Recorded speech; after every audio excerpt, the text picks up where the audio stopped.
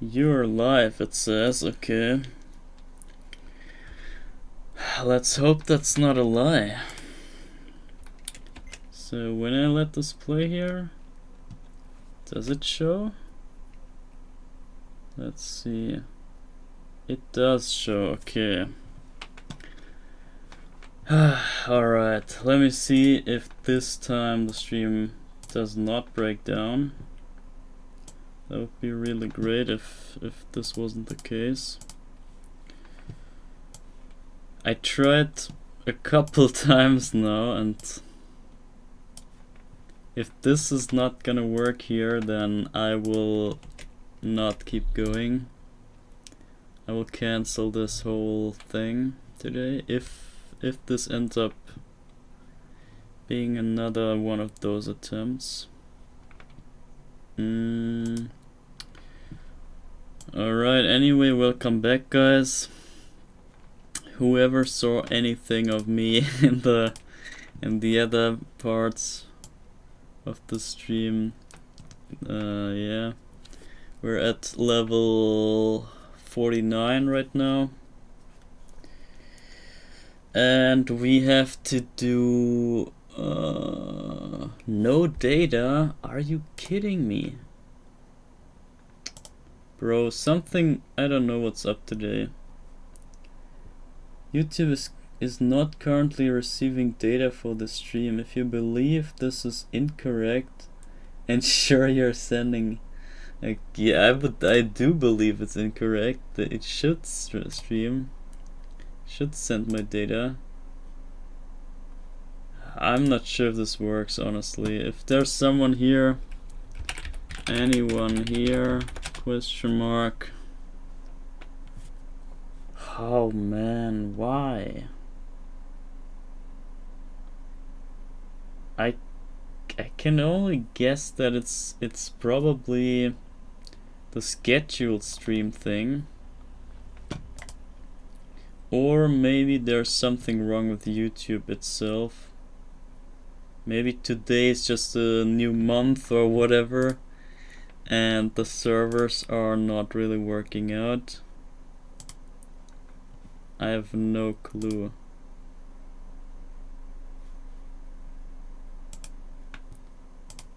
No idea what's going on there.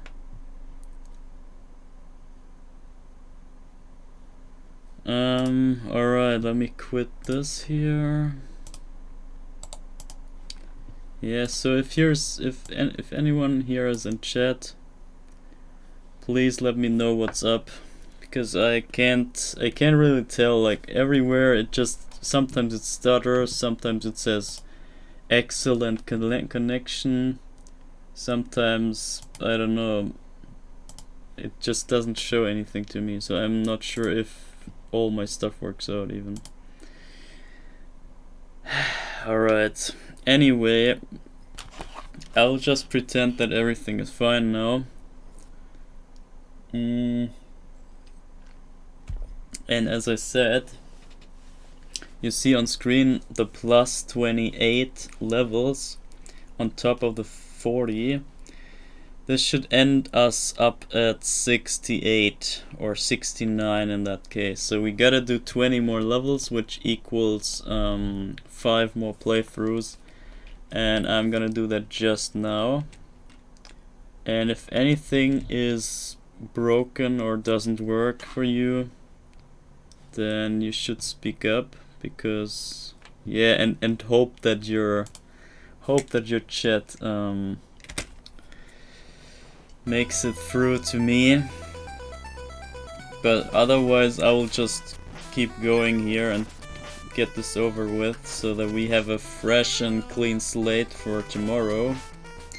Because tomorrow, as you can see, is the Metroid Dread blind playthrough start, and I'm quite excited for that. And the stream stutters again. Great.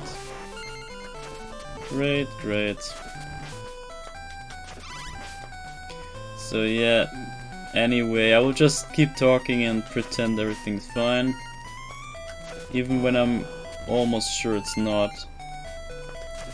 But whatever. in case you watch this back as a video, I'm sorry for everything, all the interruptions and all that stuff. It sucks. Whenever the technology doesn't play along, it's just you can't do anything, and it's just kind of physics that hold you back, and you cannot really do anything. You're just screwed by the technology, and that really sucks.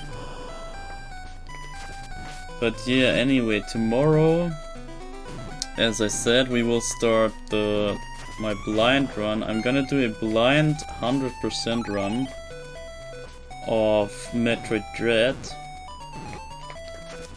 or Metroid 5 you could also say, because it's the 5th game in the series, and I've read it's also the last game, but we'll find out about that. But anyway, I'm very excited, honestly, even though I'm not a fan of Metroid at all. I actually hate Metroid, but since I've played all the other games already, I'm a bit interested, I must say. There's just those gaps in the whole thing that makes it so that I wanna know what's up there. They spread some loose information, and yeah, it just makes you curious. It's kind of good storytelling in that way, because it makes you curious and you wanna see what's up, and you get interested just by default, just by having those gaps in the story, and it's just not clear and you can't really close the door on it without knowing. And this is what I like about storytelling, when they have certain gaps that you have to think about, or like you have to fill the gaps either for yourself, like imagining how the gap is filled, or you just have to get more information on those parts from the story itself. But so far, yeah, honestly, the thing is, what interests me the most about Metroid overall is obviously Ridley, who is not even mentioned that often, honestly. He's just kind of a side character, but they kind of act as if he was like the end boss kind of guy, but he's never really the end boss, at least not in the actual series, or in the 2D series. I'm not sure about the Prime series. I've never played Prime, and I probably won't, so I have no idea what's up in Prime. But in the regular series, Ridley is just a space dragon, and it's not really... No! That jump should have been not a diagonal one. Should have been a vertical jump.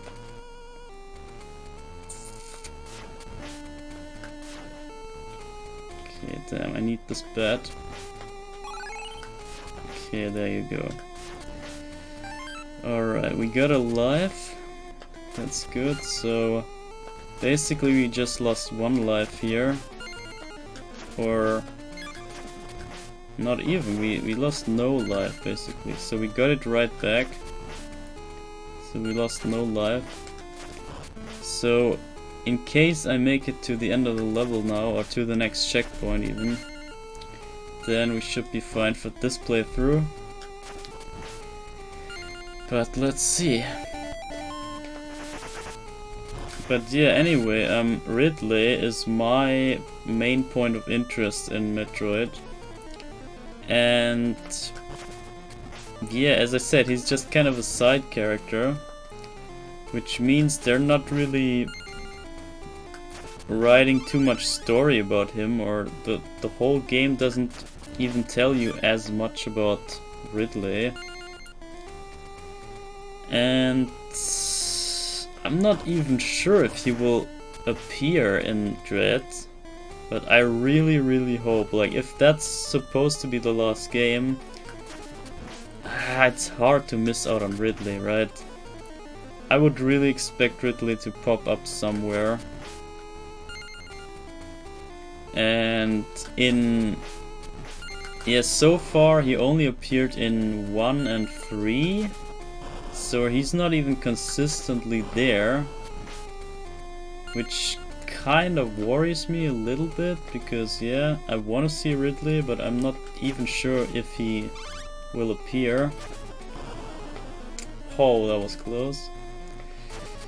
But yeah, I'm just interested in what Ridley is up to, or if he's even alive. Like, it's kind of suggested that he's dead after the 3rd game,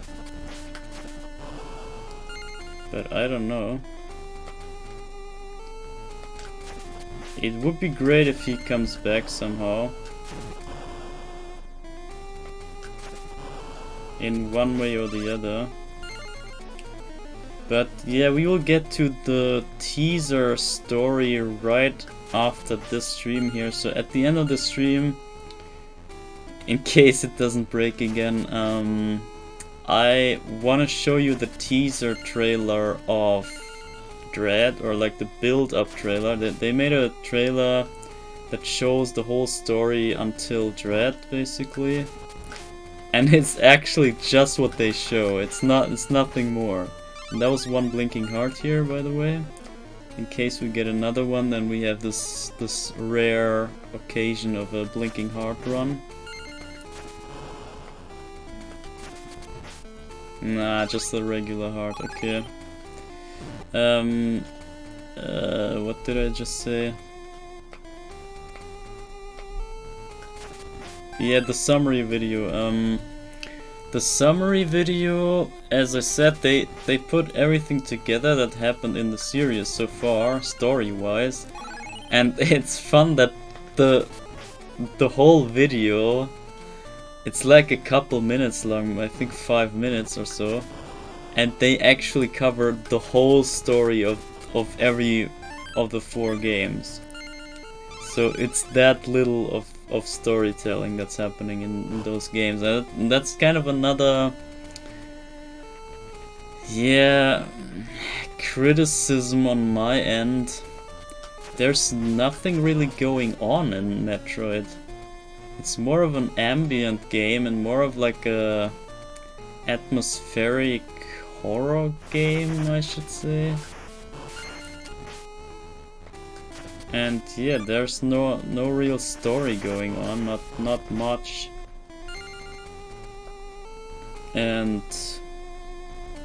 yeah, I'm curious if they just add more story now in the last game, if they just bring up something exciting this time. Just to mix it up. No data. My stream is not working. Excellent connection. Okay, I think since nobody showed up on stream, nobody's in chat, and the stream window itself keeps saying no data and excellent connection, I think the stream is maybe broken. There's either nobody here or it's actually broken, I'm not sure. If there was nobody here, that would be, in this case, would be the better case. Because then I could just keep going. But if there are people here and they just don't see me, or something is wrong with the stream overall, then I would basically have to quit for today, because then it's just not working out. I tried 3 times now, and if this is not it, then yeah, there's nothing I can do there. Okay, let me quickly stop here and check. Okay, it seems to work so far. which means I will just pretend that everything is fine. Is all fine, question mark. So let's just keep going from there. And I'll just rush through the playthroughs. But since nobody's here, I will just pretend that nobody's here. If nobody's watching and I can't bore you, that is actually good for my side here, because now I can grind out the points in level 4, which I would otherwise skip just for you guys to not bore you, but now I can just go for it. Ah, too quick, I think. And yeah, I can just bore myself and just get those points, because yeah, we need more lives. We're still on a deficit, even when we started out very good today. We started on 60 lives, and now we're like still below 60. So we have a mad deficit still, which is not too good. Also, I'll just keep going here. I think it's way quicker if we don't do this 2 cycle here. Also skip this candle, skip all that. We only get that candle here. Yeah, and I wonder if I can speedrun this in some, like in the future, if there will be a chance for me to get into speedrunning this again. There's one, okay, I don't have the link at hand now. I cannot show you the link right now, but I made a Google Doc today where you see suggestions for the donation goal. In case you hit the mystery goal, you can now go by my list and get something from my list to be the next goal. And on top of that list, like the first thing on the list that I have as a verified suggestion that you could put as the next goal is a world record on this game. I know it sounds crazy, and honestly it is crazy, but you know that I am crazy, so it's fitting for me. And it's kind of fitting that I am the one here to suggest that, because yeah, you know I'm the best at this game, so I think I can prove it even to myself that I can even get better than I was already. But the thing is that I don't really get challenged by others, because nobody has the guts to try out this game. They fear this game because it's so cruel. And I can see it, but at the same time I feel like it's not as brutal as people make it out. It's just you gotta get into that rhythm and understand the lag and all that stuff, and also know some things about the tricks and the behavior of the enemies and the mechanics here. And that's about it. Like, there's not much trickery to it. And actually the skill barrier is not as high. I mean, I'm usually not a speedrunner. I'm not running games at all. I kind of despise RTA, honestly. Because to me it feels like so imperfect. It feels like, okay, why would you grind out a run in RTA when you can just do tests and see how quick it could be done? Like, I'm more interested in seeing the maximum possible or the minimum, rather than seeing the skill of doing it in real. I'm not interested in seeing that because I know it's possible, so why? I don't need proof to see that, but I do need proof to see what could be possible. You can't just throw me a number and say, oh, this game could be done in this and that time. This is not enough, because I would I would need to, oh, I almost died there. I would need to know that and know how it looks. How does this and that time look when played? So for me, testing is the way to go and the way to find that stuff out. So I now oh, what? Oh, what? Did I just find something out? I'm not sure. Okay, maybe not. I thought I could despawn the guy when I go all the way to the right. This is why I went into that little hole. That seems like not. But maybe at some point we can figure out something in that S-curve to prevent the second mudman on the bottom to either to spawn or to despawn at some point earlier, so that we can reduce the lag that he produces there.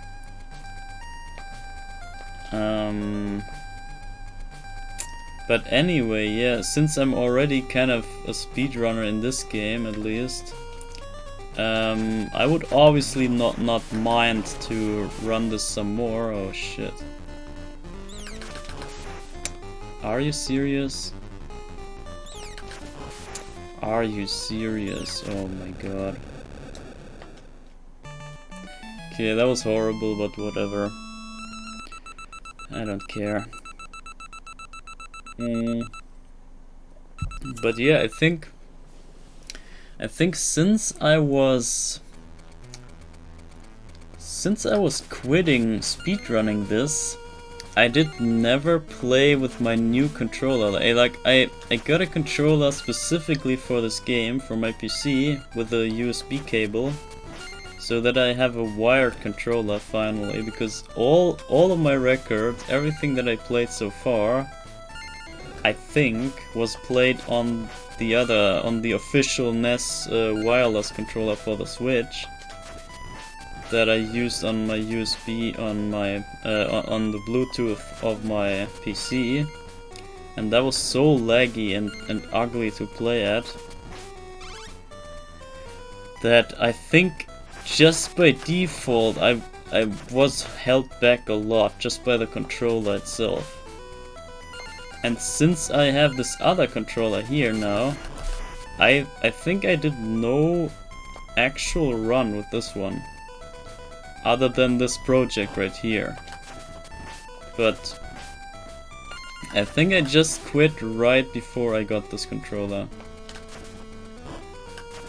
So none of my runs are with this hardware, are done with this hardware. So I would be really curious to see what this controller can do for me, because I'm quite sure this is better than the other one. Even when it's like a China, third-party China thing, it still feels so much better, and it's such a stiff controller. Like, the D-pad is so stiff. It's insane, but this is perfectly fitting for this game here. It's very, like, you can really precisely get your inputs out here. This is exactly what this game needs, so this is another kind of issue that I had with the official controller. It was too wobbly and too indefined in its direction. But this one is so stiff. The only drawback is the buttons here, like the jump, the A and B button, jump and whip button. Those are also very stiff, so that to the point that they need such hard presses to be pressed down, so getting the inputs out is really hard. And sometimes that's the issue here on that controller, but I would rather have it this way around than the other way. Because yeah, rather have more stiff controls than two loose ones. And especially the D-pad is just the make and break of this whole game. You just need the directions to work out here. That's the the main issue. The jump, the A and B, is not as problematic. I can pretty much handle that. Since the game is so slow, it's easy to handle those things. And most of the time you wanna use the buffer system anyway, so the game itself buffers your input, so you can just press and hold, like mash down the button like really hard, and then just hold it down until it happens on screen. That's basically how this game is supposed to be played most of the time. And that works out pretty well, even with this controller, so I just wonder what this can do for me if I would actually try to utilize this controller for a really good run. And also, I feel like my latest world record was a good run, but I was missing out on every of the good tricks. That was so unfortunate. I just didn't get any of the sick tricks. And it feels so bad. I want to show them off in a run, right? And that's another kind of thing, just for the showcase. Like, if people just watch my runs and then they see the trick is not in the run, then they might overlook it and might not know about that trick. And I want to have people see the tricks and like everything that this game can offer. And running this can, like, how this can be optimized. It's just kind of, yeah, I want to have that in my run. And I also feel like it might be possible to get a sub 18 run on the any percent. And that's another thing that I would be really keen on getting. Since the sub 18, I mean, since the sub 18 is this would really look sick on the leaderboard, because every other run so far is in the I'm not sure, there might be 2 runs that are below 19, so they're sub 19, 2 sub 19 runs. Which makes my run one of those. But if I just had the sub 18 run, this would look so crazy on the leaderboard. This would look like, oh my god, did this guy just improve the second best run by a minute? Like, it would not be quite a minute, but it would just look like that. It would look like such a steep gap, or such a large gap in the list, and I think this would really fit me and my position, honestly. And that's another kind of thing that drives me to maybe go for another any percent run. But I have something special planned for you guys once we hit the 300 subscribers here on my channel. If you followed me long enough, you would already know, but every 100 subscribers so far, I did a sick world record run in this game here. And it always had to do with TAS, I think. I don't even remember what the first one was. Yeah, it was the first TAS, I think. So the first 100 subscriber special was the first TAS world record. The second, so the 200 subscriber special was the definitive edition of my TAS, so the updated TAS run basically, which is now outdated again, but I can't update the run anymore. Like, I won't do this again. This took so long, and it was such a struggle to do.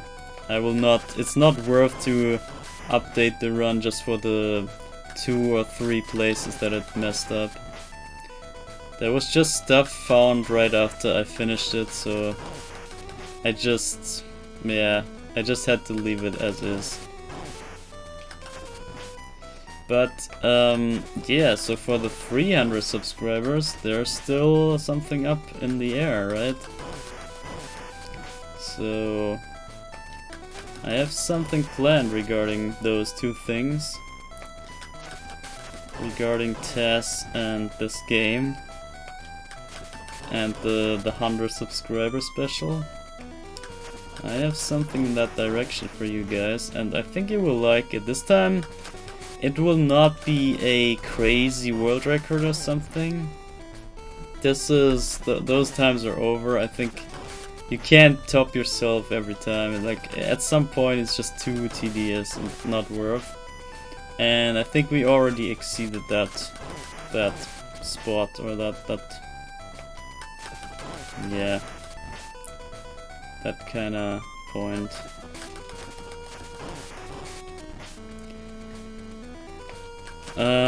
But yeah, there's still more to explore here in this game, and I want to do it with you guys, and I want to show you, obviously, and I'm gonna do that at the 300k or 300k. how do I come up with k though? 300 subscriber. I would have liked if it was 300k, but yeah, that is up to you guys if that ever happens. Gotta invite some friends for that. But yeah, there will be something special for you, and maybe this will bring you closer to understanding this game, because I still feel that most people have no idea what this even is. Like, what am I doing right here? What's the fun of that? Like, this is actually not fun, I admit. This is just stupid grinding. But overall, I mean the game here. Playing this game and like figuring out stuff in this game, this is the joy. And I want you to get to that point where you can understand at least what's going on here.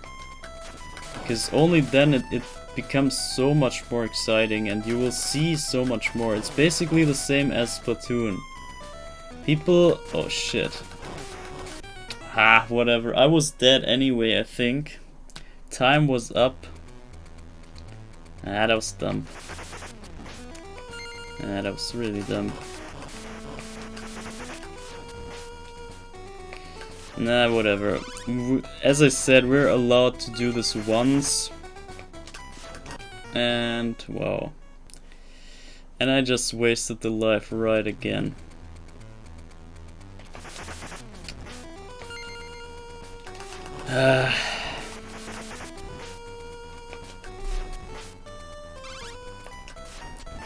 Okay, let me not waste another one. That would be appreciated. Okay. Ah, this is the good pattern, but I was scared.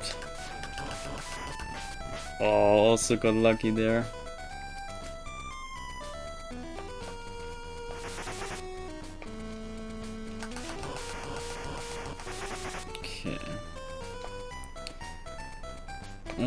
Okay. Now at least we get the life back here from the secret room, but we still lost one more. That was so stupid, I just wasted that life. But yeah, whatever. It's, in the end, it will be just about the score, so we did get the score, and that's fine, so... Oh my lord, what am I doing? Damn. That was very risky for no reason. Yeah, but understanding the speedrun here and like spending some time just with this game, this will make it feel feel so much better, and just what you get out of it is so rich, or so much richer than if you just not look at those things. If you just ignore the key things, or the important things that stick out to you once you know. If you just ignore those facts or those little details, the whole game is so different. It's actually bad. Like, I can totally understand the people saying this game is boring, but it's only boring when you don't look at it. It's basically, as I said, basically like Splatoon. Splatoon is not too crazy when you don't look at it in the right way. And therefore I want people to understand this kind of stuff. This is why I wanna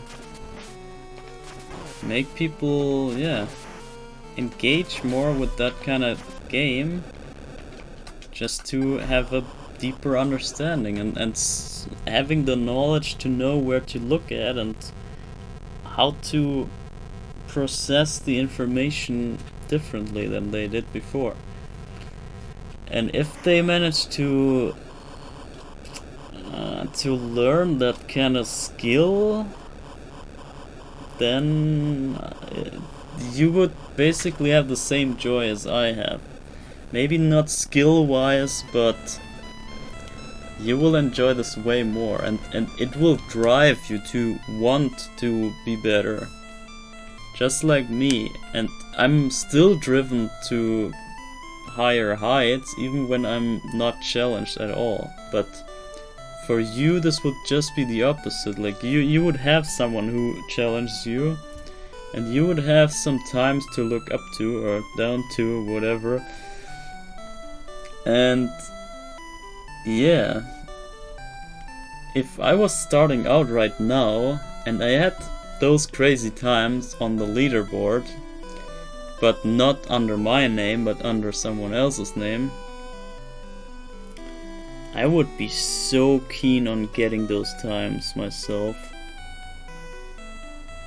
I would probably try every trick I know and like every strat and everything. I would plan this out so bad and try my hardest just to grind out those ideas that I come up with, and then just try to reach those times, because I know they're possible since they were already done.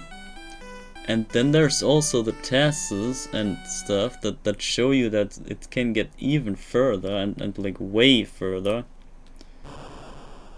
And I would have such a good time competing against my times if it wasn't my own, but I'm still kind of driven in that direction, so that I want to see what you can do, what you can do to exceed those times, or yeah, you know. Alright, that's 40. That's 53, and we now have 2 more lives than we started out with today. That's embarrassing. But yeah, at least we got more score than levels. That's at least something. So let me see. We are still 4 playthroughs behind, so let me just try to grind those out here. And I will still try to get more lives on the way, because I want to end up on 99 lives just to be safe. Because yeah, you saw what happened in the beginning. I just wasted 20 lives for no reason. Like, it wasn't even really my fault. It was just the RNG screwing me over. And this can so easily happen here.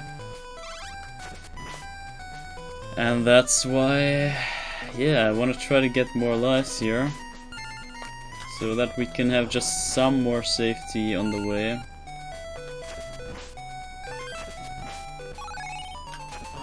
And I'm gonna get those 50 points here. I could have gotten another one, but yeah.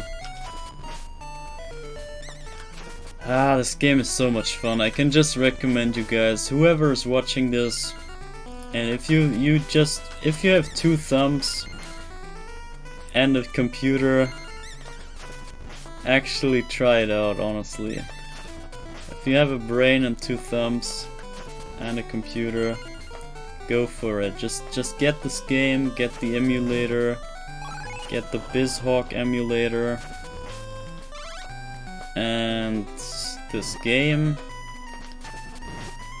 and just give it a go. Like, watch my tutorial on it if you need help even, but I'm not sure if I would even recommend getting help.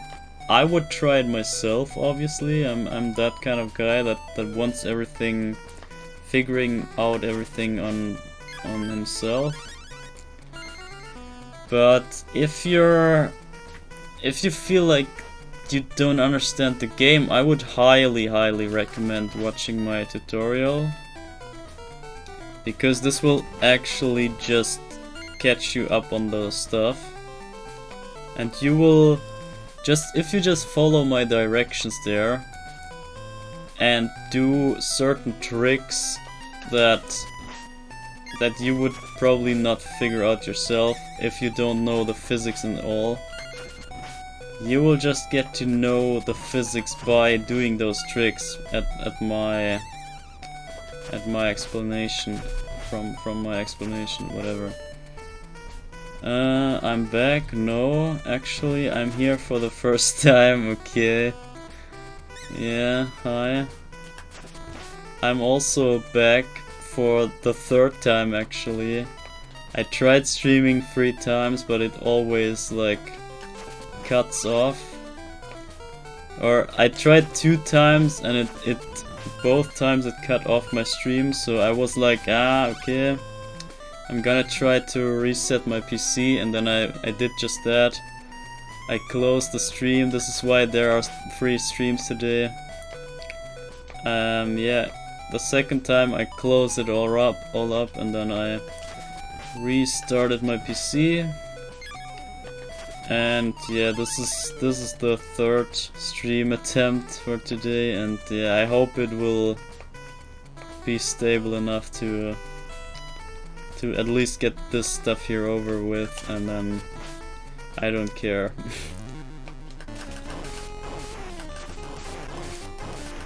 No! Ah, damn, this was greedy. This was so dumb.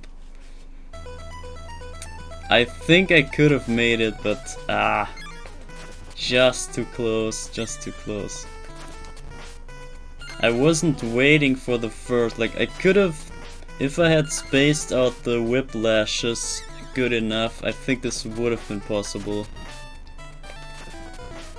But yeah, if you just mash, this is just what I said before. Those are the situations where you think, okay, oh, you mashed hard enough, so you spammed the B button, there's not much you can do otherwise. But this is exactly wrong, because yeah, you just messed up by mashing. Mashing was the wrong move. Mashing does not speed up the action there. The boss went well. Wait a second.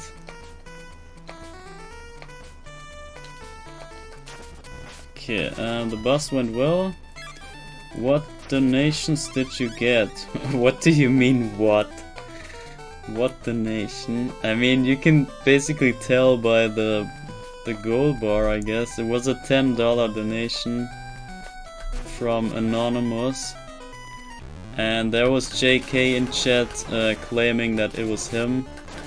But yeah, I have no proof just yet, but I just guess it was him, so I will trust him that it was him. So 10 bucks on Anonymous. And I guess he still has the lead now. Like he had the lead even before in donations, I mean. But now oh my god, I almost dodged it. But now he has a hard lead again. Ah, come on. No, I should have ducked. You never know if the bats go up or down. Oh man. No. Ah, damn. This is just RNG. It sucks so bad.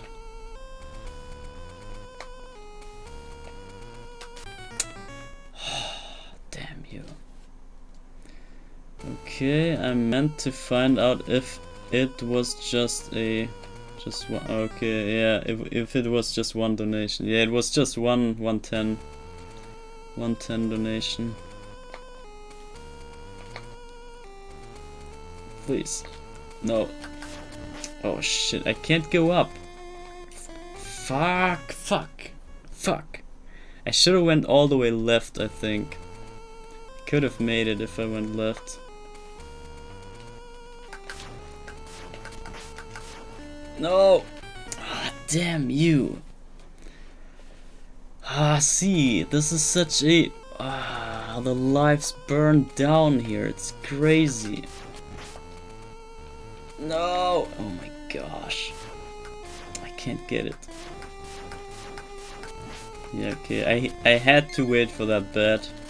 Otherwise I couldn't pass by.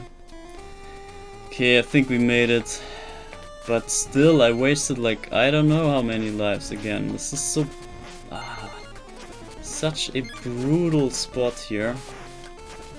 And this can easily cost us the whole project, and I'm so scared. This is such a scary spot.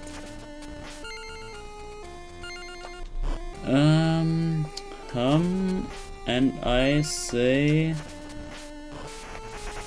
And I say the 41% went to waste for you.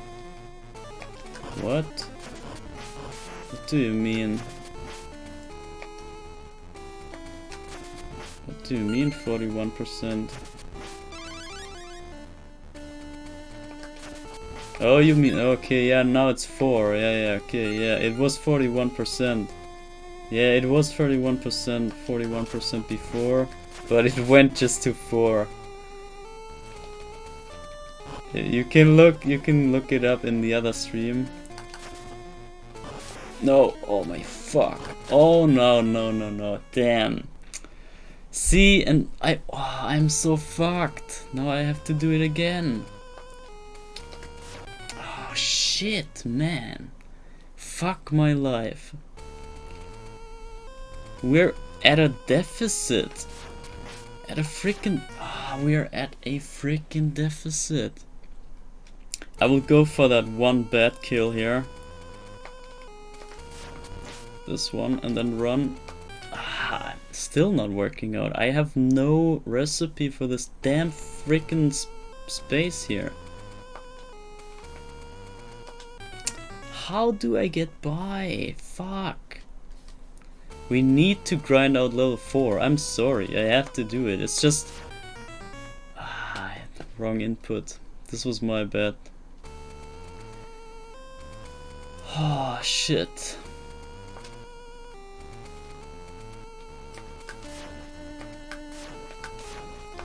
No. Oh my god.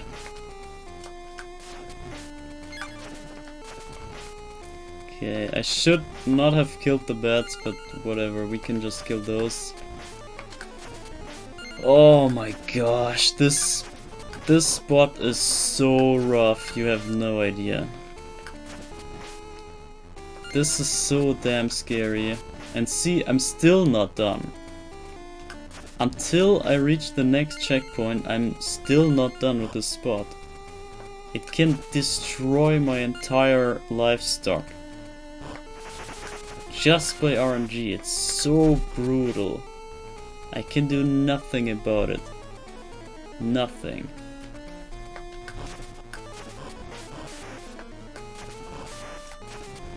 What did you say? The worst? What?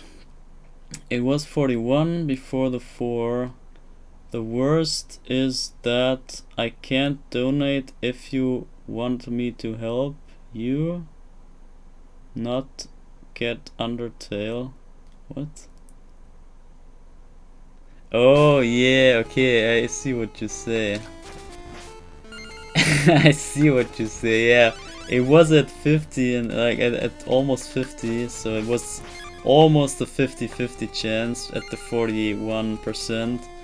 And whoever donated could have gotten the the mystery and then change the thing. However, even if if it was JK and he had gotten the mystery, he wouldn't be qualified since it was anonymous who donated. That's a bit, yeah, it's a bit of a waste. So either way he wasted it. Even if he got it, it would be wasted. So maybe this was his plan. Oh shit, I'm dead.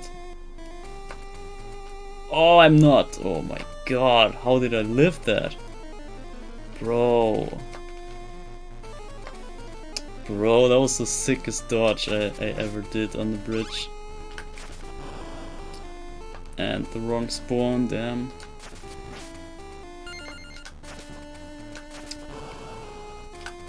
No, shit. Okay, I did it. Okay, this one is the back hit. And this one is the jump over. And there is the last one. Okay. Okay, I think we almost did it. So the eyeball bridge is one of the hardest parts. We can still die at a stupid... Oh god, nice. We even got the time save here. We could still die here on the bats, for example. Or on the fireball down there. And this is kind of risky to go here and do the bats again. That's a bit risky. I'm not sure if that's worth, but 100 points just for free kinda feels worth to me. And so last eyeball, I will go for the next eyeball as well, the one that drops down. So this was the first one, then we get the not blinking heart and this one. This one I meant. So, alright, almost done. Only those bets here. And we get those bets just one more time here. We reset them. And we get them just again to get 100 points. And then we go on to the secret room. There we go. Pretty easy, right? So, last room before the checkpoint and then I can chill out.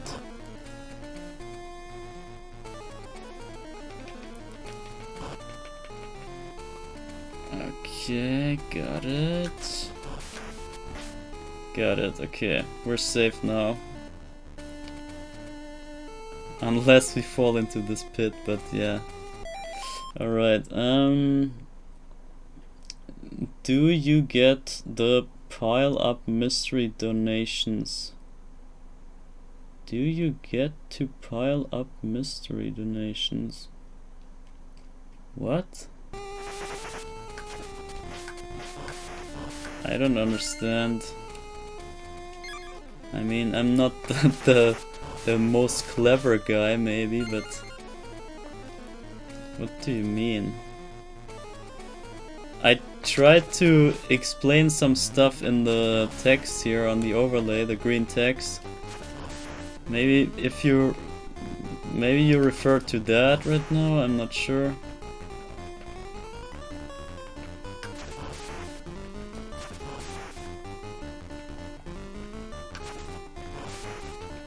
Because there was supposed to be more text than just that, but I couldn't type more. It would cut off the text from the text box there. I don't know why, but whenever I type more, it would just cut off what I typed there. I don't know. Maybe the text box can only hold that many letters or whatever. I don't know. So I had to cut the text where it's at here. So yeah, that's all the text I could fit there.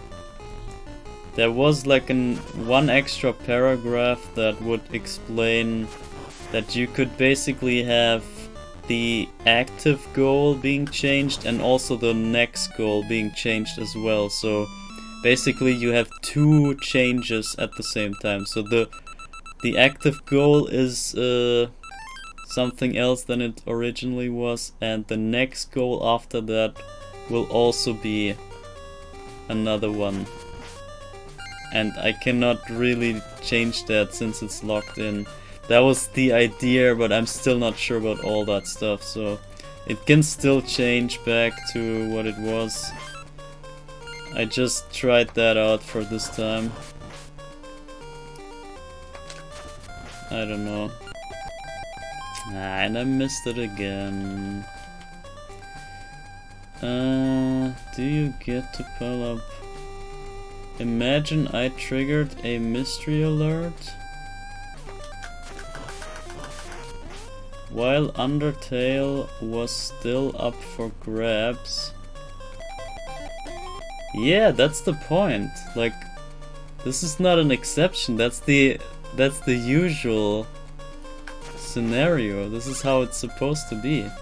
When someone, like, let's imagine like a $1,000 goal, whatever, like a gigantic bar, and then there are people getting the mystery. The first one who gets it, like, decides someone else, so something else, some other goal. So let's say the first goal was goal A, and then someone comes in, drops the mystery, and they decide, okay, the goal should be B now. So the goal is now B. And then someone else comes in and says, like, okay, the goal is now C, and then the goal will be C. So they just change the goal, the active goal. Like, whoever comes last is the one to decide, basically. And this is what makes it so risky to even go for it, because yeah, the chances change all the time, and the bar gets more and more filled up, so the chances for it to be locked in are greater. But that also goes for the next one that comes in, so you never know if someone else just jumps on the train and changes it right back or to something else. You can never be sure that you got it in the end. And even I kind of this new kind of role with the new rule with deciding the next goal, that's kind of an exception, and I'm not sure if I will leave it as that. Maybe I have to change this back to something else, but for now it's the new rule set. And only with that exception, with the exceptional case of someone hitting the mystery right when the bar is filled up, that can also determine the next goal. So all in all, there can only be 2 goals decided by other people other than me. But this is more of just an exception, just in case it happens. It shouldn't happen too often, but yeah, you just got it last time, so it does happen. And therefore I kinda have to have a rule set for that, since that was my kind of bug that I could abuse so far, but now I cannot abuse this anymore. But in exchange, you can now not go for random suggestions. You have to log in the suggestion and get verified on the list first in order to get the suggestion to happen, or to even be viable to be suggested. That's the new kind of thing. Like, so I excluded myself now from this, so the bug that I exploited basically is no longer there, but therefore the overall decision is more towards my liking, and that will also speed up the decision making, because I could just randomize all the things on my list and that's it. So if someone cannot decide, we can just randomize it and that's it. It's just way quicker than having to decide and discuss like we did with the person. Okay, let's read. Imagine,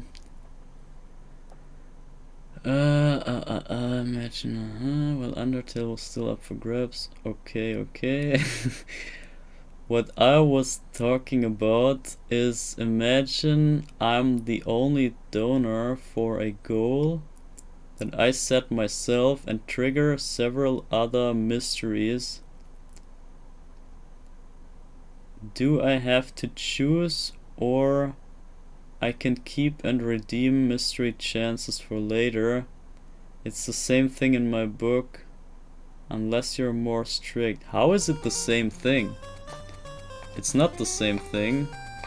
If you get like multiple mystery alerts while the same goal is still not fulfilled,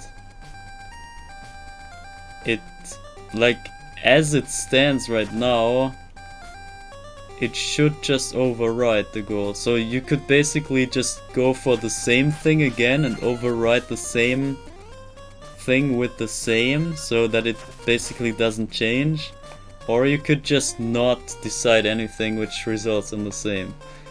Or you could just go for something else and like override the old idea for something new. But piling up the stuff, I don't know. How would I track that? You gotta think of the management as well. Like, imagine I was PewDiePie out of a sudden, and I had 1 million people coming in here. And how would I track who got how many stars, right? The management of that is impossible for me, so it's not really viable to do that, I think. I can't see me being able to do that, to handle the data. Unless you're more strict. Also, how many of the plus 28 did you do? You can just do the math, right? You can just do 40 levels plus 28, that's 68. And you can then just look which level we are. It just showed, but I forgot. It should be 4 more playthroughs after this. I'm not too sure. 4 or 3. So we're not quite done today. It's a lot to go still. So it's about at least 1.5 hours that we have to go. No! Oh my god, that was close.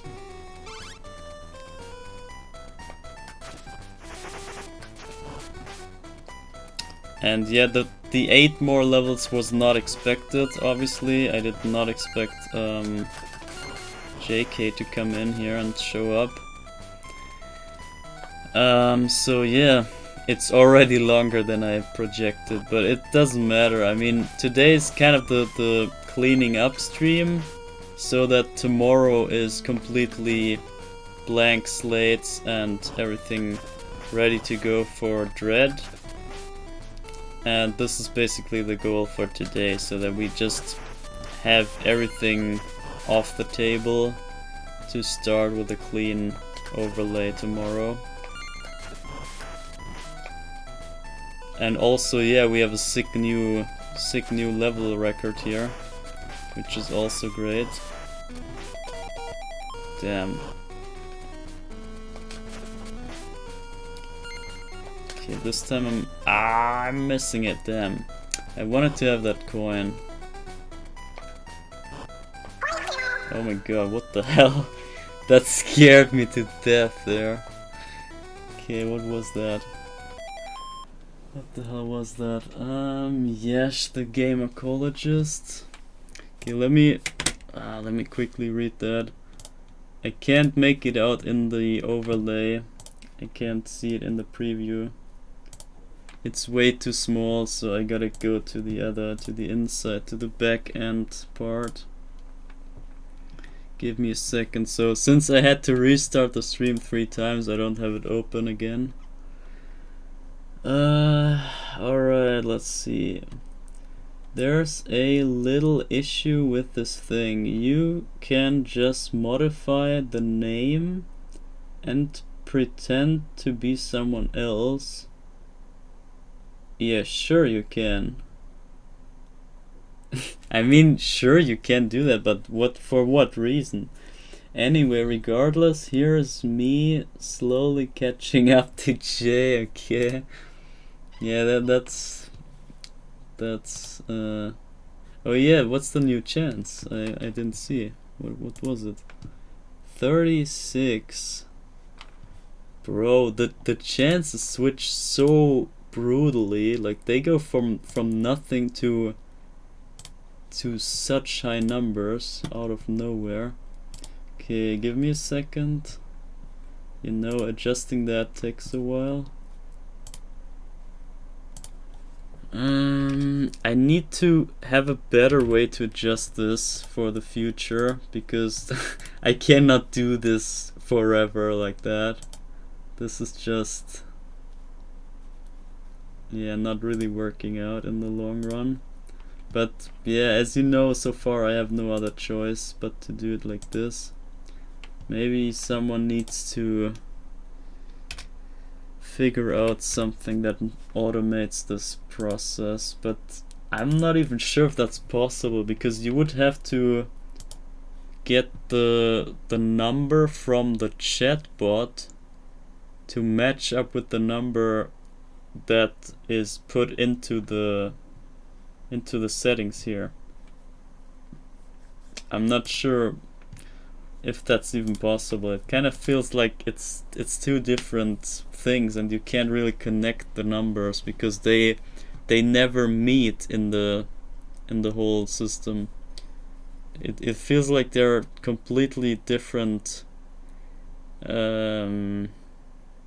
platforms or whatever. Also, this will be quick. Suggestion wise, what? Of any games I mentioned in the pool, are there any you would add? We talked to. Okay, so you mean your games that you told me? Yeah, the thing is, so like if we talk the games that you said, I think, for example, RimWorld and Factorio, those two, they really don't seem like I would enjoy them at all. Like, yeah, maybe, but it's not worth the struggle. See, I kinda tried to explain this to you, but the struggle to get them and make them work on my stream and the overlays matching up and whatnot, it's just not worth the struggle, and the money and the struggle and everything is not worth to even check out those games. They don't seem to turn out to be something that I will, oh my god, that I will play forever and like get all that value back out from them. So I feel like those two, for example, are not gonna, what the hell? They're not gonna make it for me, I think. So I would exclude, oh my god, what the hell is going on? See, I should not I should not get distracted. Are you serious? Are you serious? Okay. I was doing so much better when I was alone. Okay, I made it. Wow, oh my god, I wasted 3 lives for that. Yeah, XCOM is the same thing, by the way. XCOM, it might be even worse, honestly. XCOM looks like a AAA game or something that is for PC and like PC games in general. Yeah, maybe I should put it that way. PC games in general are very unfitting for my stuff because of the struggle of getting them to work on my hardware here, at least. So the stuff that JK gave me, the Footsies game, was very low. Low on on demanding my hardware. You know what I'm saying. It's a very basic game and not too advanced and everything. So that kind of stuff, when it's just a... I'm the worst player. What the fuck is going on?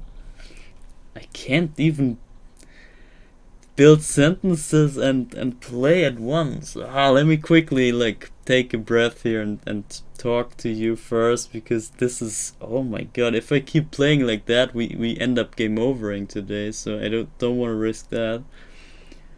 So let me quickly answer your stuff first. This will be quick. Suggestion wise, if any games I mentioned in the pool, are there any you would add? We talked about a lot. I didn't mention just Factorio or RimWorld, but I feel that the others are too long, unless you did XCOM, but that's the same. If only they released Factorio on Switch. Yeah, if it was a Switch game, that would be a slightly different story. Then it would be just a waste of money, but not a waste of effort, because I could just use the same layout and all the settings that I use for Splatoon, for example, and don't have to switch everything around every time. It's just way better to handle, because it's just on Switch, and this is what made Undertale to be a better fitting thing for me than PC games. It's just not good to have PC games on my end. It's just, yeah, it's just how it is. What can I say? It's the perfect fit. I bet XCOM would run because it was released 2012. It was designed for 2010. Yeah, it's not so much about the actual hardware requirements. That's not even what I'm talking about. It's more the struggle to get all the settings working. And that goes for basically all PC games. It's just not worth the struggle for me. I would have to play those games for 100 hours or whatever to make the struggle worth the setting changes. And it's just, I don't want to get through that every time someone suggests something, so I could almost say PC games are excluded from my list, but I kind of want to leave it open for exceptions. That's why there's no rule to exclude PC games yet. Because yeah, as I said, this the Footsies game, for example, this was one of those cases where I can let it slip and it's still... Like, I can have it run in a window, for example, and then I can capture the window and don't have to do full screen capture and workarounds like that, and it's just... This kind of worked out for me, but it was an exception nonetheless. But stuff like that I could see working, and also it was a very basic game, and yeah, you saw it. Very basic and not too demanding of the whole switcheroo and whatever. This kind of worked out, but yeah, what can I say? Like, I don't want to strictly exclude PC games, but more or less it goes like that. So PC games are just not too good for me. But if it's just like Minesweeper or whatever, I could do that, because I can run it in a window and then I can basically use the same settings that I do for video showcases and like my Splatoon analysis stuff that I do in a video player. Basically, I could do the same stuff in that setting, so I don't have to really switch stuff around. And I didn't do the grinding here, damn. I forgot to grind for points here.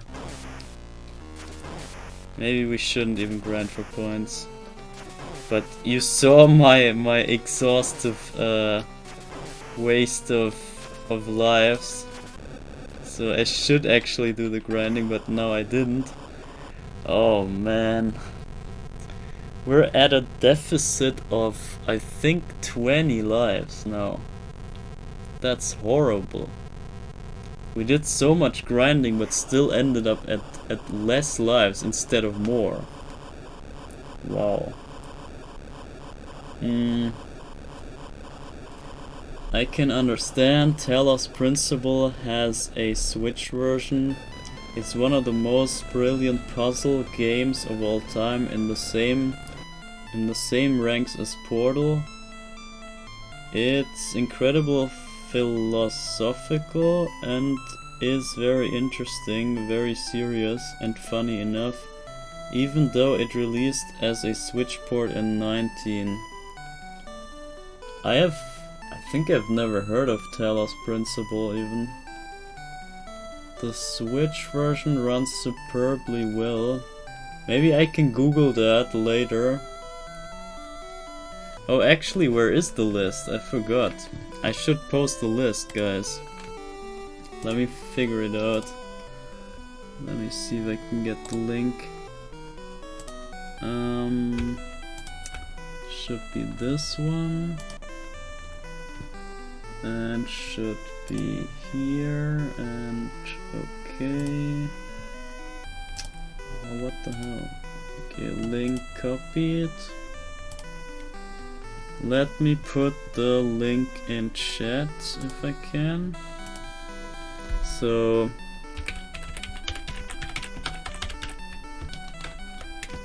in case you didn't see it, this should be the list of suggestions, the official list that is up for grabs right now. So those are the games that are currently viable to be chosen, even when some of them are actually not really fitting for this time around right now. So maybe the time is not fitting, the timing is not fitting for choosing them right now, but in general those should be accepted things, accepted suggestions.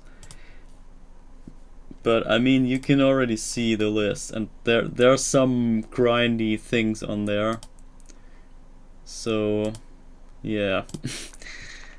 You can guess that I can't just pop in something that is super long or super grindy, because yeah, in 5 weeks there will be Strikers 3, and I would obviously want to be kind of more free when it comes out so that we can do more Strikers 3 and not be stuck in some nonsense in that time. So that's kind of the restriction right now, but in theory all the stuff on that list should be accepted. Alright, it was designed for the Switch. What? Because it was designed for it, pretty much. It was designed for the Switch. The Switch chip. It was the Tegra X1's tech demo. Okay, yeah, I read about that. That same Tegra S1 found its way into the Switch. Yeah, I read that.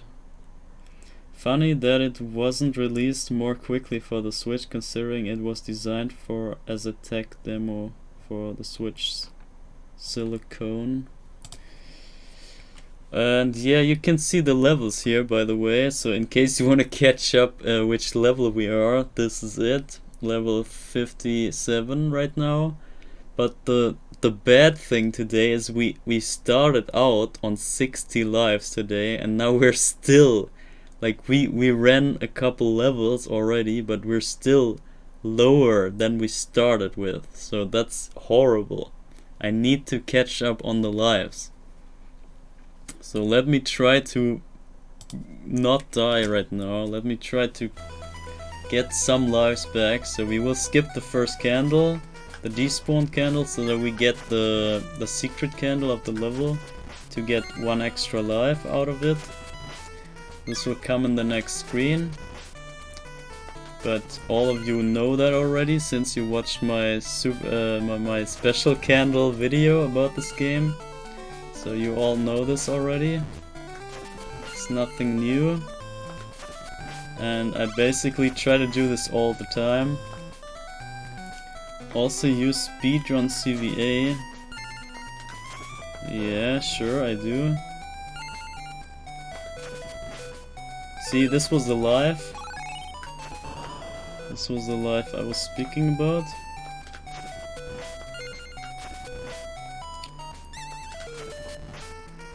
Switch silicon.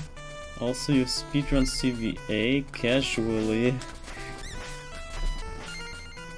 I speedrun Talos casually. Okay, so you speedrun it. Okay, yeah, I got it. You speedrun Talos casually. Imagine casually speedrunning. But yeah, I kinda casually speedrun this here as well. Okay, I want those 50 points.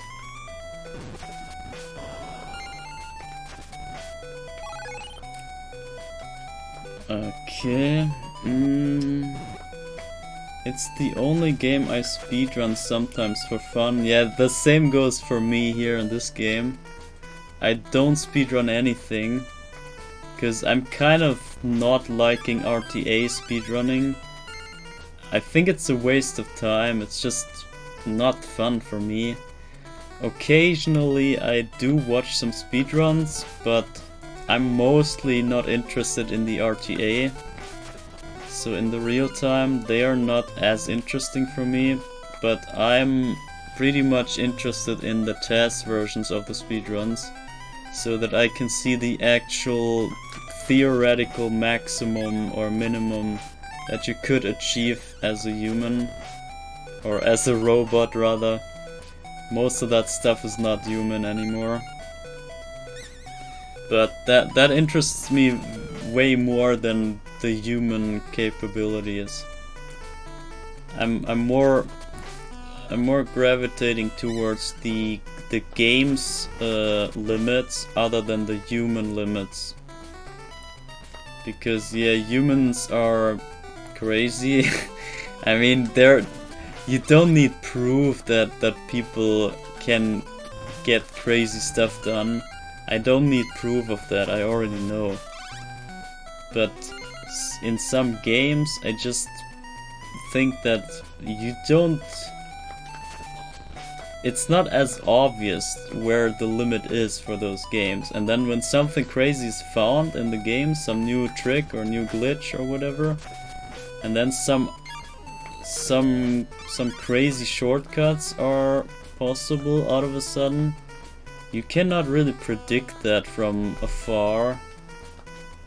And it's just interesting to see that how the gameplay basically develops when stuff is found within the game. And this is what I kinda like more about speedrunning, and this is why TES is more of my yeah, branch in that direction. It's the only game I speedrun, so you can bet that I know the game on the back of my fingers. Yeah, I guess so. There's no way. No way I can get by here. Ah, if I had just made that drop. This is so cruel here. No! Ah, man. I could have survived. It's just you have to react so quickly here. And by quickly I mean slowly. Ah, I can turn around. See, this is what I mean. I did react, but it's not enough to react in your head. You also have to react with the lag, with the added lag to your reaction. So you have to basically react slower than your reaction speed on purpose, and that it's so counterintuitive. you never trained that in any case ever. When you react, you're like hectic and you're quick and you try to do things as fast as possible, but here you actually have to realize your reaction and then hold back really hard. Like, you really wanna try to delay your own reaction really hard. And it's so difficult to do sometimes, because you're just panicking. You want to get things done right now, as soon as you can, but if you do that, then the game actually punishes you. But if you manage to hold back, then you get rewarded. And this is how this game works, basically. But it's super hard. Like, the regular reaction does not work like this. Okay, got it. And now the score count will just reset right now. Next time. And there you go. You saw it? It went from 999 whatever to 40. Because the score count here... No!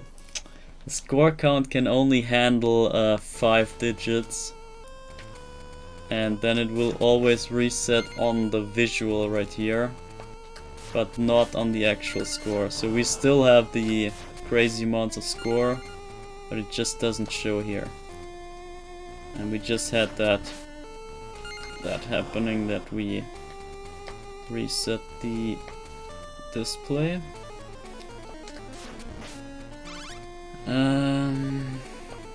Yeah, I can't watch chat right now, I'm sorry. The eyeball bridge is ass.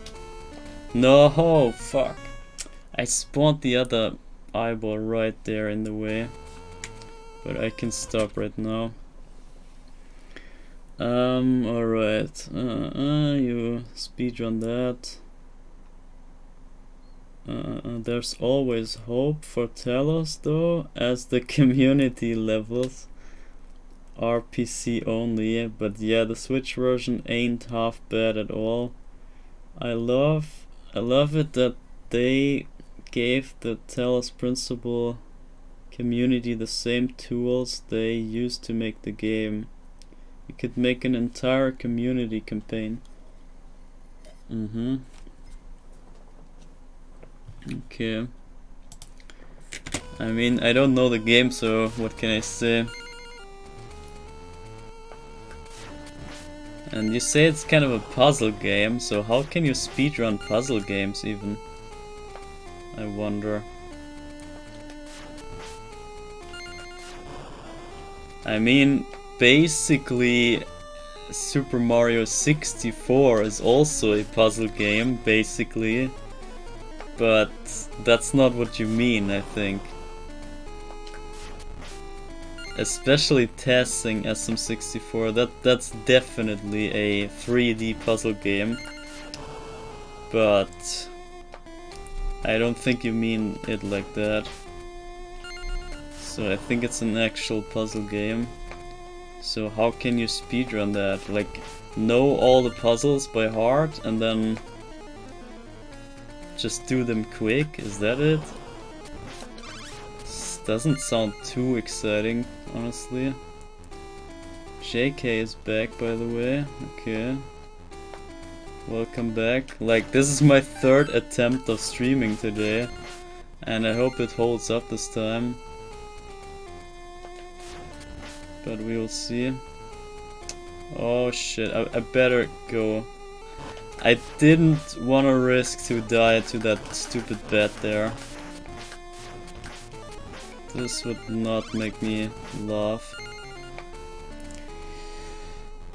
Okay.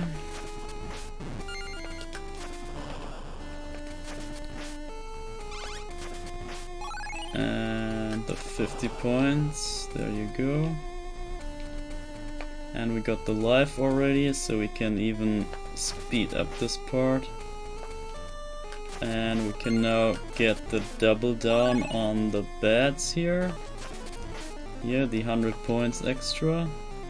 And now we have to be quick to make it to this secret room before the invincibility runs out, which is not as short, so the time should be enough every time. Meanwhile, Doa makes me happy. Yeah, I think, yeah, if you just like the game and it makes you happy, then that's great, I guess. Kind of the same that I have right here. It kind of makes me happy, but it just saddens me that nobody else plays it. It's just, it feels like people have no idea what's good. They don't know how good this game is. But yeah, what can I do? It's not my call. I do all I can to bring you the excitement here of this thing. And basically I carry this whole game on my own. The whole community consists basically just of me. Me alone. Me and Christopher. Those are the two members of this community. It feels like, but yeah, in a way it's funny. But in a way it's also sad. I would rather have at least one more guy that competes with me. But yeah, what can I do? At least I can compete against myself if I really want to, but it's just not as thrilling as having someone else, obviously. But yeah, I can only... Oh my god. That was the mystery. It's me again. Hey there. Okay, I gotta stop here real quick. You just hit the mystery, are you crazy? Oh my god. I hope you didn't put... Okay, you didn't, yeah, alright. It was Yash, by the way. I kinda expected Anonymous again, but yeah, it was Yash. It's me again, hi there. Okay, that means you... Okay, wait. Hold on. First things first. I first have to change the chance. That's always the most important, because otherwise nobody else can like have a different chance. So that's 10%, and we go back here. We go here, we go here, we go all the way down here, we go here. Oh my god, there's so many clicks. And we put this here, we save here, and we save here. And it should be saved now. I go back and close this up. Alright, okay, we should be good to go now. Alright, actually, now I have to do the overlay, you're right. Now I have to do plus... what? Wait a second, this was... I can't even... That's another 8, right? Or not? 1, 2, 3, 4... Yeah, that's another 8, so that should be... 36, as you say, yeah, okay. I just had to double check this in my head, I wasn't too sure. I mean, it's not that I don't trust you, it's just that I have to make it clear for myself what's going on. Otherwise, like, yeah, my brain just can't keep up with what's going on. Okay, that means level 76 should be the goal, I think. Alright, for today, I mean. Okay, so we handled all that stuff, and so yeah, now we have this special case once again. You're just the master of this special case. This is your favorite case, I guess. So we now have the bar filled up, but also the mystery. So what the hell? Basically now you could apply the new rule, which I just enabled basically, but You could also change the current goal now.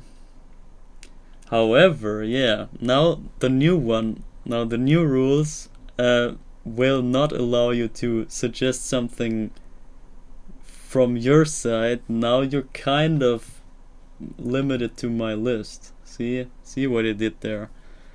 See, I kinda got my foot back into the game here, and like I'm more in charge of what's happening now. But at the same time, like when the list fills up with more stuff, then it's more, it's less my choice but more the viewer's choice. But like at this point it's only the default list, so I cannot really do much about that. It's just how it is right now. But let me see what you said first. You will see. You will have to see it. No, you skip most of them. Yeah, okay, the puzzles you mean. If you do any percent, yeah, you skip puzzles, okay. There are some similarities to speedrunning SM64. Yeah, I guess, yeah, as I said, puzzle games and SM64 is kind of like goes hand in hand at least.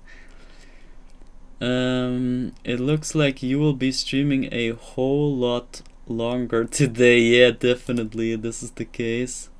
So I will just do more playthroughs, but it's fine. Honestly, like as I said in the beginning, this is even better the more gets stacked up in one go, because then I'm just trained and warmed up here and I mess up less, as you probably have figured already. So I mess up way less than in the beginning. The first playthrough was the worst, and I think the fourth one or so was also horrible, but it's getting better. I get better and more consistent here at the whole jump and run stuff. Not on the RNG, however, but yeah.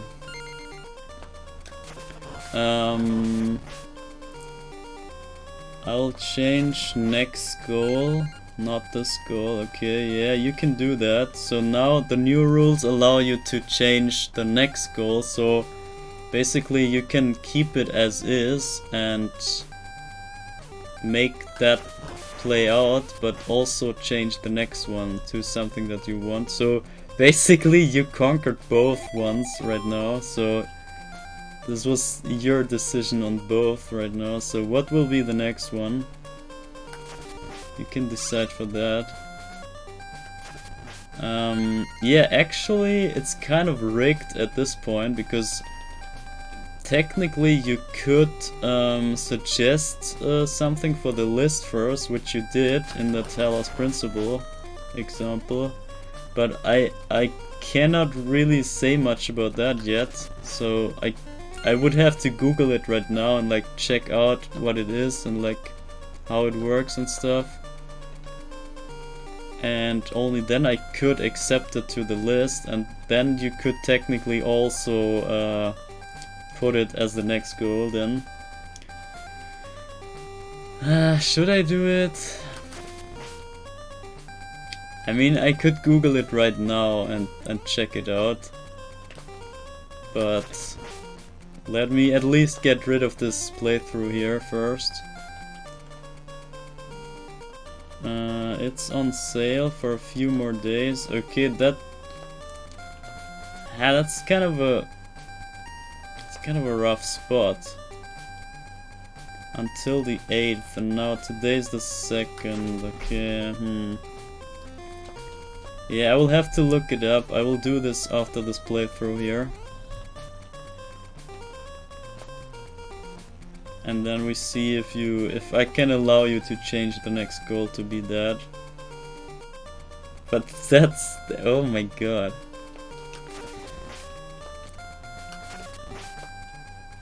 At least I'm still in charge of the next goal bar's length, so I can at least manage the price basically.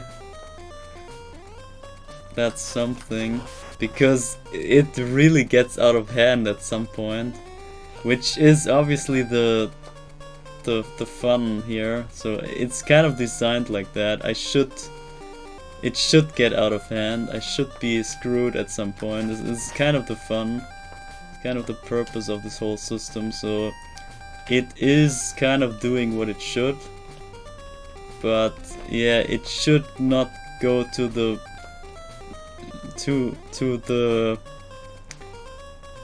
it shouldn't get out of hand in the sense that I'm actually forced to do something that is basically not possible for me for whatever reason, or it's so bad for my mental health that I can't really do it, or I would not do it myself.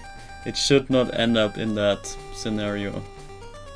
So the rules should basically protect me from doing something extremely stupid, right? And that's why I kind of need rules and need to enforce some rules to the system, so that it doesn't completely end in chaos at some point. Which I guess it would. If there were no rules, then people would go crazy. And then, yeah, this would really escalate and end in something unhealthy, at least.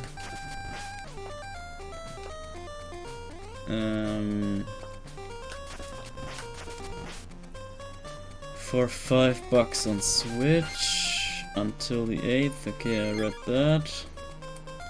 What I mean is that you should play Undertale 2, but I'm requesting to put TP as the next goal. Whenever I read TP, I always think Twilight Princess, because that kind of occupied that shortcut for me already. But yeah, I guess I know what you mean now.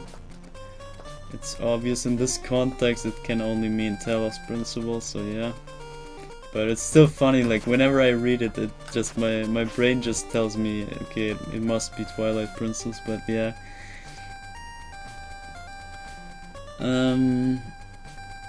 The next goal to reach, I'm reaching goals quicker than you can stream. Yeah, that's another issue, but so in this case, now we have this case actually, so it's a real scenario.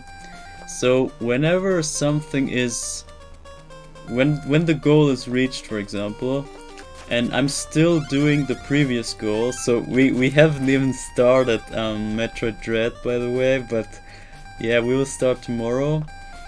But let's assume we would just still do Metroid Dread, which yeah, we haven't even started.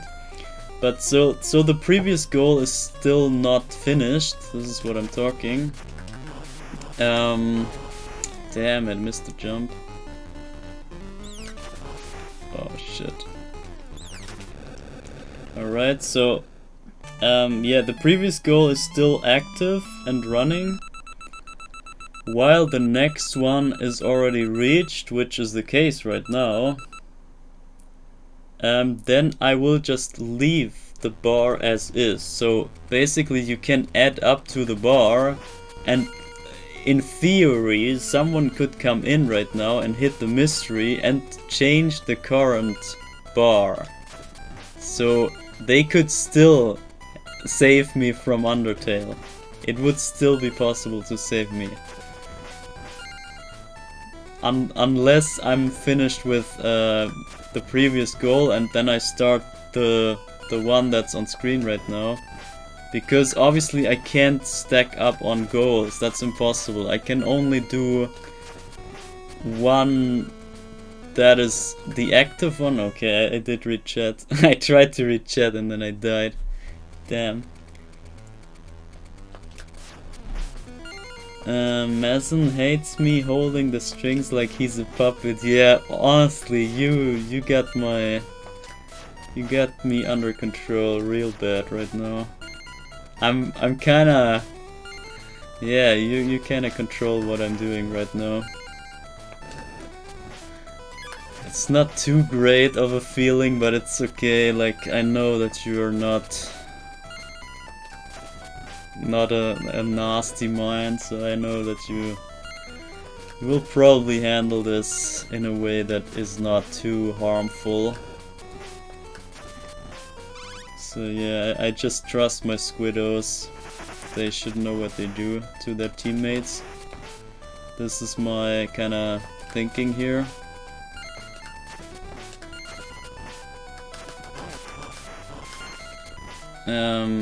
So what did I just say? Yeah, the goal thing. So I can now, until we finish Metroid Dread, I can no longer change the goal right now, or the goal bar rather. Which means whatever you add right now will just exceed that bar. It doesn't, like, there will not be a new bar. This will just go on from now. But you can still, like, the same rules will still apply to that filled up bar. So if someone comes in and changes the goal right now, this will still change the goal. So it's the same rules, just the bar is not changing. Ah, shit! That was so close. I almost made it through. And this is kind of the only, like, locked up scenario that could kinda, like, bring this to a stop here, or slow down the whole thing. But at some point it also has to. I mean, I can't pile up goals, and yeah, it's not gonna work like that. I have to fulfill them at some point, which means yeah, I have to wait out the next one. But basically, we now at this point have already stacked up 3 goals. So there is kind of a stack still. So we have Dread coming up, which is already fulfilled. Which technically, yeah, technically should have started already. But yeah, I did this stream just before that other stream. But yeah, so we have Dread coming up. And then we have this, whatever the goal bar says, once I finish Dread. So until Dread is finished, you will see this goal bar being as is. And whenever someone comes by during that time, like until we finish Dread, they can still change the goal. So it's not over just yet. I can stretch out Dread forever and like just play Dread forever and not officially finish it, just to prevent myself from playing Undertale. I could do it like that. So I have still some control over the thing. But yeah, it's not as great. It's not as great anymore, so I'm still kinda screwed, so there's at some point there's no way out for me, but I have some control over what's happening still, which is good, I think. I should not get everything out of my hands. And this is also what I voted in one of my chat polls, and people also agreed on that, so that I should not completely get my stuff out of my hands.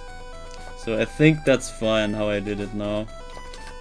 Or at least for the most part.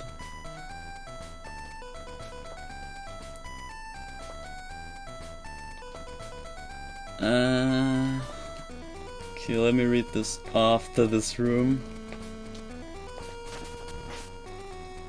Right now. Okay. I'm trying to be nice. It's still money. How would you complain about that? Yeah, sure. I mean, yeah. Money is always fun, sure. But yeah, you know. You see what's happening with that. Is that... What? The worst for you is that I was still going to suggest that the deathmatch have consequences for the loser. Oh, whoa. The deathmatch. Oh my god, I'm a bit scared. I shouldn't have suggested that myself, honestly. We will see about that. I can't say for sure, honestly. Like, especially not right now. It's the time the time is not right for stuff like that. This is the only issue that I have. If it was like next year already, then this would be a different scenario, like with other games coming up or like non-important games coming up for me. So it's just because the Splatoon release is really getting in my way here for this year, or for the coming months rather. And this is kind of the only thing that really holds me back right now from big other steps.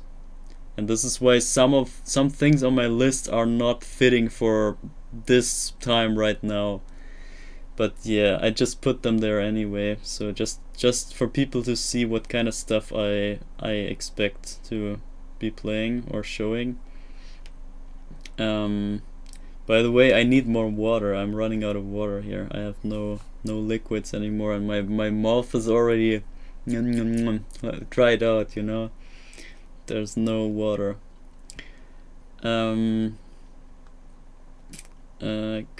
Content-wise, Mason is trying to dodge something he himself admitted was the most wise.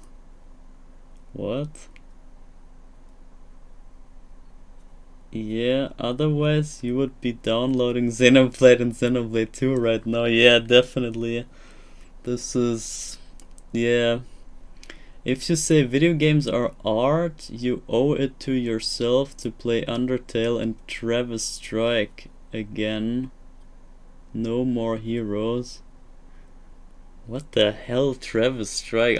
I know that game, or like I saw that game, but I would never thought of even looking deeper into that. But yeah, if you say Undertale, I heard some people talk about that, so they kinda, and they also added Sans and Smash, so that must mean something, right? So that's all I know about Undertale.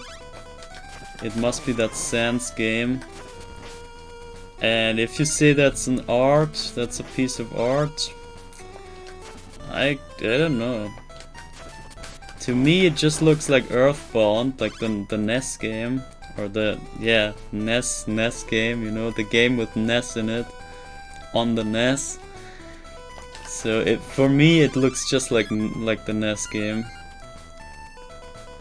So I don't know, I never felt like playing Earthbound, so the kinda same thing goes here for Undertale. It just looks the same for me. It just looks like like Earthbound.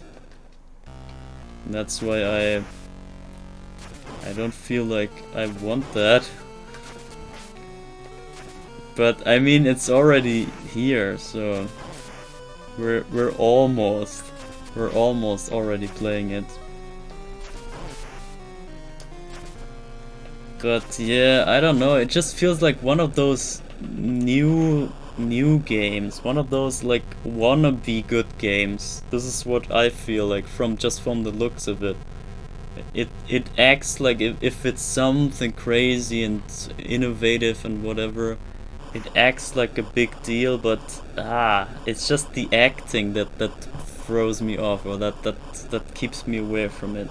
If it wouldn't try so hard to be that special thing, then I would be more willing to give it a try. But it's just that posing, it's just that acting is just really, it feels like there's something fishy going on with it, but I'm not sure. I can't tell from the inside, as I said. I didn't ever play it, so I can't tell.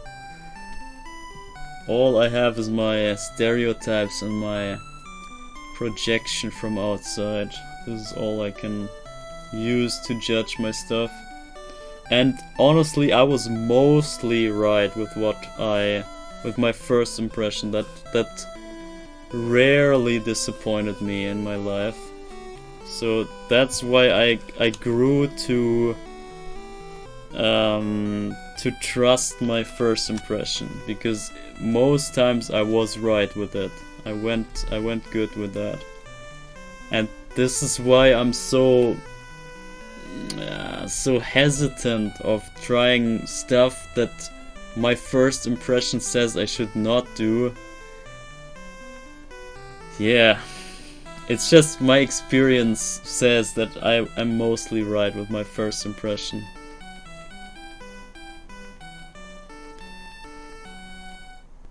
But yeah, what can I do? Alright, let me read. I agree, Undertale is an indie masterpiece. It checks almost every box you could ask from a game that is small in scope. It's not acting, it's genuine. Okay. Heck, the success of Undertale has pretty much feared Toby Fox.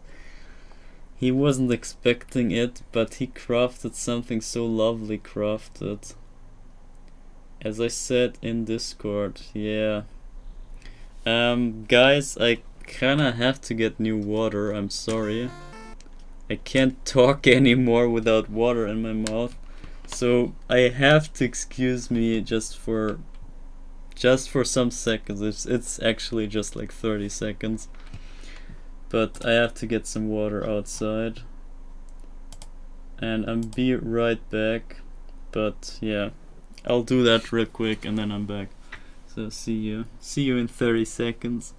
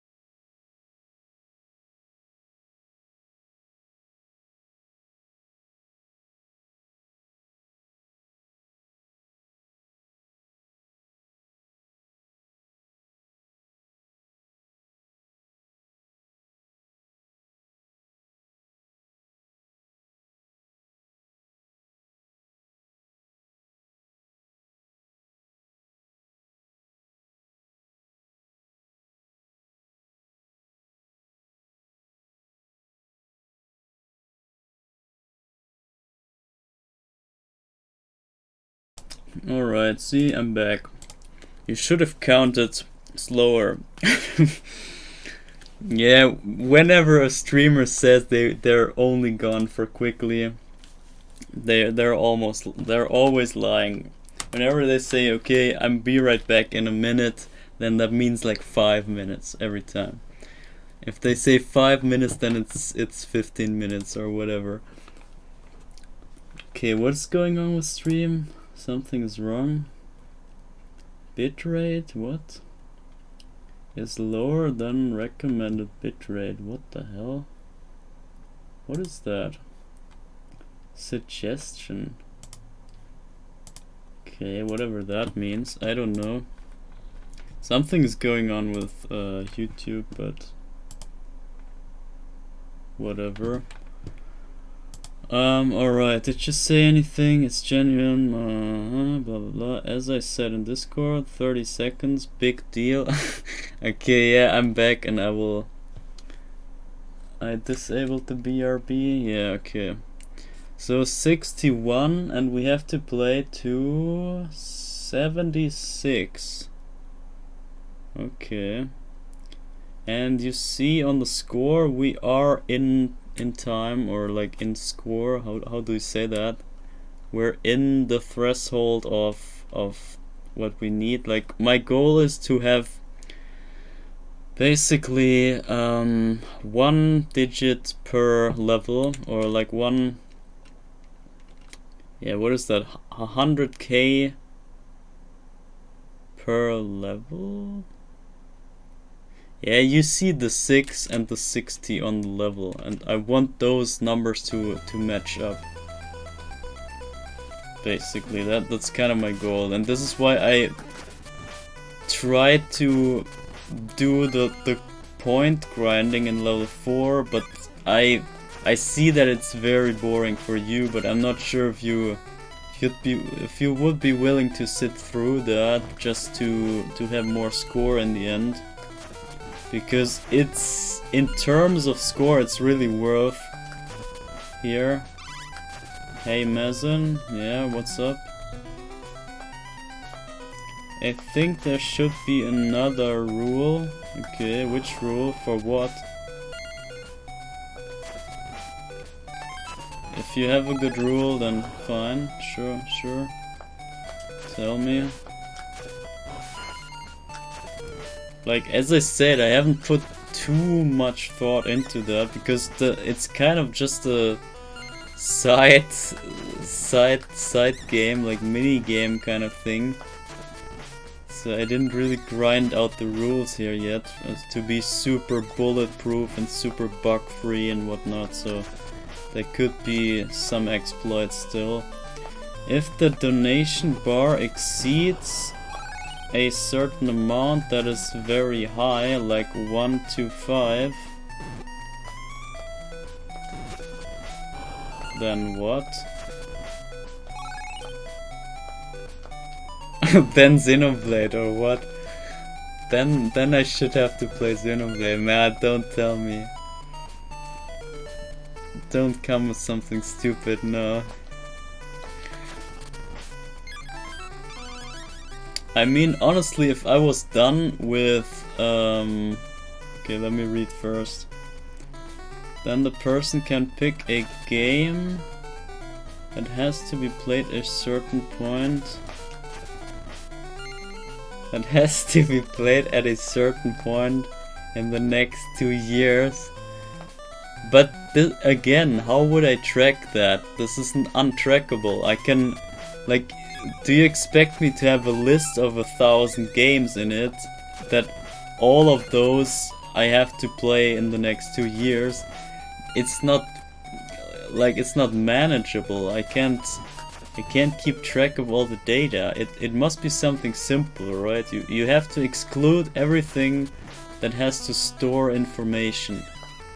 Basically, my list of suggestions is already kind of a workaround, and but it's impossible to not have the suggestion list. So I had to do that workaround, but otherwise I would not even have that list. But that already goes kind of far enough. So whatever exceeds that data management that I have already is a bad idea in my eyes.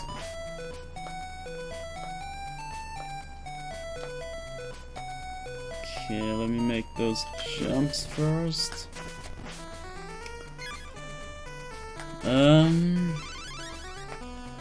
No, cause the bar resets. Yeah, that makes it even worse, doesn't it? I mean, you have to think of the extreme cases.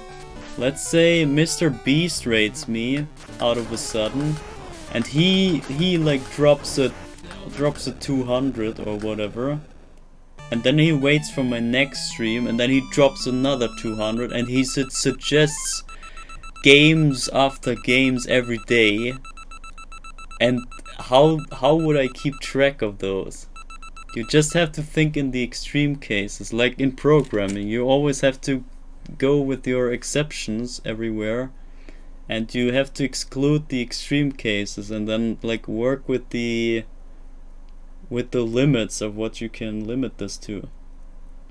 So it's not, I don't see this being viable. That should occur fairly rarely, yeah, sure, but as I just said, it could occur more than only once.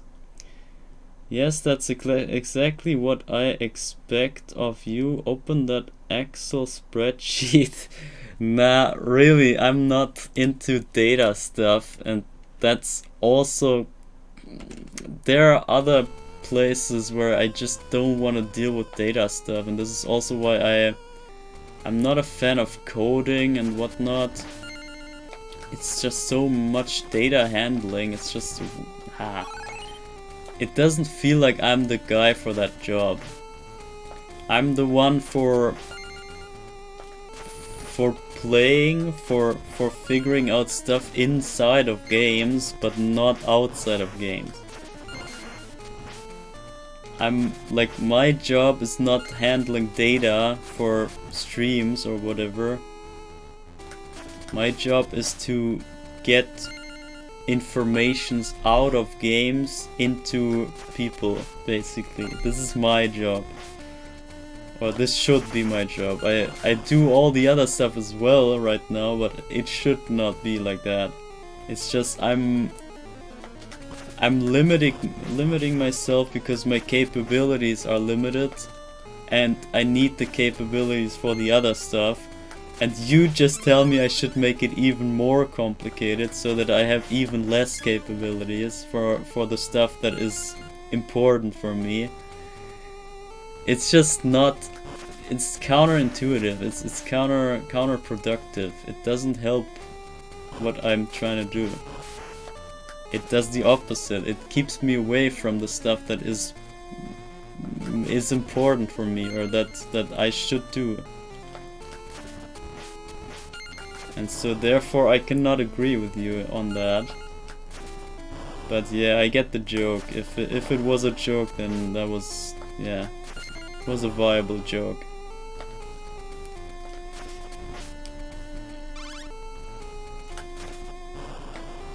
Module, and see if I can hash something for you better. I almost died, by the way. Ah, this was the turnaround. I forgot the turnaround.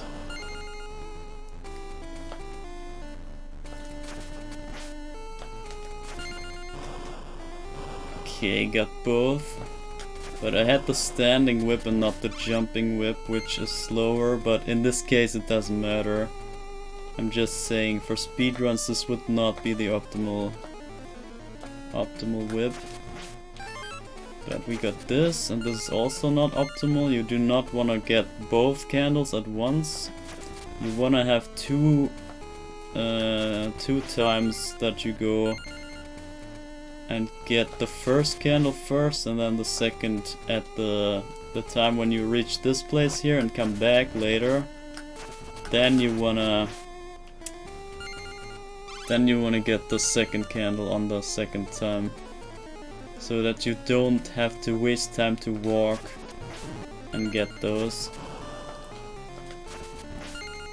And the blinking heart. And the 50 points. There you go. I could even go for one more eyeball there. I just realized I could have gotten the other 50 as well. Probably. I might try that next time. Now I need the secret room first. Okay, barely.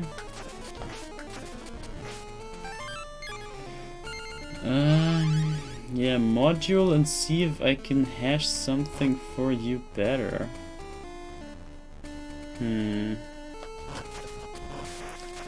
Not entirely sure what hashing means. I feel like it's some sort of...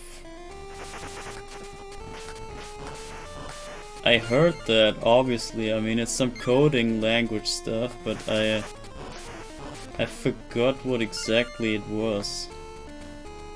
Like, there are hash tables, I know that, and it's kind of like a listing mechanism or something. You can collect information there and like switch it around and like handle information.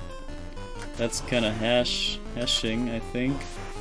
But I forgot what it exactly was, so I don't know if it's just referring to managing information in general, or if you have something in specific in mind with that. Hashing is fingerprinting. Okay. That also doesn't tell me much, but yeah. Great. But this is not the computer meaning.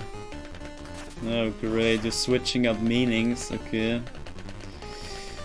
Good thing that I'm not confused now.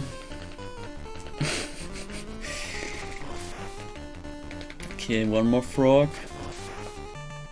There we go. I just mean I'm going to make something for you quickly. Okay, okay. Then why don't you just say it like that?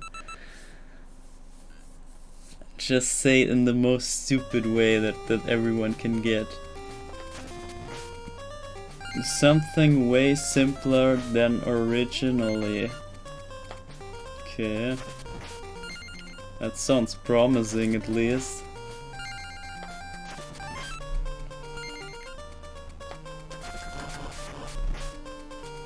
Something that will... I'm so bad at this PD, it's insane. I never got this in all of my attempts. I have so many tries, but I never get it. I need to practice this whenever I start running this again. I need to practice the PDs for sure. This is crucial to get those. See, again. I have 2 chances every time and I never got even 1 in all of my tries here. This is so stupid.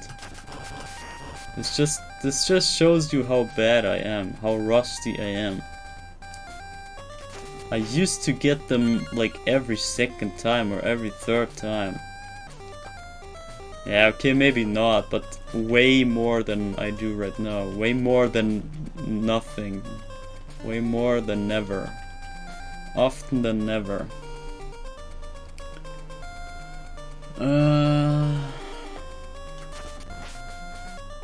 Not some complex back and forth between the main app.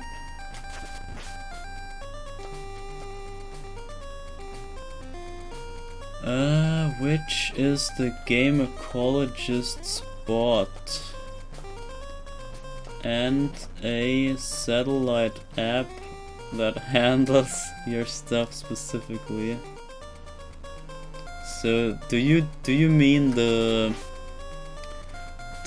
chance changing stuff, like the automation that I desperately need when I keep this going? Because yeah, changing all the stuff manually is just pain. But at this point I have no other option because I have no way to do it differently.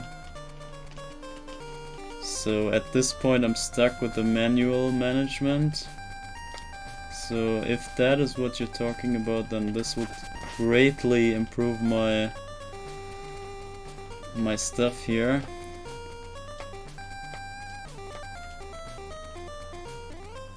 The first thing I'm implementing is automation on handling the list of goals. Yeah, that would also help. I thought about having like a chat command or something, but this is also kind of not the optimal way. And then I also thought about having like a slideshow or something that runs on screen and shows the potential goals, but it's kind of misleading, I feel. When people see goals that are not the goals, what kind of benefit do they have when they see that? It kind of misses the point in my eyes. So I don't know, maybe you have a better idea. Maybe what you're talking is making more sense than what I can come up with. It's just all that stuff is related to this data management stuff that I already told you that I'm not into that stuff. I just don't want to deal with that data. It's just I have to, but this is not my job. This doesn't feel like I'm the one for that job. And I think it is like that. I'm not the one. I'm not the person that should deal with that stuff.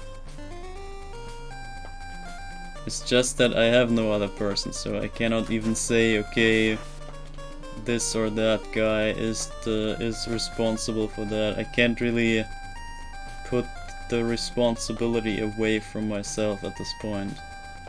This is why I kinda have to handle it myself, but yeah, this is what it ends up with. I just have unfinished stuff, or like not non-optimal stuff. Something just has to be there, and it's not thought out too much.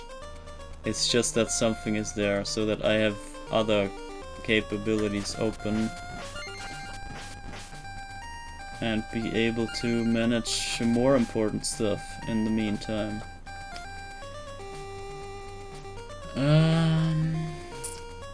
The first thing I'm implementing is an...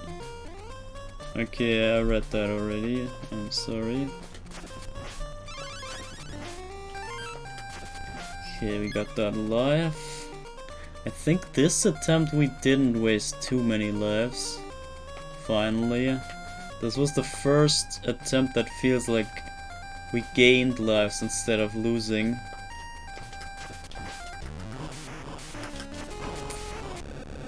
Okay, 5 minutes on the clock. That's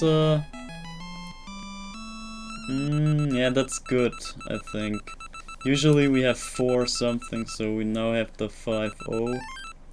And we got an extra life here.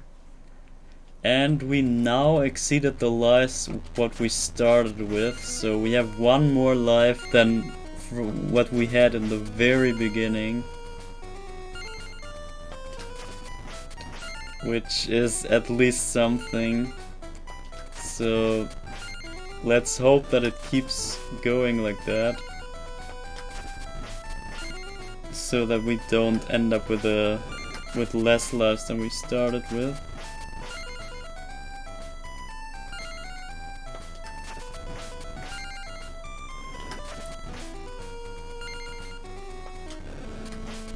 But yeah, it all comes down to the RNG, as you know. Level 2 is the only real issue. But we have a couple more runs to go, it seems.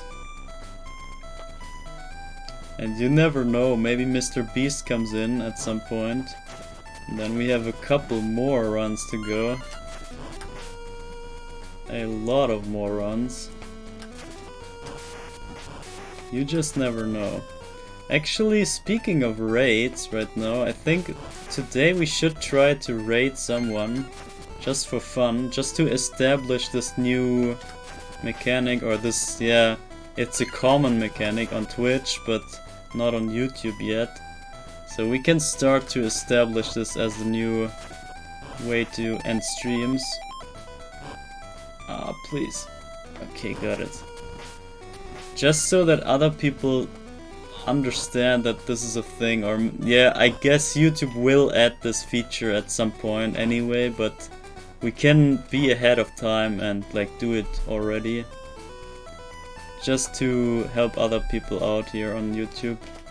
Because I've read on Twitter that most people, like Twitch, changed their rules a bit lately, and I've read that most people are disappointed by the changes. Oh my god.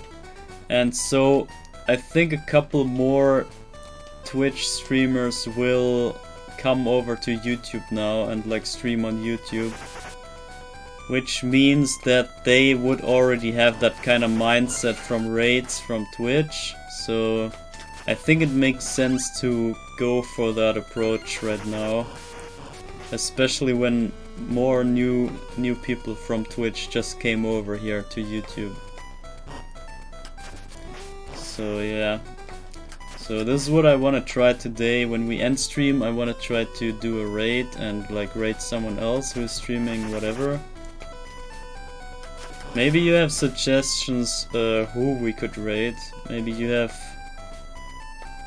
Maybe you know someone who streams something exciting or something that is maybe similar to my stuff or whatever.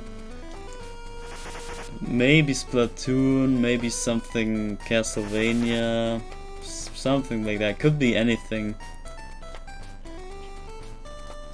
Or we just go for some random suggestions that YouTube gives us. We will see, but yeah, I will try to rate stuff later. Just that you're aware that I will go for that. And in case I forget, you can also remind me. This is why I said this. Kind of just a new approach to the whole thing. And we can do our part to improve the whole place here. Just as we can also improve the world itself by being good people. That was philosophical, right? That just overcame me. So, should we grind for points? No, you don't want to see it, right? Okay, whatever. I decided for you, so that's fine. No points for me. Only speed.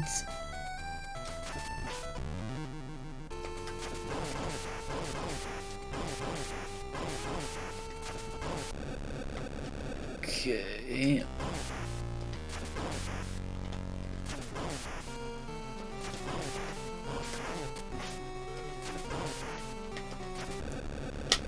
Alright, see, this goes way better than before. I'm way more consistent with everything. This is how it should look like, basically.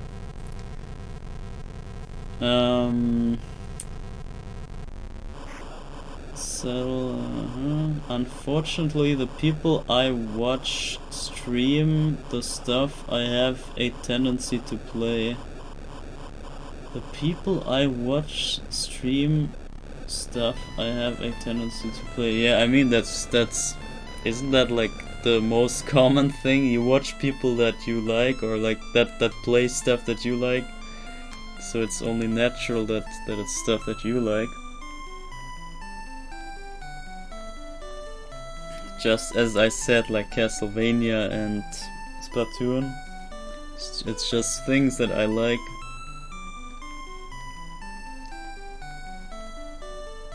Or not even necessarily only me liking it, it's more that I think that it has a benefit for the people that play it. And I'm not necessarily recommending stuff just because I like it. I mostly think of it as a tool to improve yourself or to gain something out of it. And only when what you get out of it is worth to get, only then I can kind of recommend this to others. So it's not necessarily only my own impression of the thing that makes me recommend something, but it's also just the value in general that something gives you. This is kind of why I can't really recommend here this game, Adventure, as a sort of casual game. It's not a good casual game. That's for sure. I will not fight over that. That's clear. But it is a very good speedrun game, and this is my issue with it. That people just don't even try speedrunning this, and therefore they have never even get the chance to see how good this game is as a speedrun game. Because as a speedrun and challenge game, this is just so much better. So much better than playing this only once and casually. Because I myself disliked this game here. When I played this the first time, I have my blind playthrough of this on my channel somewhere. And I played this with save states and everything, and I took my time to play it. And I hated it the first time. This was not a good game for me. but only on the third or so. The second time was rough, but the third time, like from the third time on, this game were so much better. It went from super bad to very enjoyable, and it only got better over time. The more I played it, the better it got. It's insane. I can't explain this. This is why I can only recommend people to try it out. But I can see when they don't, because if they don't give this a good try like I do, yeah, not exactly like I do, but if they don't play this at least 5 times or so, then you don't get the idea even. You need to play this like a couple more times, more than once. Alright, so what do we have here? 65, which means we have to go... How many more? 76 is the goal. Okay, so we have 3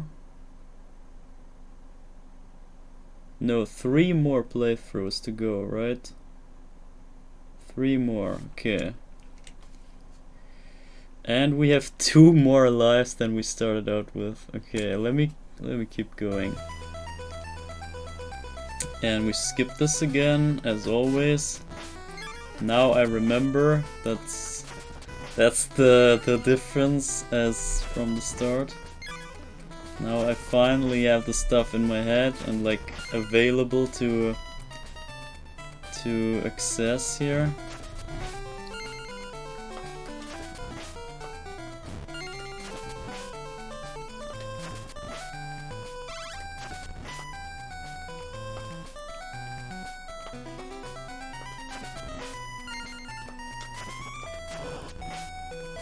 So, yeah, regarding the next goal thing, I kinda have to store that information as well, but I think one thing can be expected to just be in my mind, right? I can just save this in my mind. So it's just one single thing that I have to remember. I don't think I have to store this somewhere, so I think the next goal thing is a viable idea. Grinding out inputs, and I swear doing combos is basically learning to play a flute. Definitely, yeah, I can so agree with that. Like input, it kinda same applies to speedrunning. And yeah, I obviously know from this game here. And yeah, in some places you have to have the certain inputs going in just the right timing. The timing is so important for some places. And yeah, learning that and getting that into your head is yeah, it's like playing a flute. It's kind of like you say. It comes close to that. Because yeah, playing a flute is kind of like speedrunning as well. You try to speedrun a music that you play, I think. Yeah, not really, but yeah, can you say that like that? I think not. Speedrunning music is not the same as speedrunning, so you don't go for speed, but you have to like match the timings of certain things. So in certain aspects it's the same thing. Like when enemies pop up and you have to know this and that and like do this and that input in time. That's kind of like music. It's the same as playing an instrument.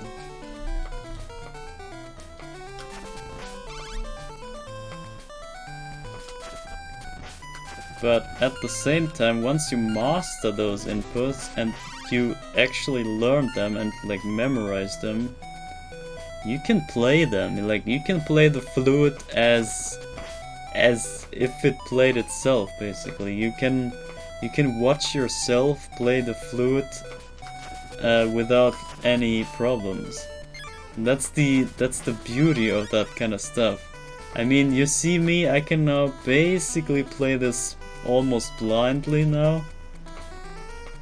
Because yeah, I learned this game already and it's not as hard for me.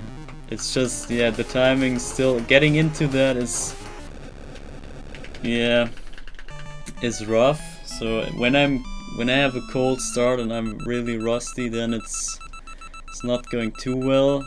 But as of right now, I think I got it. And I'm into it. I'm quite warmed up now.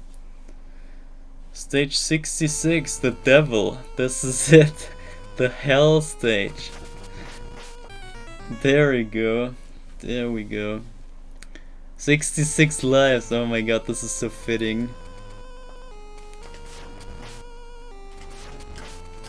Ah, got it. 66 lives on level 66.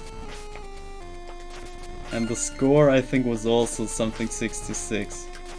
So this is definitely hell that we reached here. This is the 9th circle of hell. I think there are 9 of them, right? They're not 7. It's 9 circles of hell, I think. Not quite sure right now, but there might be 9. I feel like there are 9. Which reminds me of the saying that cats have 9 lives in English, but actually in German the saying goes that cats have 7 lives.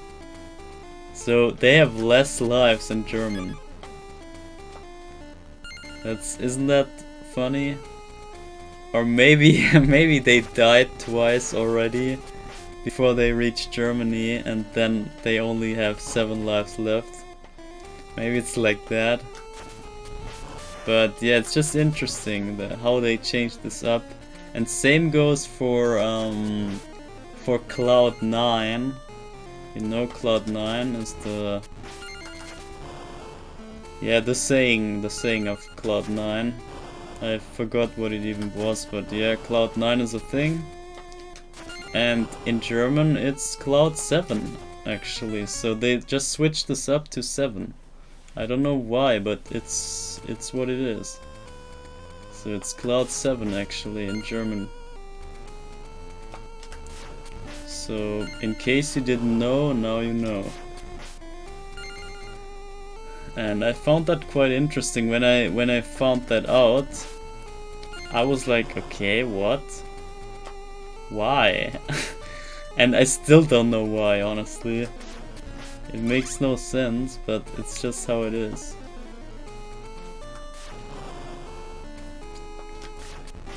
And I think it's at least good to know so that you have a reference or like have an idea what the differences of languages could be in some cases, because yeah, language gaps are so huge sometimes. The same thing can mean different things altogether. Oh my god, I was close. Alright. You all are afraid of the number 9. Yeah, I am definitely. I hate the number 9. And I was like, I was so upset when they put Splatoon 3 on the 9th of September, or the... Wait. Yeah, September is the 9th. Okay. I just...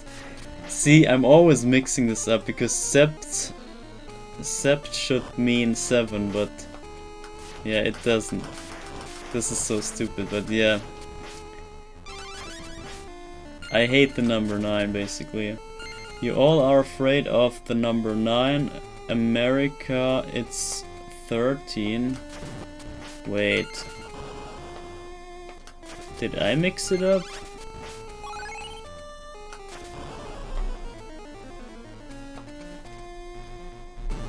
Nihon is 4. Really? In Japan they only live like 4 times, is that it? They only have 4 lives. Are you serious? And the 13, I'm not quite sure if I mixed it up there. Maybe it was 13 lives that a cat has. But isn't the saying like cats with 9 lives? Isn't that it? Cats with 13 lives? I'm not sure. Not sure what to believe at this point. I'm kinda confused altogether. And we made it to the checkpoint finally. This was so needed. So is it 9 lives or 13 lives, or is it both? And also 7 lives in German and 4 in Japan. Is that it? Is it that diverse? That's so weird. Maybe the cats start out with the 13 lives and then they die like 4 times and then end up in America or whatever, and then they die twice again, and then they end up in Germany, and then they die 3 more times, and then they arrive in Japan finally. And maybe once they made it all around the globe, they end up on 1 life, or like at the current life that they have. So maybe that's how it goes. The word for 4 is the same as the root for death. Oh yeah, I read that. Easy to see why you would want to avoid it. Yeah. This is also... I read that they made a wordplay on... If you know Resident Evil 2, and you know the special mode where you can play Hunk, that special agent, and the mode, like there are 3 survivors in that game that survived that whole incident there, and the mode is called the 4th survivor. And in Japan I read that it's just, since it also means death, it also refers to the death survivor basically. So it's a double meaning, like they kinda made a wordplay there, that he is the 4th guy to survive, but he also survives the death. So it's a double meaning basically, and it's so fitting in that case. I got it the first time, finally, oh my god. That was about time. But doesn't do much here. We still... Actually we lose some points for that, but we gain some time. So I don't know what's better. Probably the points would be better. But yeah. Okay, that was a good jump right there.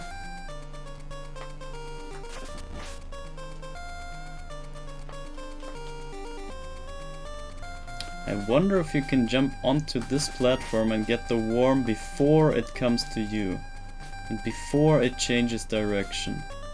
I always wondered about that, but I could never really try it out. But I won't try it here in the one hit difficulty.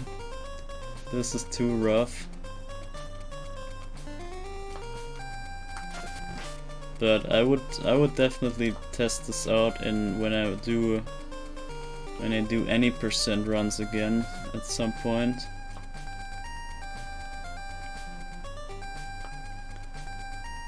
But yeah.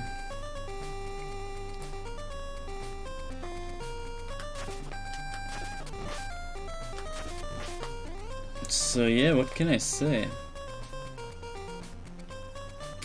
What can we say here? I'm kinda trying to think of something meaningful, but all I can think of is stuff that I already said, so I'm not sure what to say at this point. Sometimes there are those like dead ends in your thoughts that lead nowhere. or that are just exhausted and there's nothing else to say, and then there's no branch on the way that you could go back to and keep saying, and then you just end up like in a in an empty spot basically, and then you don't know what to say. Or at least sometimes this happens to me here when I exhaust my direction that I went through. Yeah, sometimes I'm just running out of topics or running out of informations in that direction that I was going. Sorry, I'm busy coding your stuff, okay? Whatever you do, yeah, thanks. Thanks in advance, even when I have no idea what you do. You kinda... I don't know, I shouldn't reveal it right now. It's kind of your thing, so I will not spoil it here, but there is something that Yash did or will do that I would really love to spoil, but I will not. He can do it himself in case he even wants to reveal this ever. But yeah, it's something great and I will look forward to that for sure. And this might end up a donation goal at some point, but we have to see. Maybe it's even bigger. Maybe bigger than just a simple goal. This could lead to something really big, like I mean really, really big.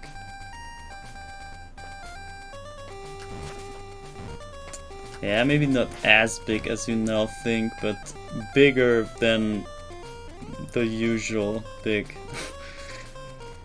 Let's see, it will remain a big secret for now. Yeah, it will. I will not spoil anything here, don't worry. I'm not that type of guy. But teasing is fine, I guess, so I can tease stuff, and I already did. Like this was the most extent that I will go for. I will not go further.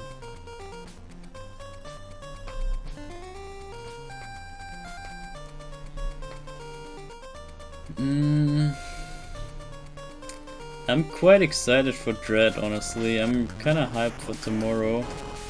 Even when I'm not a Metroid fan, but I went over this so many times already. It's not like I'm at that point where I'm excited that it will end because it's the last game, or supposed to be the last.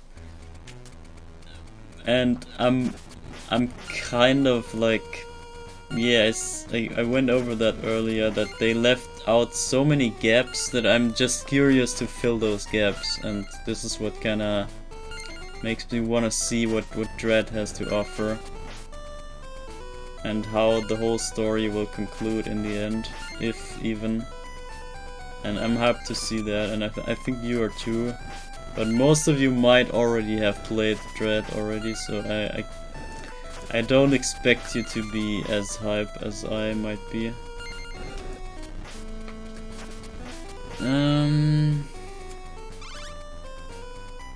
Also for the same... What? Also for the same thing, my personal plans are insane. What? My personal plans are insane and are also kind of an insane secret. Okay, sure. As I said, I will not spoil anything. It's not... Don't worry about it.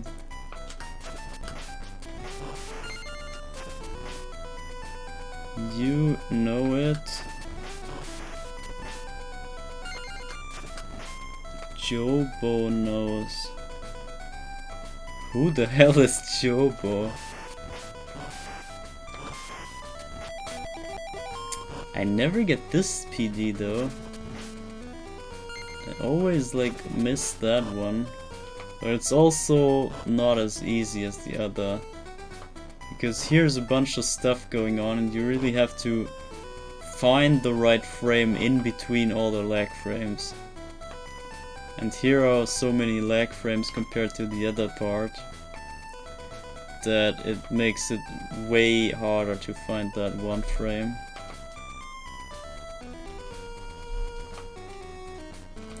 So should we grind for points right now, guys? I can ask it beforehand. So should I grind for points? 5k points, is that worth or not? Who wanna see 5 extra k? Who is willing to see 5 extra k? And who wants to go on ASAP? Who wants to get the stream over with as soon as I can? Who is what party? Who belongs to which side?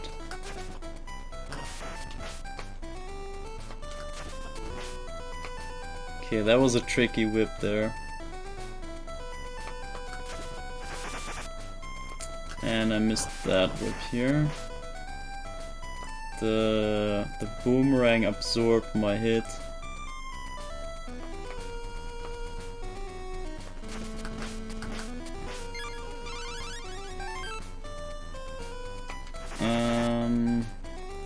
Some shorthand for another content creator.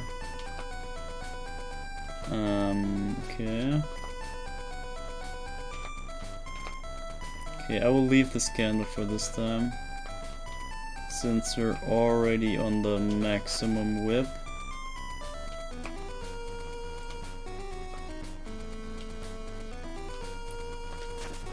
Okay, got it.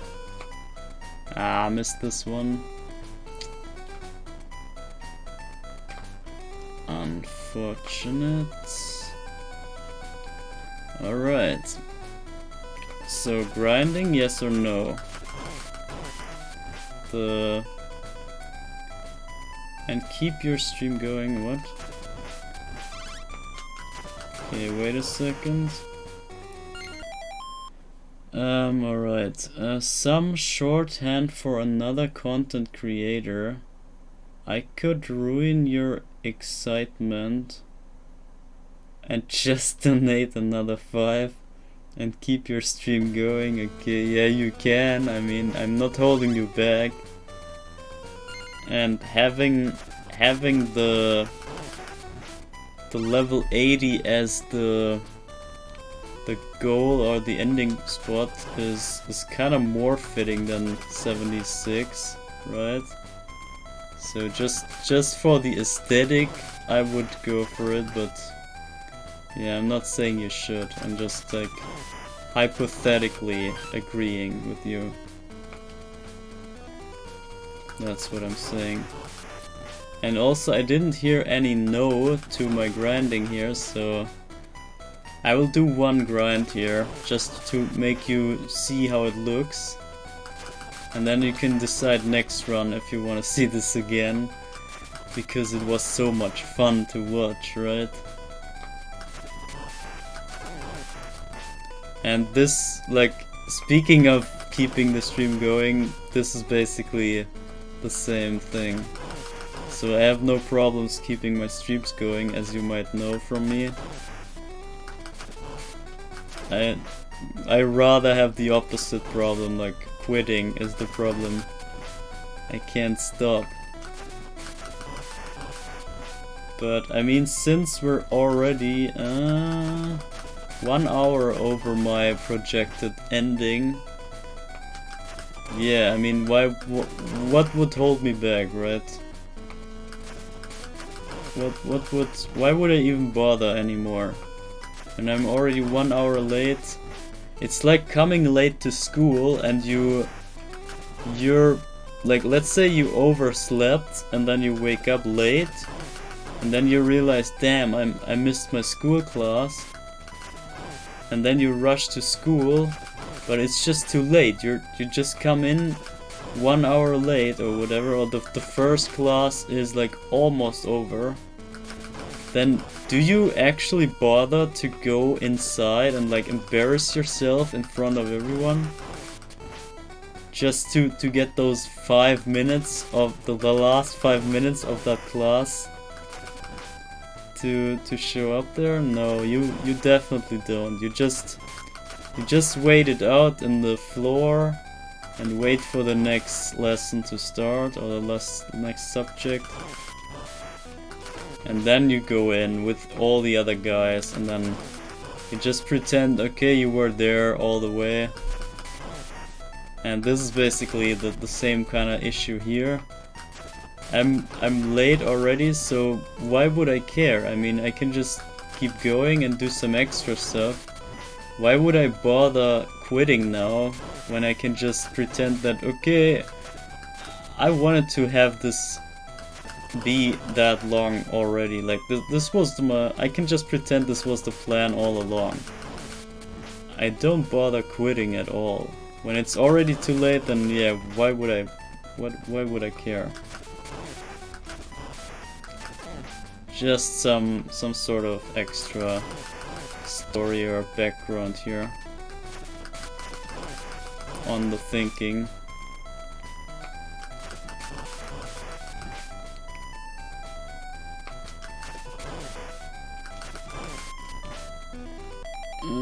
Keep your stream going. It depends. I still came in late in junior high school and high school. I was very rarely late. Yeah, I'm not speaking that I was commonly coming late. It's just whenever it happens, then you wouldn't fix it, or you wouldn't pretend that, oh, I have to make the best out of it. The best is actually not caring. That's the best you can make out of it. When you're too late, then whatever, it's too late. You have no time machine, you can't make it unhappen. So you gotta run with whatever happens. Which means you're late, okay, fine. You're just too late. It is what it is. And we will not get a new life here. We will only get lives at the 200k or the 20k.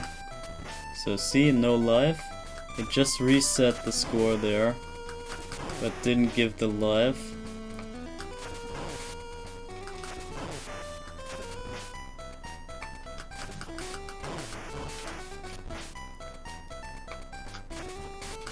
Isn't that fun? Going back and forth, killing knights, isn't that fun? Wouldn't you do that all day?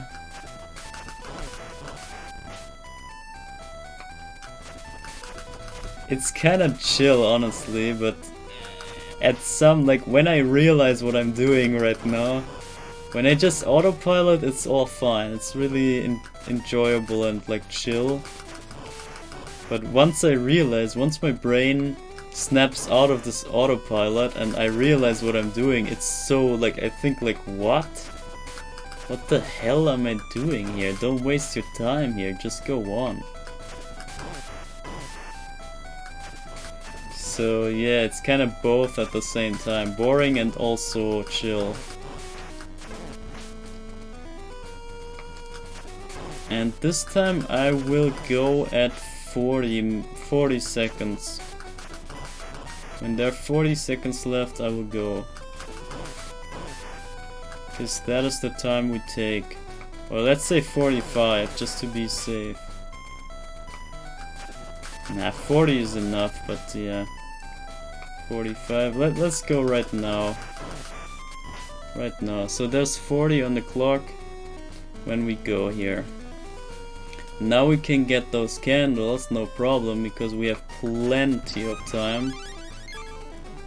It ticks and says we should go on, but we have so much time, you have no idea. This is plenty of time. This will easily work out. See, we have 10 10 seconds left, even 11. See, there's no problem at all. We have 10 spare seconds left, so we could have easily went for another 2 nights even before this fight here. But yeah, I just wanted to show you how less of a problem it is to go on with that little time.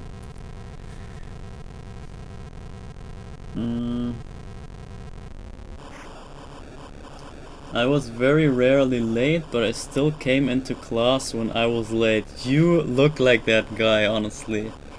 You're that type of guy. I usually just stayed outside. When I was late, it depends. Like when you're just like 5 minutes late, that's a different story. But if you're like half of the time is already over late, then I would just stay outside and do whatever. Maybe paint something in my sketchbook or whatever. Do some stupid stuff. I usually wouldn't even do homeworks out there. I would just do something creative, something useful. Instead of wasting my time there, I would just go for something fun and actually use the time that I still have when I was already too late. Okay, so we should be at, I'm not sure, 70? No, 68, right? Should be at 68, which means 69 will be the next level.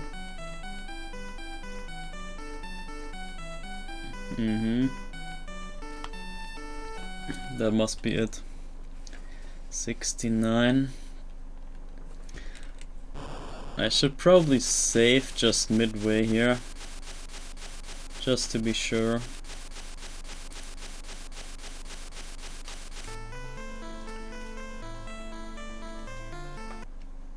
Alright, 69, the magic number. So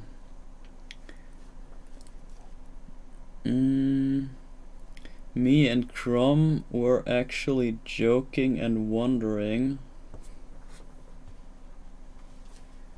So next time would be, there are still 2 more. Okay, still 2 more playthroughs. That's fine.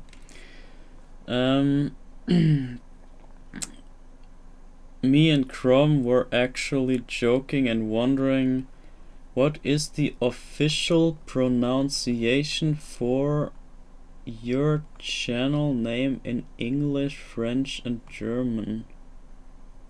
For your channel name? You mean my channel name? Like, my name is basically, like, my channel name is basically my name, so do you just mean Mazin, or do you like the word Mazin? Is that the question? Because I don't even know myself, honestly. There is no correct pronunciation, to be honest. It's basically what you make it sound like. I mean, there's no right or wrong on it. Because when I came up with that name, or actually someone else came up with it and I just ran with it, I just like improved on it, but it was not my own creation. But that's fine. When I came up with the name, when it was created, there was no pronunciation, or basically there was, but it was never meant to be an English name, so at least the English pronunciation is undefined, I should say. But I would just say whatever feels best for you is the right one. Because yeah, officially there is no right one for the English, at least. For the German pronunciation, technically there is the original pronunciation that made me come up with that, which is, let me think. Let me not screw up my own name here. What was it? Actually, it also differed, so there were different pronunciation even in the original, so I think it's always up for grabs. You can always kinda use whatever you want, whatever sticks with you, like whatever you like best, I think is the official version. I think the original might be something more with an A, so more like Mazin, more like ah, more the ah sound. But yeah, it just depends how you want to pronounce it. There was still one version that was more like I said, like Mazin with the like E or A or whatever, ma, the Mazin. But honestly, I would not mind anyone saying Mazin or Mazin or yeah, okay, maybe not Mazin, but I kind of put the second Z there just to make it clear that it's not. Yeah, that it's not Mazin, because there was a time when there was no written form of my name, and I wrote it down the first time ever, like just from the spoken word to text. When I did that the first time, and then I used that text word a couple times, and I looked at it, and it always looked like Jasmine to me. For whatever reason, my brain made like the girl named Jasmine out of it. But it just looked so weird, because I first started out with an S instead of the Z, and then it always kinda softened the middle of the name, so I kinda had to get rid of the S, and then I put a Z there, and then it looked way better, but it still kinda felt the same, and then I just added another Z. Who cares? I like when the first Z looked better, then just add another one, right? And this is what I did. Ah, damn, same thing. And then when I had double Z, when I had the double Z, then it looked like, this looked right to me. This looked like I wanna be that guy. This was way more fitting to how I wanted it to be. And I think the double Z kind of prevents you to smoothen out the middle, or like to make it too soft. I can't get this bad. Let me stop real quick. Yeah, Mazin. In French, Mazin can be pronounced with two different pronunciations. Crom suggested the straight English Mazin would be similar to the German. Yeah, basically in German it's less of an E. Like the A is more, what is it? The A is more like deep, more like ah, because yeah, A is just ah in German. So it's obviously more like Mazin, but in English it's just the rolling A, the E, the more E-ish sounds, the more like A. So Mazin kind of would work out, but as I said, the double Z kind of is supposed to combat the softening of the middle. So I would prefer it to be some sort of like Mazin, or yeah. Mazin, something like that. Whatever you want, basically. I still don't mind someone calling it the wrong way, because as I said, there is no official right version. So it's all good, whatever you make out of it. Ah, come on. No, why would you turn right? Ah man, we're so good on lives and now I wasted all away. Ah yes, okay. Alright, okay. This should be it.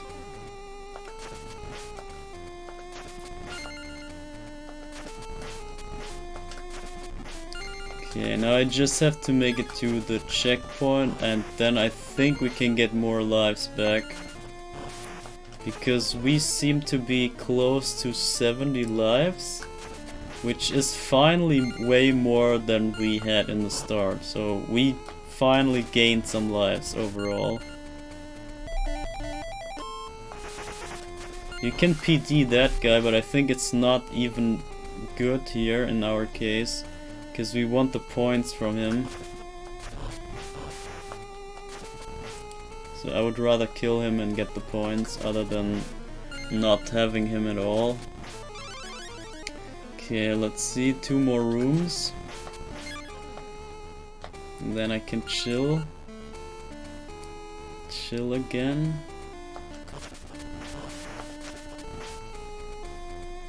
Okay, wrong fireball, of course.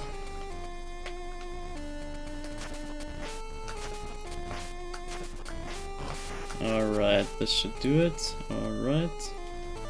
And now I can chill. Alright. In French, you could either say mazin with zin, like limousine, okay, mazine. Or mazin with zin, like, well, I can't find an English word. Like pain. Tender in French. Yeah, the problem is I have no clue about any French. As I already told you, I only know like croissant and baguette and maybe something else, but that's about it. Like I have no clue about French. So I don't know. When you say pain, you might not mean pain, you might mean the French pain, which I think is bread,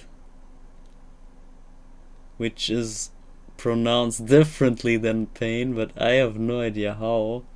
Like pa, maybe? Something like that? Pa? I have no clue, honestly.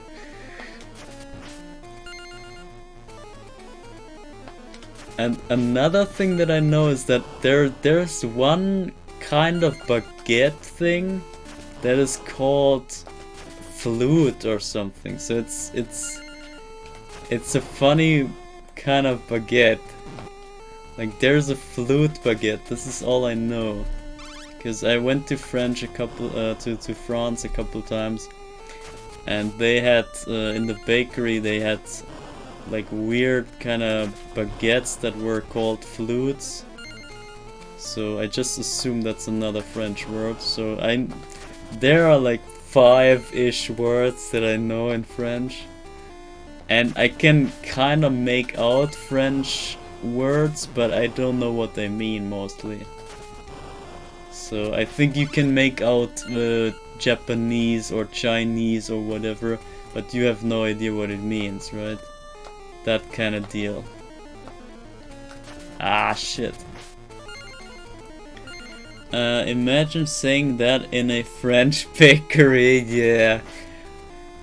I want some pain, please. And then and then they come over with the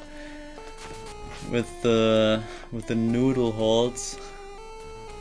I don't know what noodle holds means in English. The wood stick that slaps noodles, basically, or the noodle roller, the roller thing that rolls noodles. the noodle dough. There's a tool that like rolls that. Are you serious? I will go for it, whatever. Ah, the extra round. Probably a mistake. So we lose really a lot of time here for the extra tour. But, oh shit. Shit, I don't even make it. I'm dead. Oh, I'm not. Holy shit, okay. Okay, fuck it. Fuck it. It shouldn't be, so I'm not forcing it. I better not have that life instead of dying and losing another one. So I will take what I get and then roll with that.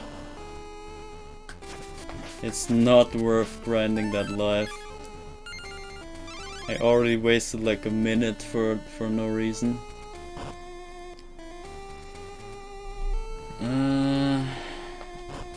Oh my god, that was close. Okay.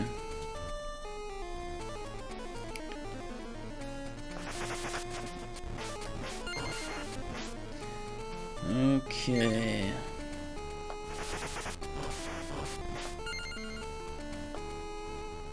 Easy to what? Imagine it's not exactly easy to communicate pronunciation through words. Yeah, it's very hard.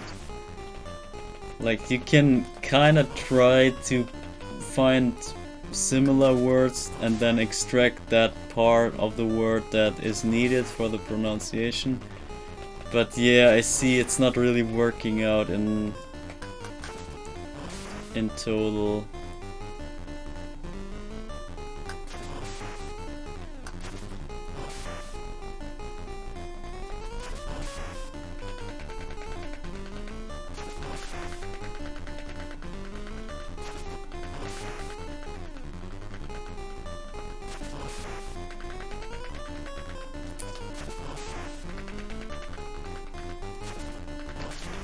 Man, this fight, I have to figure out how the frogs spawn. I always wondered how they work, but I never looked into it.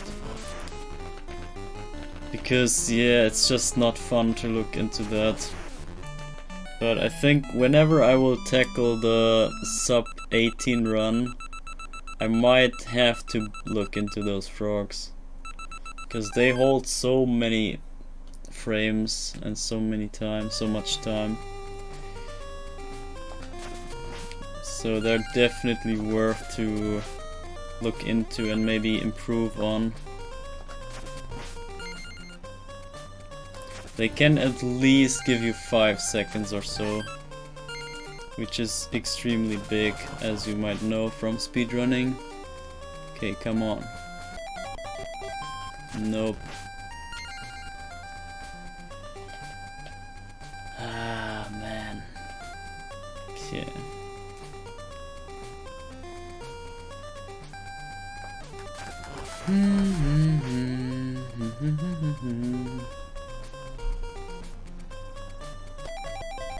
Nope, not this time. I just confirmed that that specific sound is French or what? I mean, there are some sounds that are exclusive to certain languages, I think. So I wouldn't be surprised if there are some exclusive sounds to French. It's impossible that specific sound is impossible to write out in English spelling, no matter what you do. Yeah, I get you. But you can spell it out in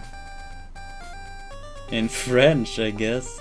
I mean, maybe I'm lucky and I make out the right pronunciation just from the French word, just by looking at it. Maybe I can try to add my French accent to it and then like accidentally hit the right one. You never know. Maybe I'm a nature talent. Maybe I'm secretly French, but you don't know. Imagine I'm a Frenchman and I just never told you.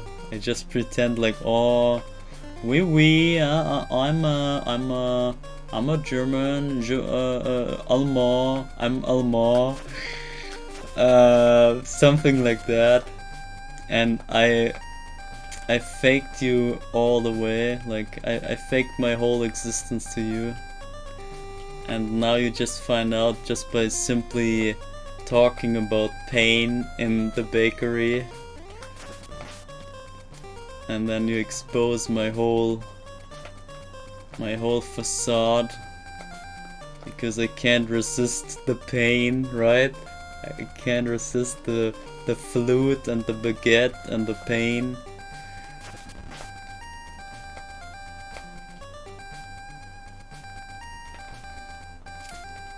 Yeah, funny stuff happens sometimes, but yeah. I have no clue about French, honestly.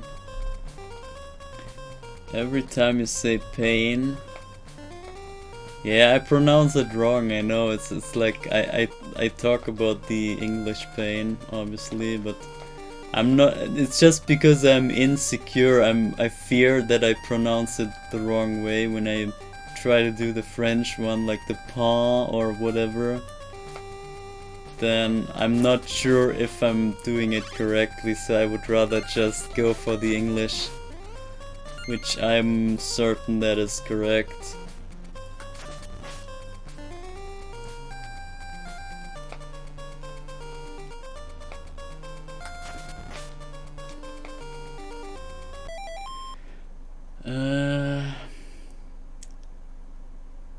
That specific sound, I'm impossible.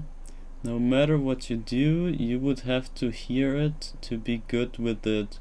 Every time you say pain, I have to realize what you're actually trying to pronounce. There, that was the closest I've heard.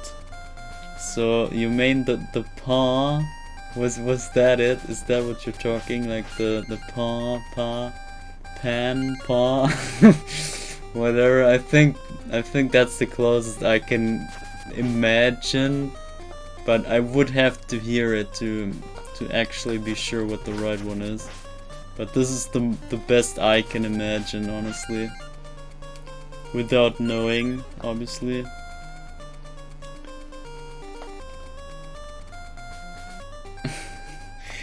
Yeah, it's funny, I know.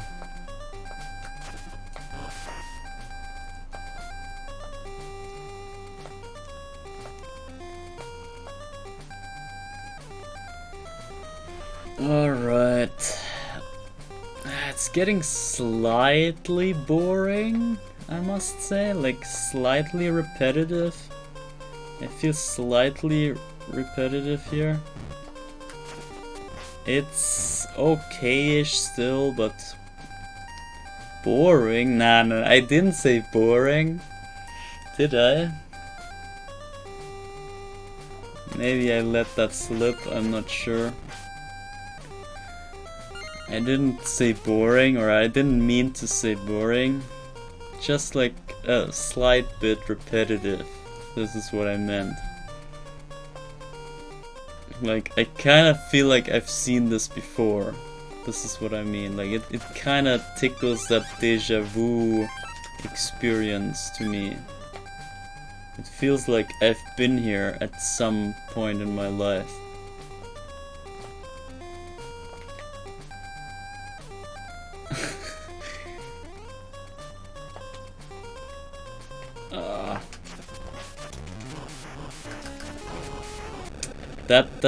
That hit on the floor, when you hit the floor and you have to do the standing whip, this is so hard to get out. I always struggle with that, but it's normal, this is always the case here in this fight.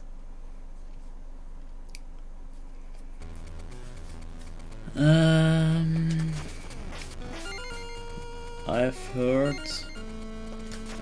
Boring, why don't I make it more boring?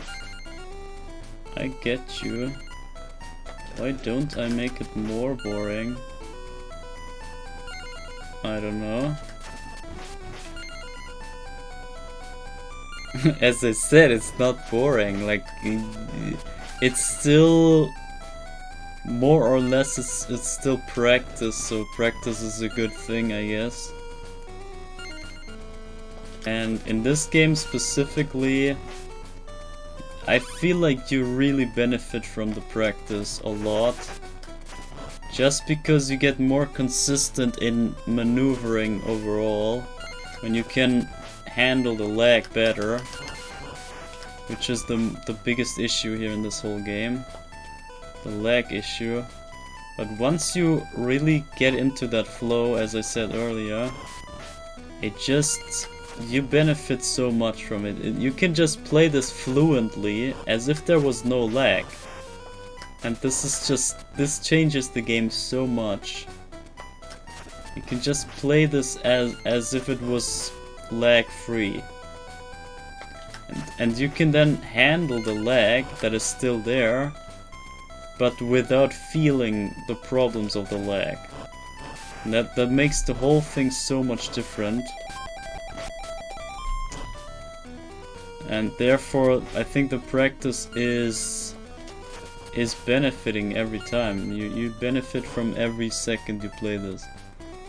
I can just recommend this to everyone, as I always say, but yeah. I've spoiled secrets to you in the Discord, okay. You mean right now or overall? I guess overall. You've spoiled me equally some of your secrets, yeah, I did. So yeah, I guess we're even.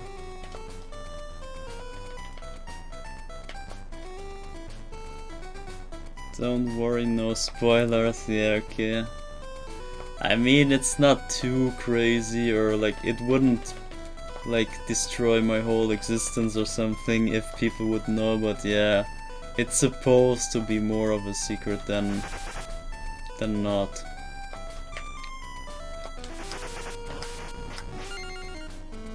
But yeah, there were some other people, not you, but other people in my surrounding that already spoiled some stuff around the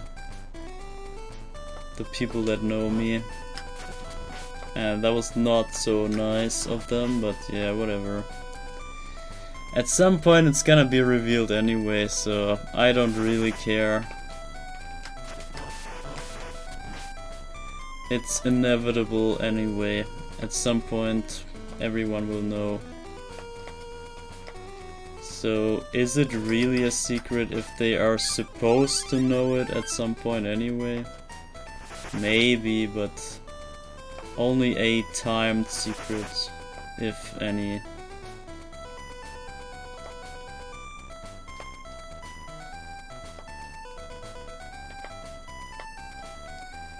Alright.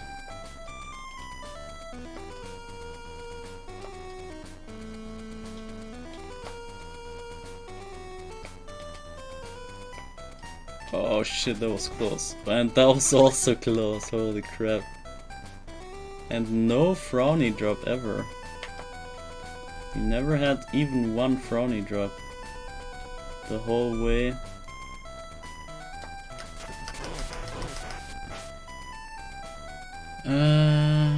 Don't worry, no spoilers.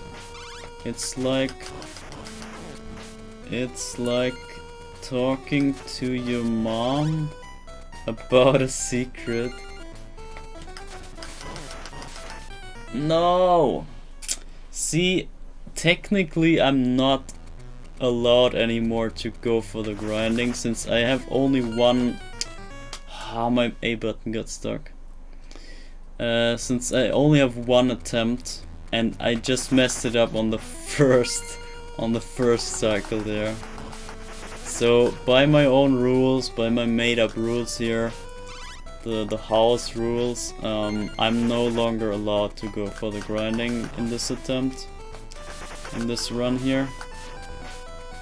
So yeah, I only have the next run to grind for points, and no longer this one. Just saying. Even if I wanted to, I'm not allowed anymore by my own set rules. It's like talking to your mom about a secret and then her immediately giving it away at a family dinner to her friend. Yeah, basically that. This kind of happened. Kind of like that. That scenario basically happened to me. But yeah, it happens, whatever. Some people just can't hold it, whatever. Not my problem, actually. It just means that you will no longer give them any more secrets in the future, so it's their fault that they're not getting any discreet information anymore. So yeah, I don't really mind their behavior, it's all their choice. And if they want no more secrets in the future, then fine. I can keep them for me. It's no problem. Because yeah, other than them, I can hold secrets.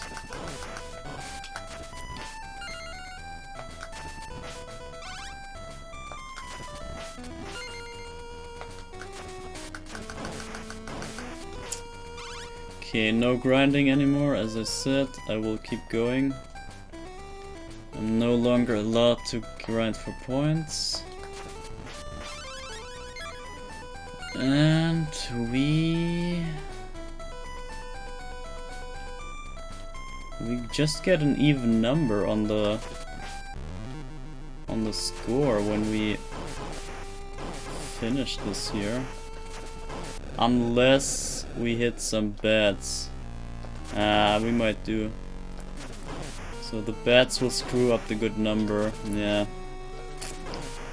But I think the bats give different points than actual bats. And I wonder if those three at the end also count. We can look at that. So if the number is 4-2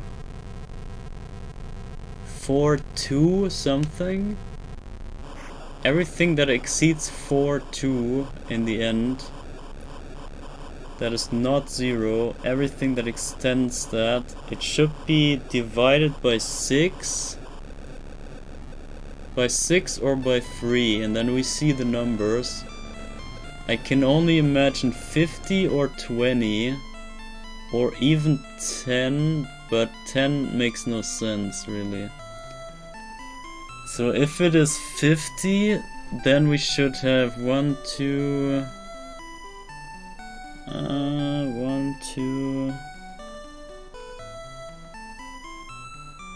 300 at the end. And if it is 20, we should have 120 at the end. We will see. I'm excited to see that though. I've never, or I think I did look at that at some point, but I never figured if the bats that explode when you kill Dracula also count for your points. They might not, honestly. I can see them not count, but we will see. But speaking of it, you've spoiled me equally some of your secrets, don't worry, spoiled, it's like the and then her in front of my face, yeah, I went over that already. Okay, let's see. I'm really interested in the points here. This is really insightful knowledge coming up. right here. So we're gonna stop here and see. Okay, so when we entered the room of Dracula, okay, let me post that in chat, guys, so that you understand, because this is like what goes on in my head. So we entered Dracula at, what was it, 4079, I think. I think this is where we entered Dracula. And the crystal ball that spawns Dracula gives us +10, which makes it 4080 or 4800. And Dracula itself gives us 200 each. So that's 200 times 2 that we get, which should end up at 412. So we should end up on that number. But there's also the +8000 that we get for completing the stage. So once we beat Dracula, we also get the additional 8k on top. So we end up on 492, this one. And now you see we have an additional 60 points. So the 60 points divided by 6 would make 10. However, divided by 3 would make it 20. So actually, by just that number, we cannot say for certain that the bats give 20 points or not, or just 10. Because I kinda have a feeling they give 20 points.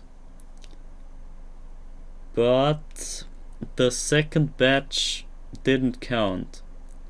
So this is my theory. I would say 3 times 20 was the first 3 bats, and this is the 60 that shows up here. But the second batch of bats did not count. When we hit Dracula for the final blow, I think those 3 bats that exploded there in the air without touching them, I think they do not count. This is my theory.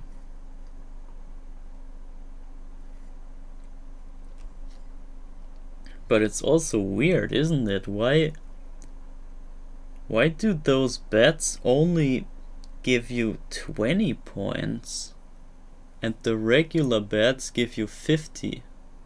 So they give you less points. That is weird. I mean, this is even the best case. If it's the 3 times 20 and not the 6 times 10. That is very weird, but they are less valuable than regular bats.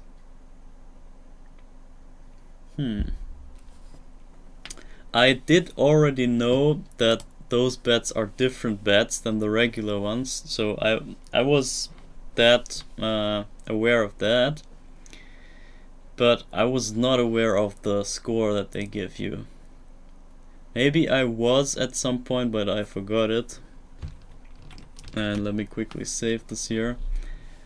And we're on an even stage and life number. It's also quite interesting.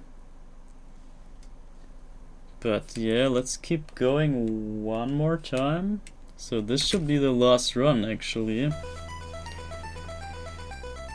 Alright. Or potentially last run, I should say. It's not even like set in stone that this is the actual last, but so far as it seems this is the last for today. We will see. But yeah, after that we can save the file. And then... yeah, then I also want to show you something. Like after we're done with the grinding, which, yeah.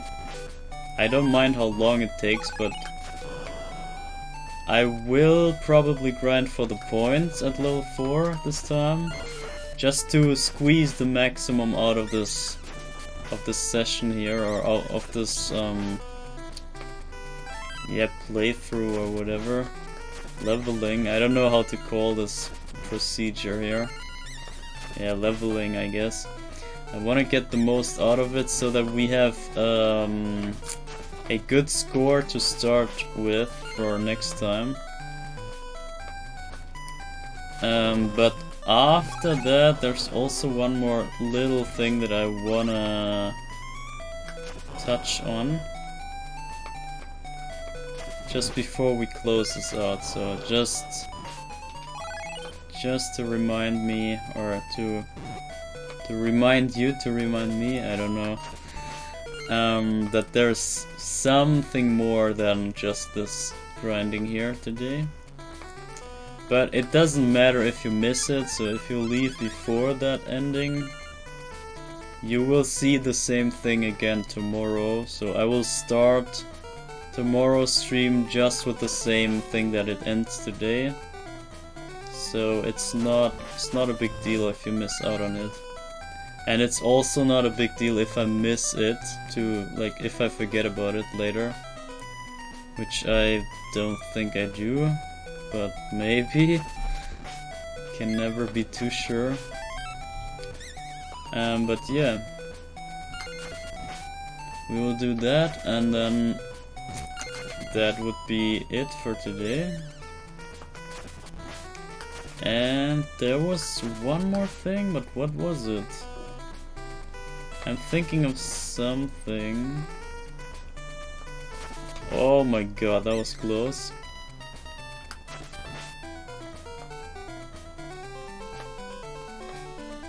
I think I'm thinking of the Talos principle thing that I have to look up.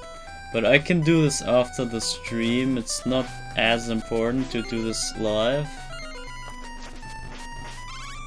Because it's more or less another, like, background decision, kinda. I just have to make clear what the Talos principle kind of thing is. Like, I have to see what it is, if I can do it, if it's fun, if it's fitting, whatever. Like, do all the verification stuff that I kind of didn't do for Undertale, but yeah, that was more or less an exception. TP, yeah. Yeah, I didn't accept it yet, but in case I allow it into the suggestion list, then we can rewind the time and make it a choice for your like for the upcoming goals. So you are allowed to step into your time machine and go back before you hit the mystery goal, and then choose that thing from the list, because it would have been on the list if I would have looked it up earlier. So it's my fault that it's not there, in case I accept it. In the other case, if I say no, this is too stupid or whatever, then it remains as we are right now, and you're still allowed to pick something else because you didn't know that I would not accept it, so it's still kind of my thing. But yeah, either way you would be allowed to choose it different. No way. I was through, what the hell? Yeah, either way you're allowed to choose the next goal. Ah, fuck. I must make it to the right side ASAP, but it's just there's no... See, there's no way. I have to get rid of the first bat, but the quickest way is just to do this jump here. Ah, not the diagonal one. This was the first frame jump. This is what you don't want to happen. And now you gotta run and be lucky. Please. Okay. Okay, nice one. I should be through. I think I'm through. Yeah, they should be despawned now. Okay.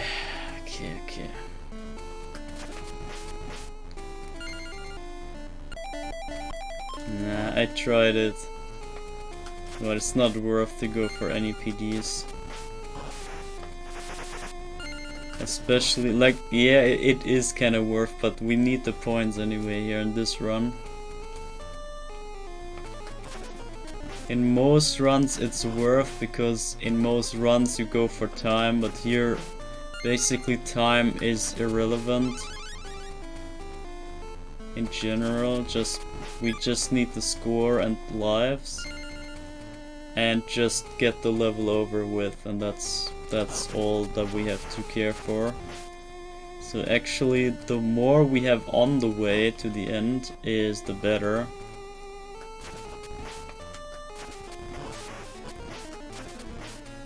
So that we can rack up more points. And we're at the checkpoint, which means I'm through. Which is great. RimWorld. And the... Shit.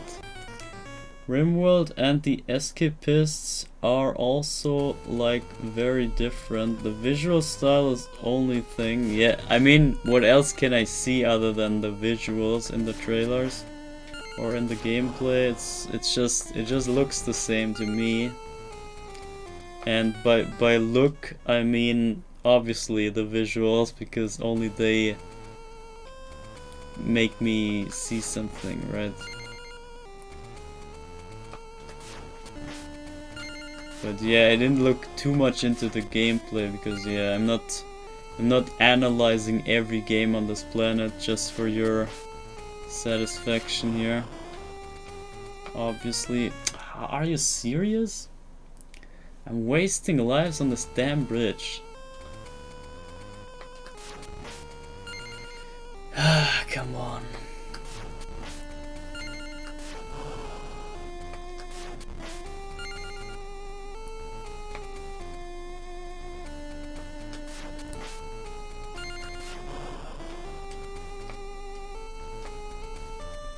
All right.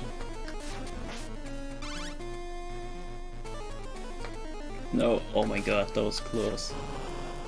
And the double hit. Great.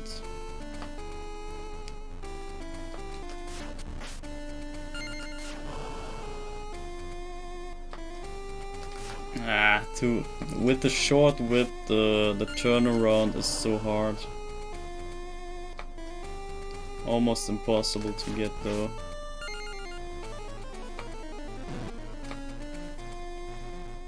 And I should made it, yeah.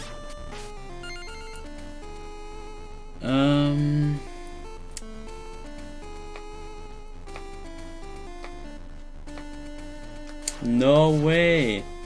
I clashed with the wall there. Okay, let me quickly read. The visual style is the only thing that is somewhat similar. RimWorld excels as a story generator. What I mean is that I hope you don't write TP out because you just saw one or two graphics. You never know, like, it sometimes, like, as I said, mostly my intuition in gaming just works for me. I don't know, I mean, it's my intuition, so it obviously works for me. But I'm just saying, I was rarely disappointed by my own judgment. Aw, seriously? 2 wrong fireballs. Okay, there it is. So yeah, all I can say is that in the past, my intuition and most of my first impressions did not disappoint me, so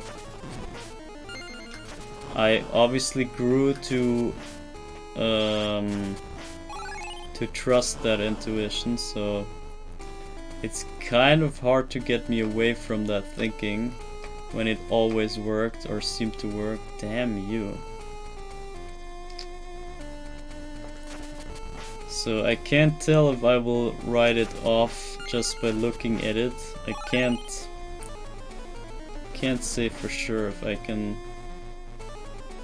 keep it in my scope before I write it off.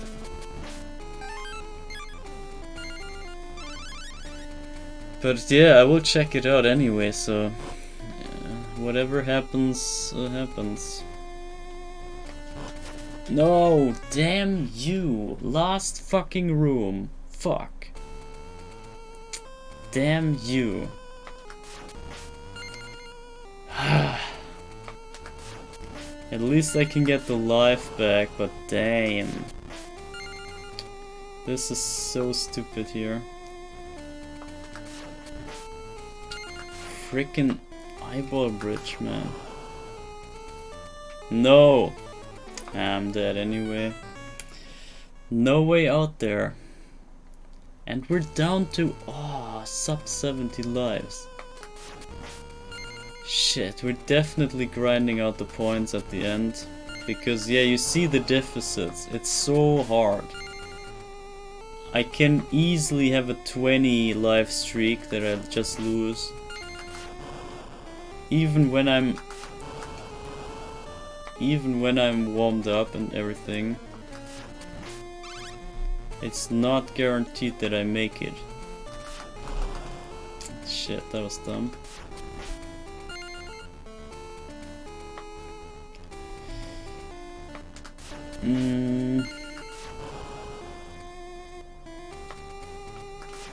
I got it.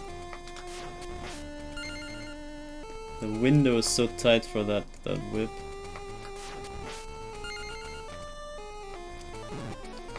Come on.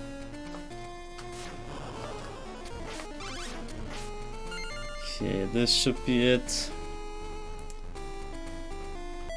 Let me read.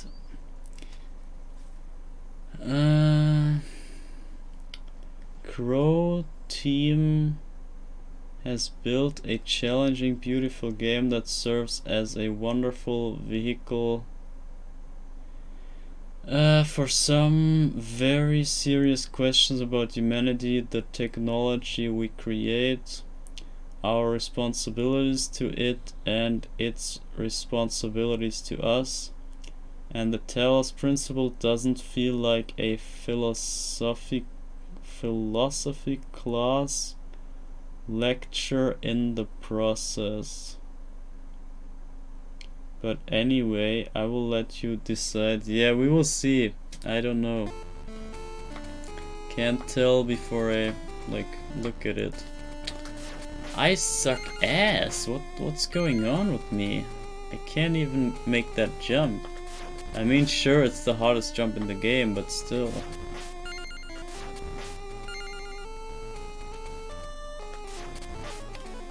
I should get that jump going. Damn you. I'm so scared of that wrong fireball here. I'm only confident in the other one. And there's one blinking heart. Look at that. Let's see if we get the other. Let you decide. Mazen on his... Oh shit! Oh shit! No! No! Don't make me read shit in chat, damn! Mazin on his CVA skills. I'm the best CVA player in the world. Nah, I'm the worst. I suck so bad at this game, it's unreal. I actually lose like 20 lives in a row. Stuff like that. And like, it's so hard to recover from that. That's the only problem. It's not really losing the lives that is bothering me, but getting them back. That requires even way more streaks of not dying. And you can only have usually only 9 lives per playthrough, but we can squeeze out one more life when we do the grinding at the end. So we can have 10 lives per playthrough, which means if I lose 20 lives just for dumb shit, I would have to do 2 flawless playthroughs in a row just to get that stuff back. And so I'm naturally upset when I just die to stupid shit.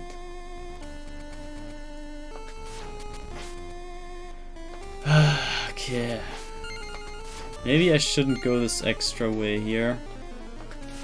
But I just couldn't kill that eyeball in the other room, in the last room. No! What the fuck? Did I just say I was confident with this fireball? That was a straight up lie. I suck ass on both fireballs. No matter the direction, I cannot handle it.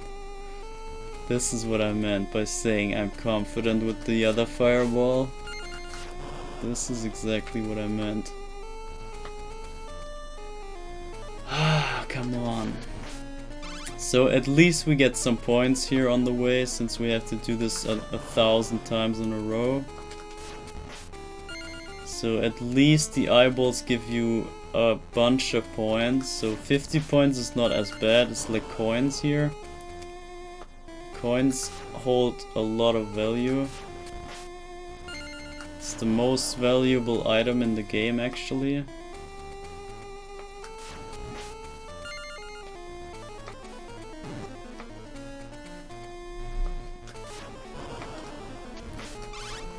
Okay, let me get this jump. See, if I had gotten this jump every time, this would be no problem. I wouldn't even lose lives. But since I'm too bad to get this jump even, it just makes me lose more and more lives, which is not gonna help with the total lives. You wanna rack up more just to... Shit. Oh fuck, that was hella close. Okay. Okay, when I'm ready, then I'm confident with this fireball. This is what I meant. But imagine being ready.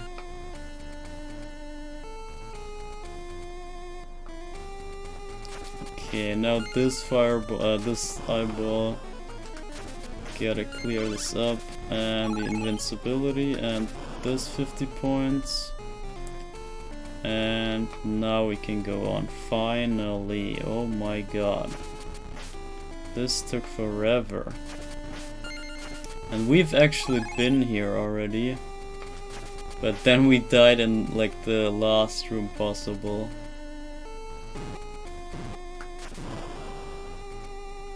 Okay, almost done. Just one more room.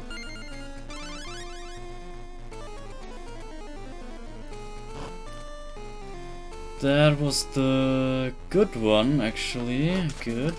And I'm just bad. I'm just the worst player. Do you see this? This is how you suck at this game. You can play this as much as you want. You will still suck. If you're just unable to learn, this is what happens. When you're just like mechanically, physically, mentally not able to play any video games, then you end up just like this. This is it. Ah, come on, oh my god.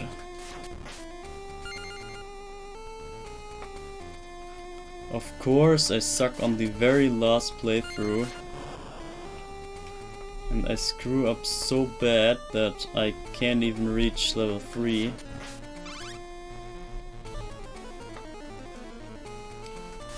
Of course it happens here. Holy crap, almost died again. Yeah, I mean, to my excuse, the whole damage less here is kind of getting in my way. Obviously, but still, it shouldn't be as problematic as it looks here. Should go by quicker and easier. With my level of skill, this should not be as bad as I do. So we will only get this coin, then we'll go on, get those coins, then we double down on the bats. This time we hit them, alright. Then we hope for the good fireball, get the turnaround, get it. Then go down to this guy. We could have gotten the middle candle as well on the way down, but whatever. Then we go up here, deal with this, wait for this just for safety since we don't have to rush. And we get the invincibility, get those 50 points, go up and down, and now we get this candle, but I missed the whip. And now we get those bats, and now we are back here, but this doesn't mean too much as you saw last time. And I missed the bat. And we should be in the secret room. There you go. Got this life. Come on. So downward is the good one, so I will go for it right now. Oh, and I got it, finally. Oh my god. Okay. Great. That was something. No idea why this took so long. No freaking idea.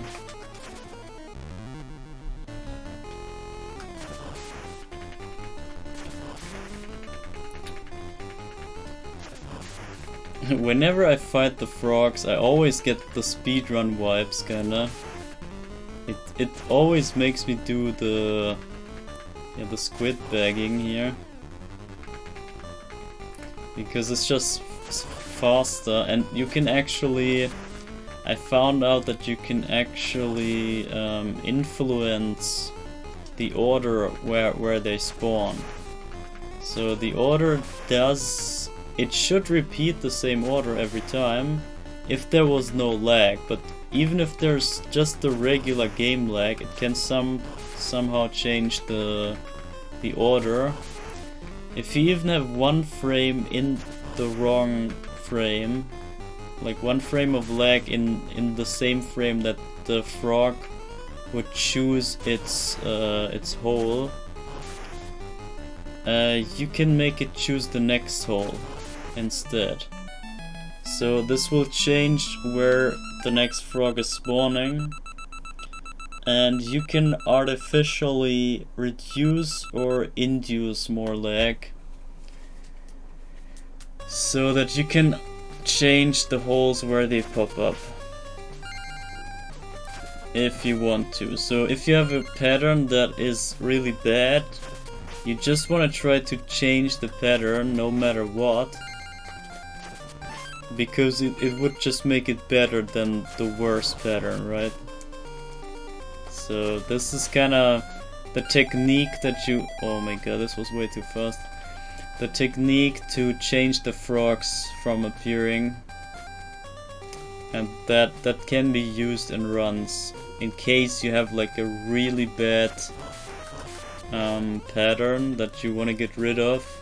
You can just apply that frog technique there. No, I thought I had it. This kind of looked like it, but nah. Okay, I will go on and instead save the time here. And I will also, yeah, skip that candle.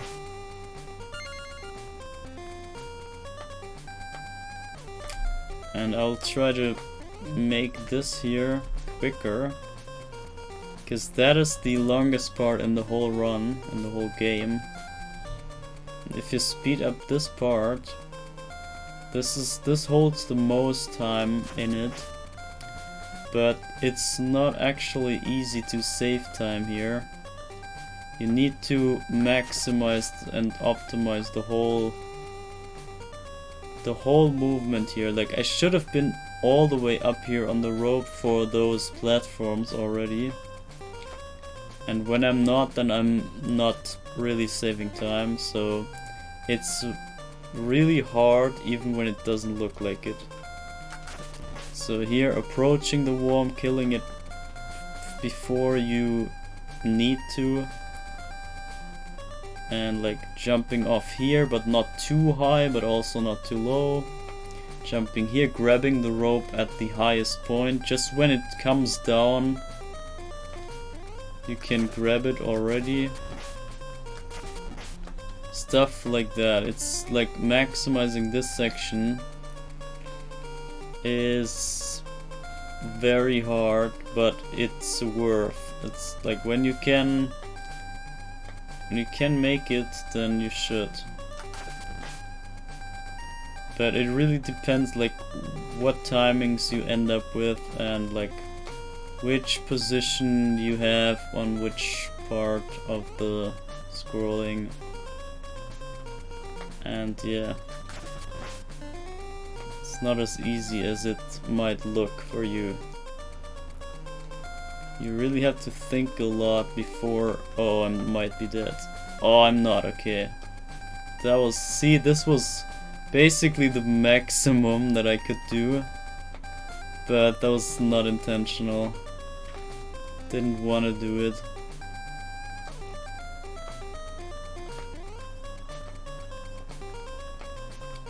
And you want to grab the rope right away. You don't want to have an empty jump.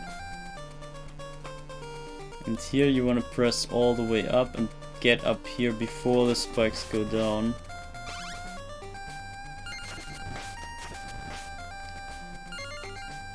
Also jump here, frame perfectly, drop down here. This jump is also not as trivial as you think.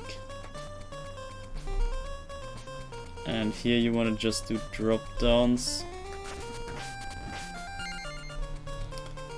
Yeah, basically you would want to do the turnaround downfall on the edges. And I got it actually. I got the despawn or the not spawn on the other worm there. And here I need to figure out those ropes here. I never get them the right way. I need to figure this out. Maybe it's pure luck. I think I tried to look into that earlier. Or yeah, not earlier. I mean in another sitting. But I couldn't find anything that looks consistent there. So I gave up on that.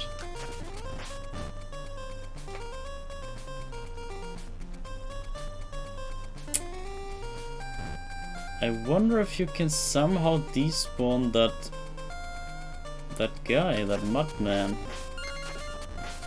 There must be a way, and I always do this part in the same way. So I think that's kind of one of the mistakes that I do. That lets me not improve on that part. But I feel like there is potential there in this section.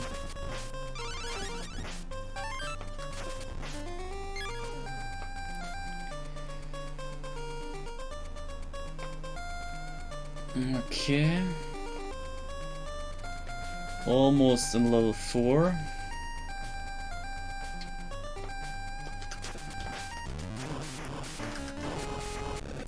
There you go. Alright, let's see our lives. I think we're over 70 again. We should be like over 70, right? Yeah, 72. That's not too good, honestly. But we can add some more if we really grind it out here. And since it's the last run, we should maximize this as much as we can.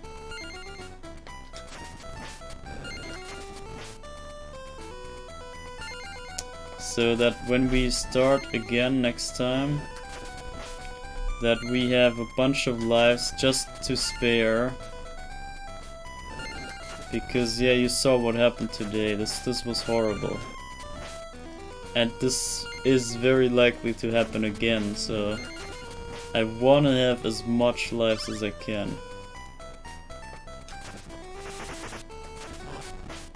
I would prefer to have like 99 lives, honestly. But I couldn't even get close to that yet. So we wanna try to maximize the score right now. And grind out this level like really hard.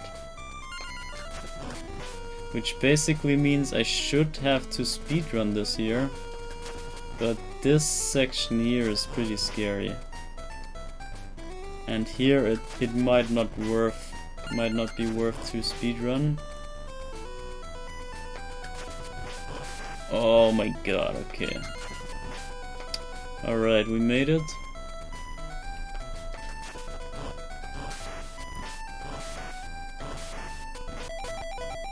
No. Okay. No! Damn you. Nah, I will not deal with that guy. I'm usually just screwing myself if I do. So I will just go on. We'll keep grinding some score anyway on the knights, and there we can spend the time way better than on those guys here. Because yeah, the knights are the most valuable enemies in terms of points. They give you the most out of everyone, which is 200 points. And no other enemy except bosses gives you that amount. So it's very worth to grind the knights. And this is what we're gonna do.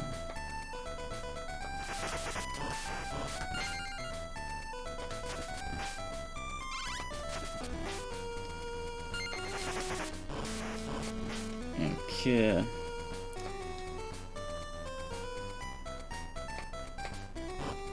Oh shit, that was the good pattern, but I didn't realize, and I'm also not ready for the good pattern anyway. This is a speedrun strat there, and you really gotta be focused up and ready for when it happens. Because it's a 50-50 and the pattern changes, or the trick changes. The way you go through the room changes depending on which fireball you get. So I'm just not ready for that yet. Anyway, we're almost there. Almost at the fun grinding. Okay, I will leave this candle.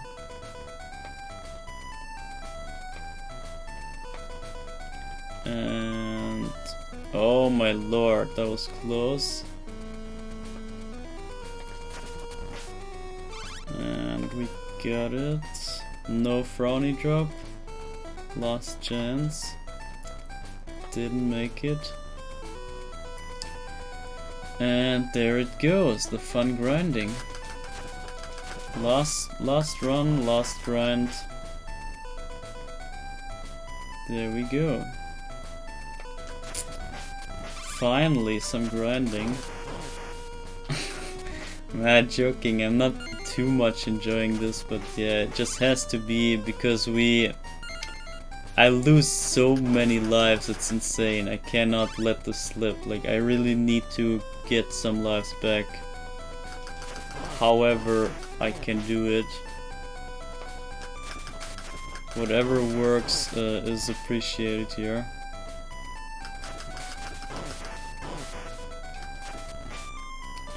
Alright.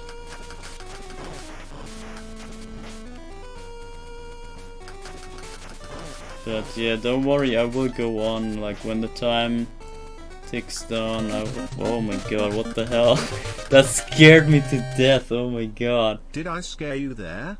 Haha, didn't mean to. This is for the plus 40. The reason it's $9.98 and not higher is so that it isn't plus 44. Smile. Total donations now are at $41.63. Oh my god. That actually scared me to death. Like, I really got shocked there. Holy crap. Oh my god.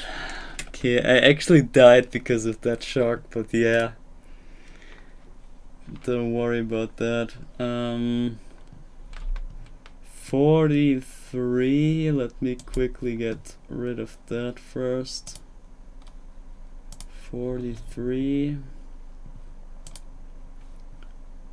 Holy crap, I'm still shocked.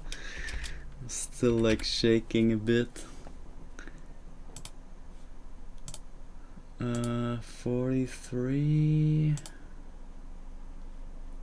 Settings, those settings.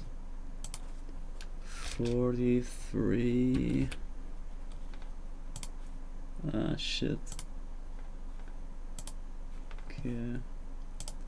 This should apply. Now back here. So let's see what you said. I'm gonna read this again. I mean, yeah, I did hear it, but it's always like I immediately forget it, and like, I'm not ready to take it in right when it comes up. So I have to kind of repeat it for myself to get what it is. Even did I scare you there? Yeah, I was scared to death. Like, actually, I died to it.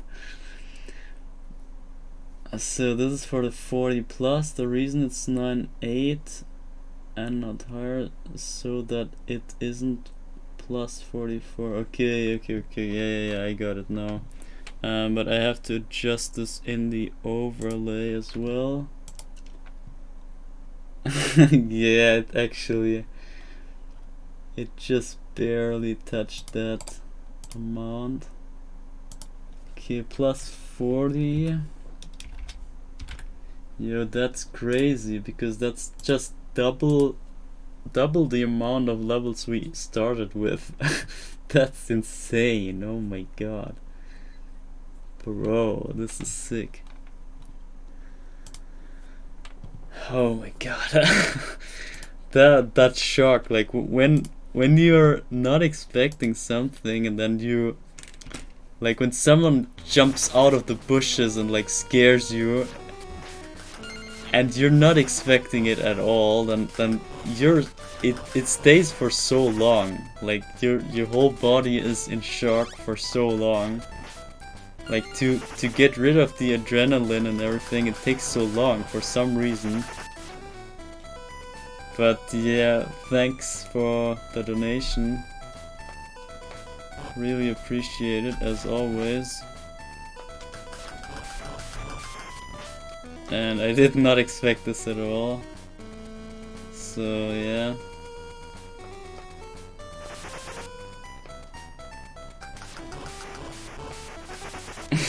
And the 1 cent off from the next one. Oh my god.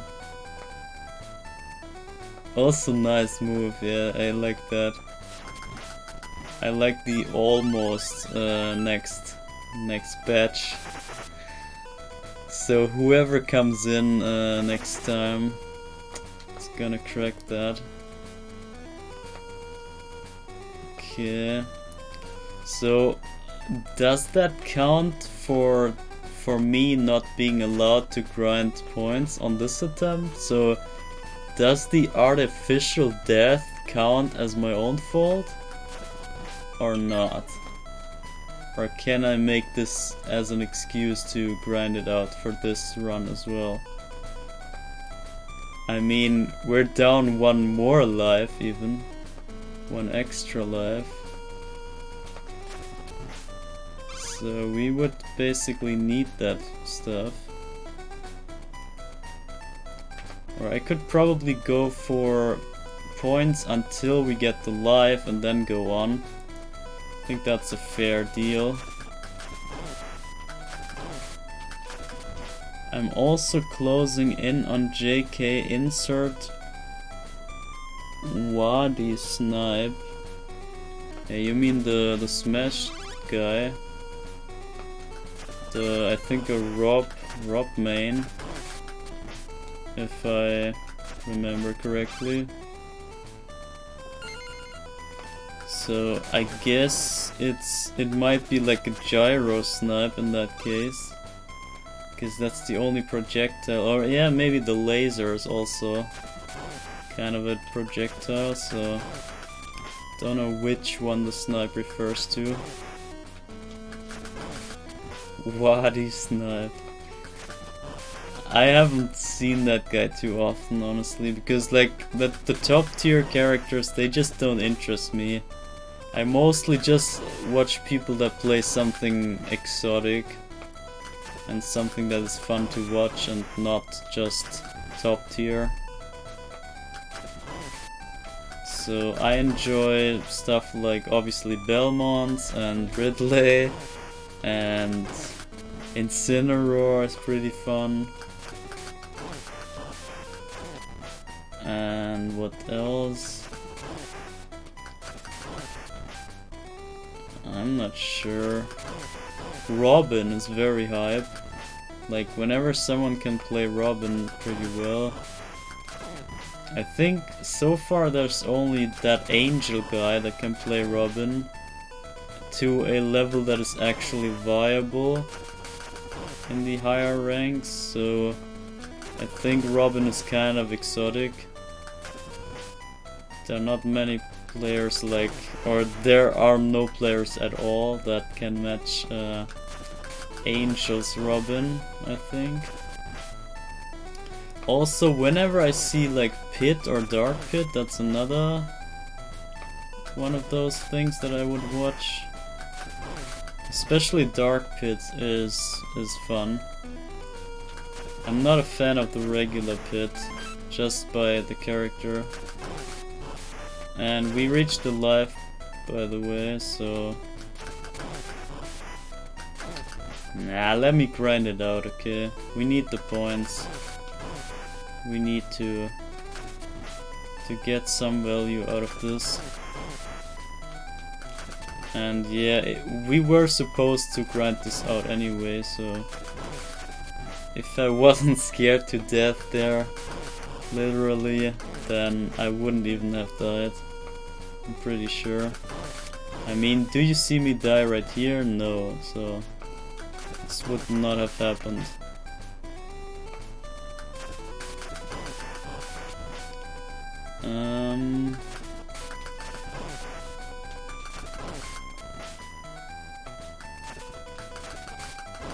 He's hilarious in his vids.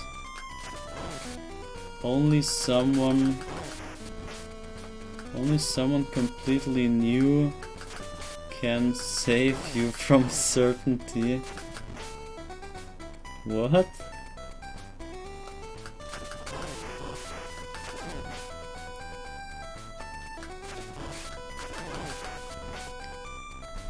I'm pretty sure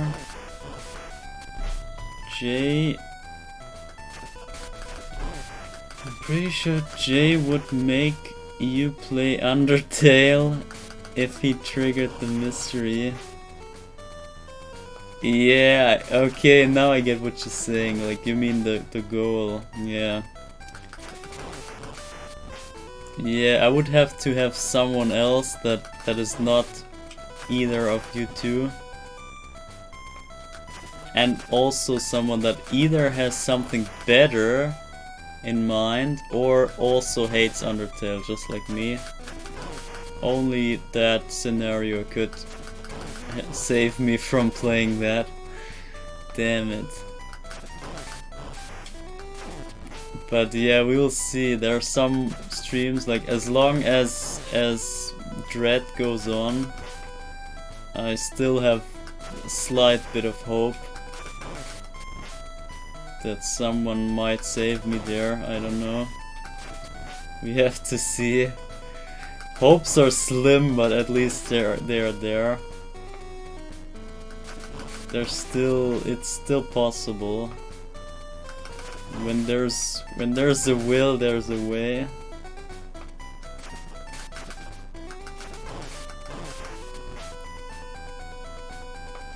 Imagine me grinding the boss rush mode in Dread just to extend the playtime or something, just to get saved from Undertale.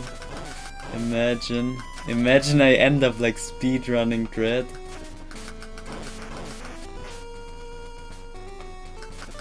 Just to pretend that I'm not done with it. Okay, I gotta keep going. The time is up here.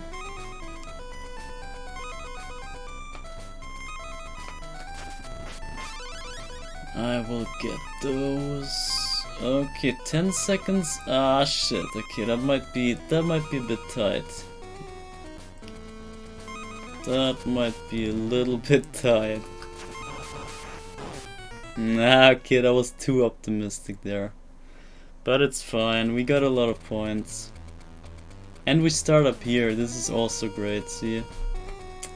This is a good starting point. But we now have to deal with him with the level 1 whip, but it's also fine. I'm okay with that. You might be able to check the score this time. Nah, no, you can't.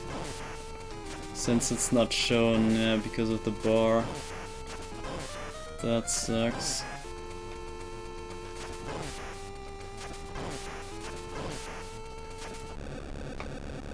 Okay.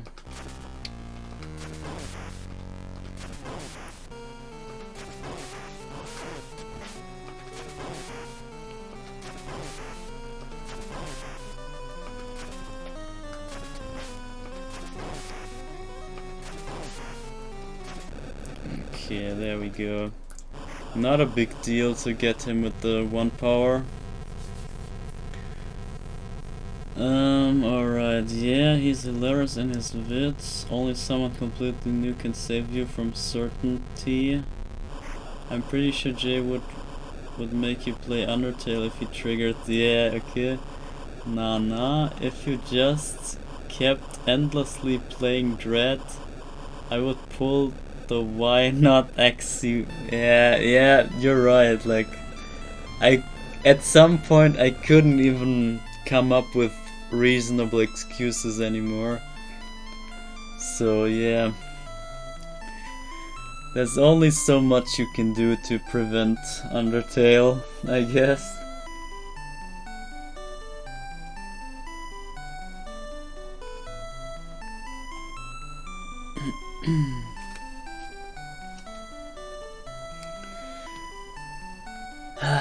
Damn, I wish I could just delete the goal or something.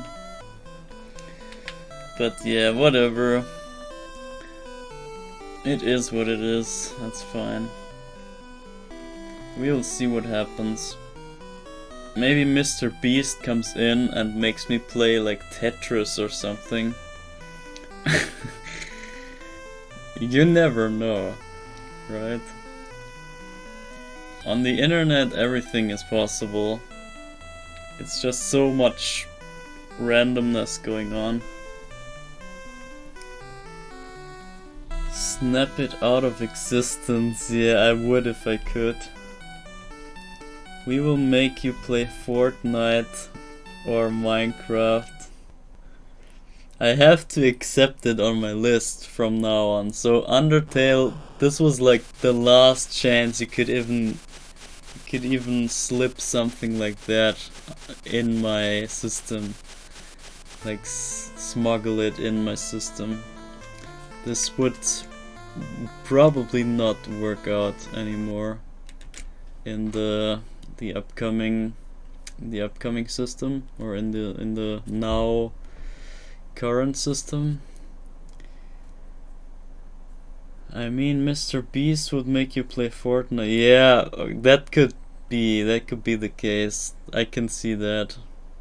So Mr. Beast might think like the most popular game would come to his mind the most, or the easiest. He would not think too much about what to suggest, I think. Or he would lay it on the table and say, look at me straight in the eyes. Straight in the eyes, right in the eyes. If you play Fortnite or Minecraft, I will quadruple the amount. Yeah, he would say something like that. And honestly, like, at some point, I think nobody can resist. And yeah, I would, at some point I would buy into it, and yeah, just take the pill and go for it. Let me save this here real quick. So alright, we're level 77, which means one more go, this time for real. And we can get 20k points, I think, but not 200k. Yeah, we will end up at 8, 2, and then 4 zeros, basically, or like the 0 after the 8 will be a 2 next time. 2 or 3. I think even 3 would be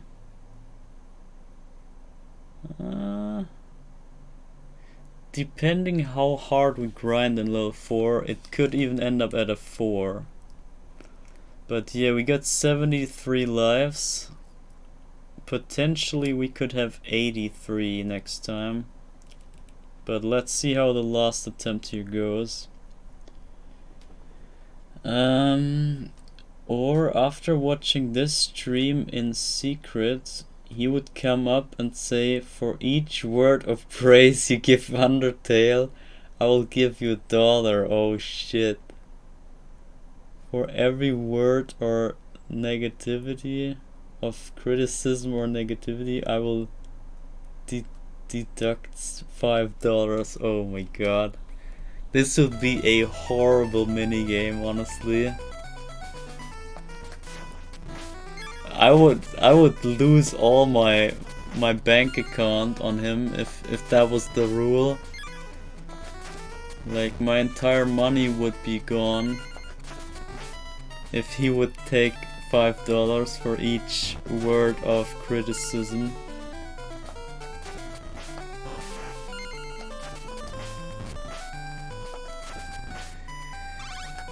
Yeah, that would be hilarious.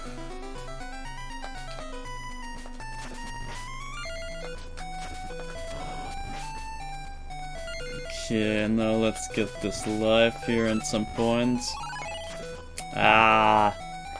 Getting this falling eyeball is very tricky, but you can get it consistently in runs when you get through the room in the same way you always do. Like, there's a specific pattern and specific speed that you have to make it through the room, basically like the optimal speed, and you want to end up on that part in the same timing every time, and then it's consistent and you will always be able to get that eyeball, but only if you make the room very quickly and the same quickness as every time, so that it gets consistent.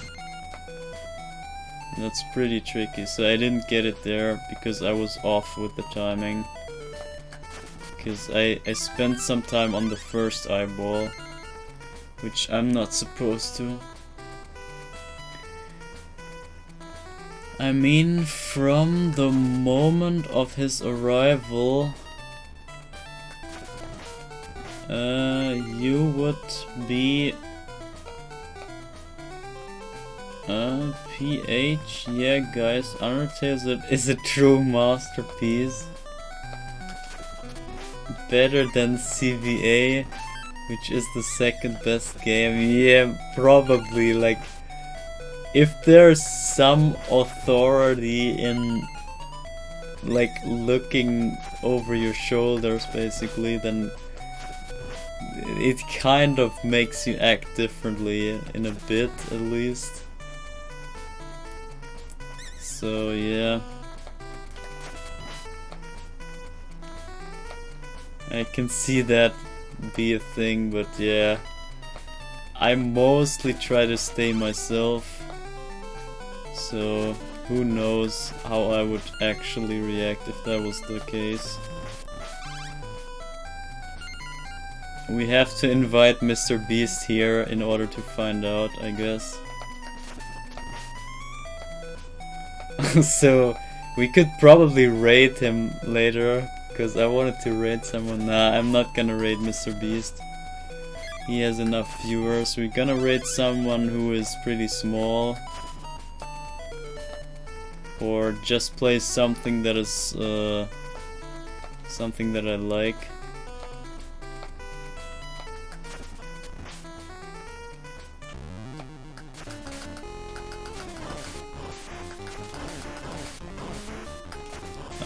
Almost died to this guy. He would say you just make $1. You just made $1. Okay, I got 1 life here, by the way. So we get 77 lives, so let me damn get through this damn cave here, please. Oh. There you go. Oh my god. Did my prayers get hurt?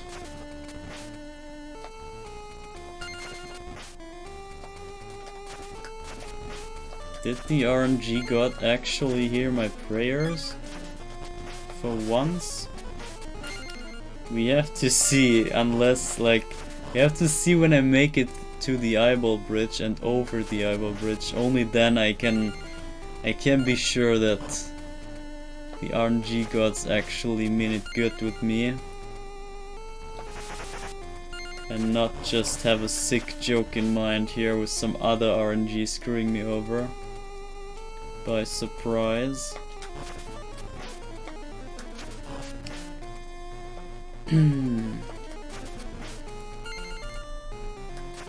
Oh my god, I just realized my stream title is wrong. It's not 60, it's now 80 actually. Who would have thought, honestly? You guys just wanted me to play Undertale, I know you. I just know you. It's not about the levels that you're after, it's the Undertale. I just figured it out. I wasn't even thinking of that, but yeah, sure, that's the goal. So yeah, sure, this is the primary objective. I totally didn't think about it. Since I'm so focused on this game here. Imagine being focused, I mean. Pretending to be focused. This was not focused. But yeah, like overall, I'm so focused on the game here that I didn't even realize, okay, shit. It's just Undertale that's on stake here, or at stake. Damn it. Now I'm just starting to realize what even happened. I was just thinking of, okay, there are more levels to play, fine, I will do it. But I was totally ignoring the actual main goal. This is how far my mind is already corrupted by this game here. I'm just thinking of this game, right? Okay. And still failing, by the way. Like, imagine thinking of this game but still playing like ass.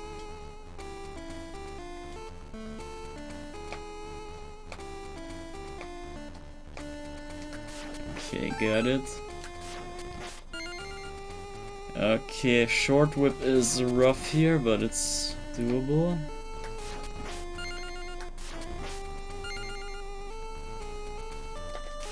Okay, got it. Okay, what did you say? What a sick joke, Mazin. Specifically sent later so that I couldn't be held responsible. I think we've been busted wide open. I meant like RNG jokes, basically. I meant the RNG gods playing their jokes on me, and they let me go through the first obstacle, no problem, but then somewhere else they screw me over and then I have to do the whole thing again or whatever.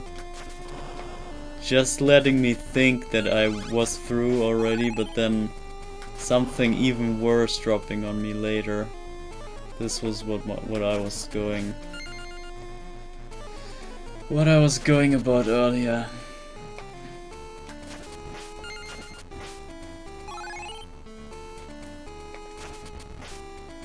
I know. Okay, great. Then why do you ask? But I don't. But I didn't wanna. What? But I didn't want me sending a message to be distracting to you. Yeah, it's no problem. Like, I mean, at the end of the day, it's still my own fault if I don't pay attention. Ah, okay, got it. And you to use that as an excuse. Yeah, this is what I was saying. Like, I can't really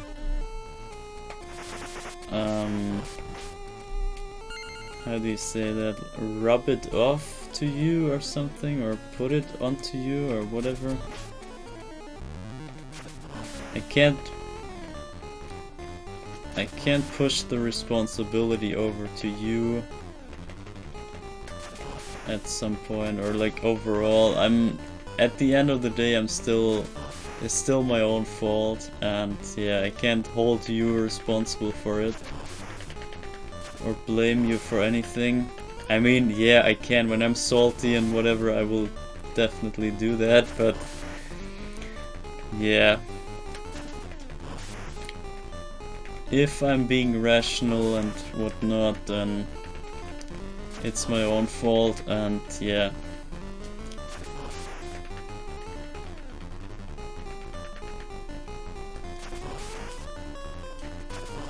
Did I die to the frogs today? I think not. I think there was no frog fight that I died at.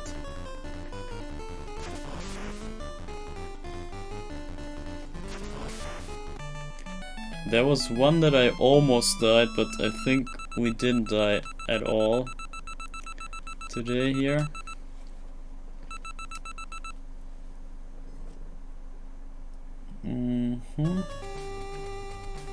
Stage 79. We're pretty close to getting to the level cap to make the whole counter go all the way around back to 0. But yeah, this will happen at some point. No way, I never get this. This PD is harder than the other because it depends on that candle that I whip all the time. I basically would have to not whip it and leave it there to have a better chance of hitting the thing. Damn it. But at the same time, I also want to whip it because when you get rid of it, then the whole ceiling and floor movement is quicker. And so usually you want to get rid of the candle, not coin, yeah. You want to get rid of the candle so that it all speeds up, but if you do that, then you also speed over that frame that you need to hit for the PD. And that makes it ugly hard.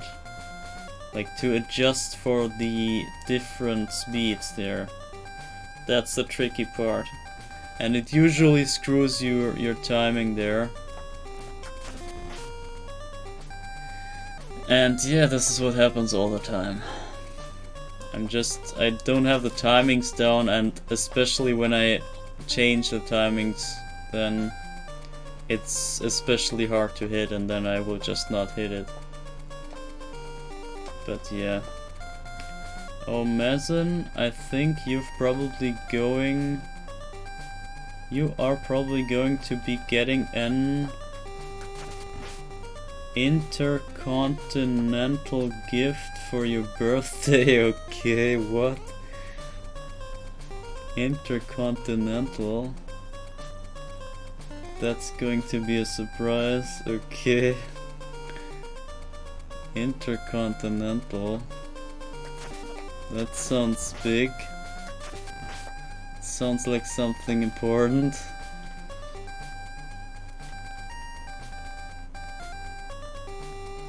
I just mean huge. I changed the worm's behavior here.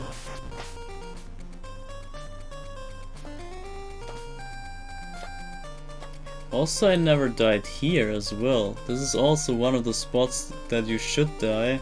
But since I consistently get rid of the lag worm, I have no problems here. And this is kind of the trick on that part here. Just saying, for anyone curious.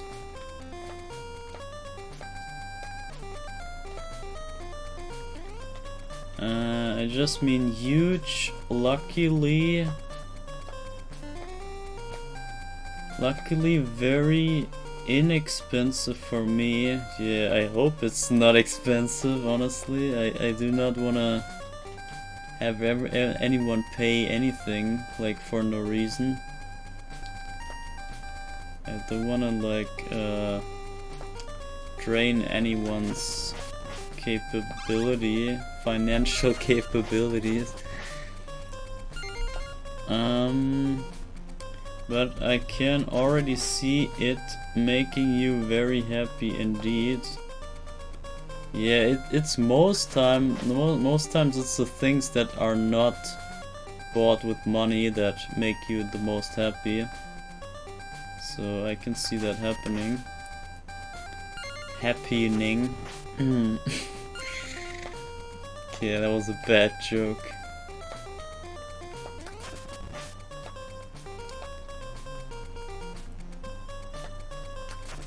Okay. This jump also is very hard, so that you wanna have the utmost worm to not respawn, which only works in a very specific area that you have to land for the whip landing, and it's usually very hard to hit.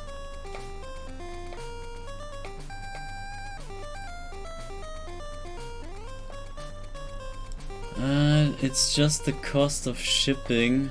So what? Okay, shipping means it's something physical actually. Interesting.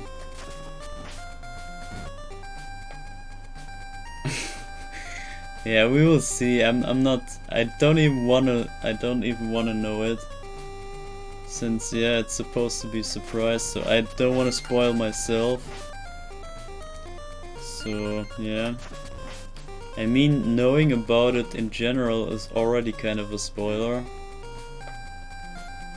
So I already know too much, I guess.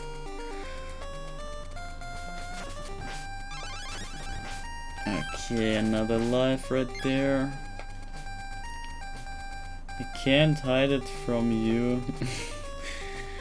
Okay, we will see.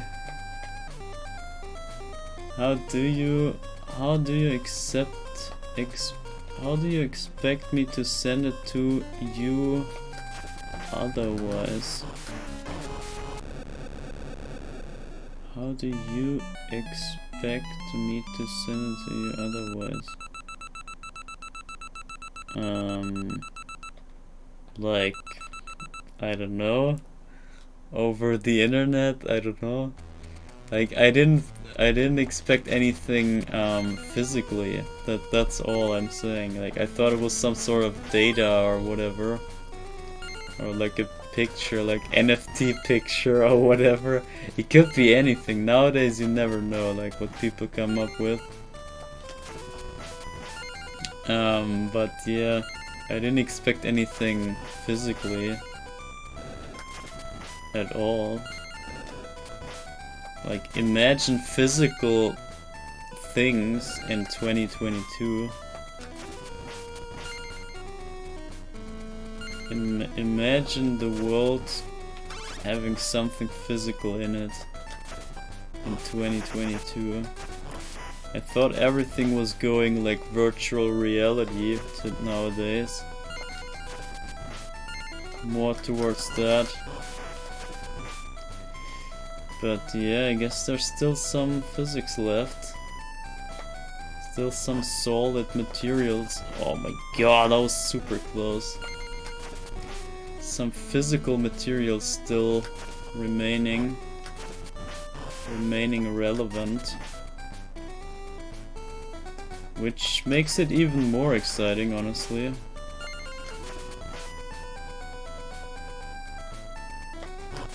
No. Ah, fuck, I saw myself dead. Because I didn't pay attention to the floor tiles. Damn you. Okay, whatever.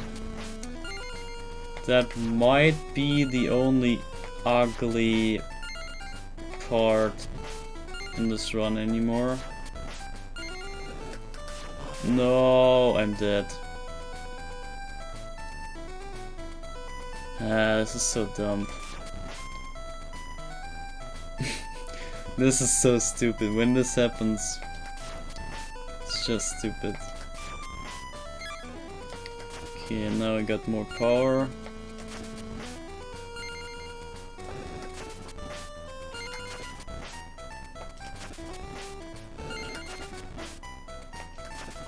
And yeah, actually with the one power whip, it's slightly easier even to maneuver the next the next screen, the fireball hallway as I call it.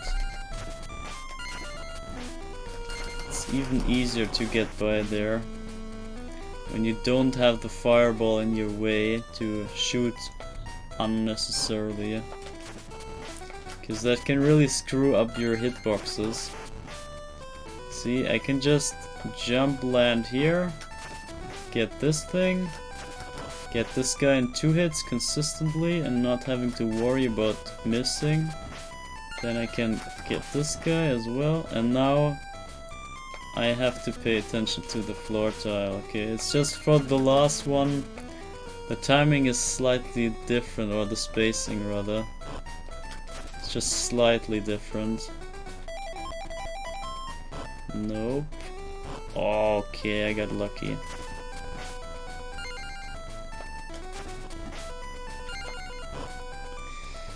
Okay.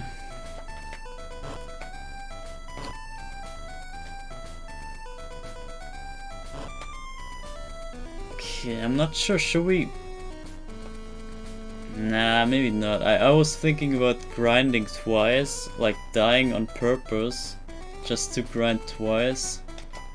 But nah, I think once is enough. And as I said, the unwritten rule is basically that I only have one try.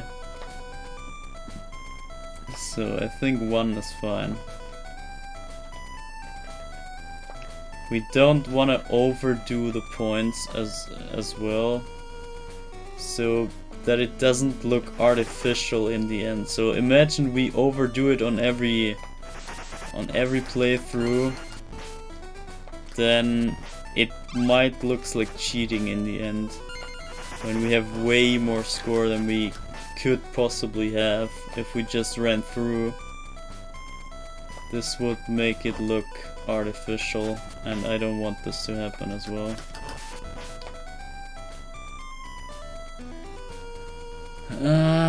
Okay, almost there. Almost there.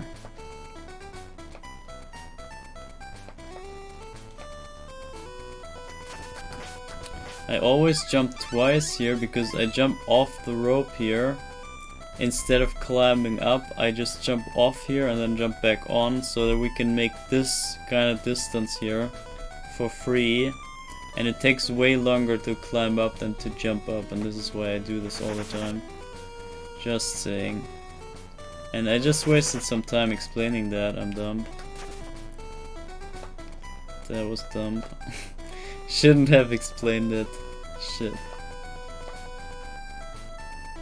Nah, whatever. I mean, as I said, we don't want to overdo the score anyway, so it's fine.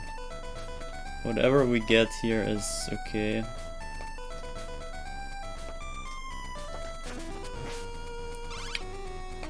And I messed up the jump. Fine. So no frowny jump whatsoever. No frowny drop. In the entirety of today's stream, no frowny drop at all. This would be unthinkable for any speedrun. You wanna have at least a decent frowny drop. Maybe not the perfect one, but a good one. We had a couple good ones as well. But in all of our attempts there was no perfect one. And that's unacceptable for like actual performance. And we have an even number here, that's great.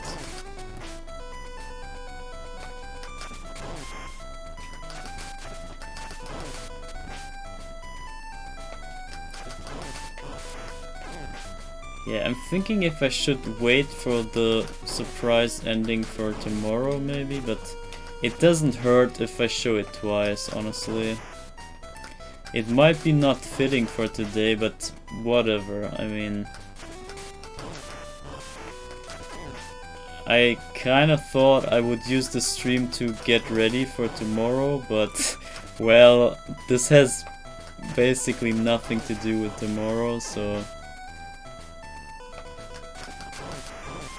it's very unrelated for what I try to do.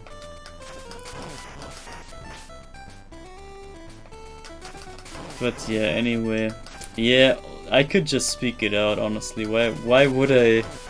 Why the mystery? There's no point in pretending this is something special. So I'm talking about the teaser video that Nintendo put together to tease the release of Dread. They had a trailer summarizing the whole storyline of Metroid in all the 4 games, and then leading into the last game, the 5th game, Metroid Dread. And I just want to watch this video with you guys here, so that you're kinda caught up on what happened in the series and what might happen, or like the setup basically for the next game, or for Dread that we will gonna see. Yeah, tomorrow. But yeah, as I said, I will play the trailer even tomorrow, so if you miss it now, whatever. But it's just 5 minutes. It doesn't take long. It's a quickie. The trailer spoils a lot. I don't think so. The trailer doesn't show anything at all. Like, basically all that stuff I know that already, since I played all the games, so it didn't spoil anything to me. Maybe if you have no idea about the series, then maybe it's a spoiler. But since I'm such a Metroid fan, I know all the stuff already, right? No, honestly, I don't see anything spoily there. And even if so, then I would have seen it anyway. Like, I would have seen it already and I can't take it back, so... I don't think there's spoilers there. Why would they spoil it in a teaser, right? Makes not much sense. Also, they had this,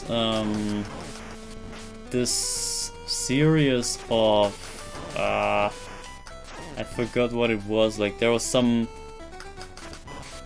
log text, documents, like report logs or whatever. There was a report series kinda that lead into the release or something, and they posted, I don't know, I didn't read it. I have no idea what it said. But there was a big text series that kinda teased some things or like showed some things along the series that supposedly have anything to do with anything. But as far as I could figure, they didn't show anything significant, or like maybe this will lead into something meaningful, but by just looking at it, you have no idea what they want to say. Like, it didn't tell me anything, honestly. This made no sense at all to me. So I don't think it's spoilers, unless maybe you know the game already and then it does make sense if you know that stuff. I did not go there, what the fuck? Damn it. Okay, grinding is over. I will not do any more grinding now. This was my chance and I missed it.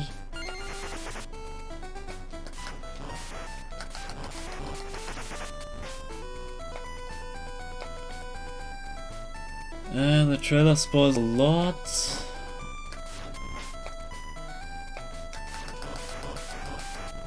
Oh shit. Okay, I'm living. The trailer spoils a lot. I don't think you should watch it. I heard Arlo was very unhappy. I don't know. And since you got every shrine in Breath of the Wild, you're clearly a Breath of the Wild fan. Yeah, sure. Curious though. Did you go for the 900 Koroks? No, I didn't go for the Koroks because they are actually a waste of time. However, I did go for all the shrines. So I thought they were kinda story related because they're meant to be some sort of Sheikah relics or whatever. So I thought, okay, it's fine when you go for all those. And also, I think they give you something, but I forgot everything of the game. I have no idea. There's some reward, I think, that you get when you have all the shrines, but I forgot. And then I obviously went for all the... Are you serious? Are you damn fucking serious? What is up with me? Is it time to end this or what? Is this how it looks when I should end? Probably. So yeah, I went for all the DLC dungeons and everything, and I went for all the shrines in the regular game, since I thought all of that is story related, more or less. But the Koroks, I just saw them as stupid nonsense, so I would not bother getting those.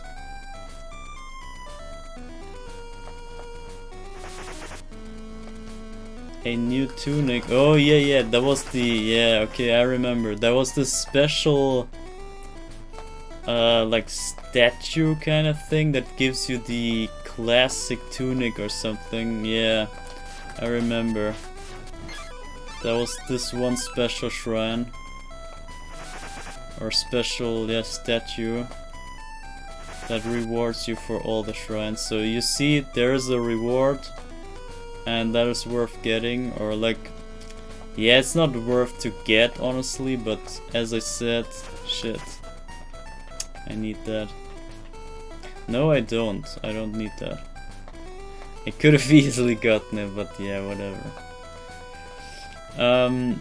So yeah, the reward is maybe not worth to get. However, I think it adds to... that was almost a frowny jump.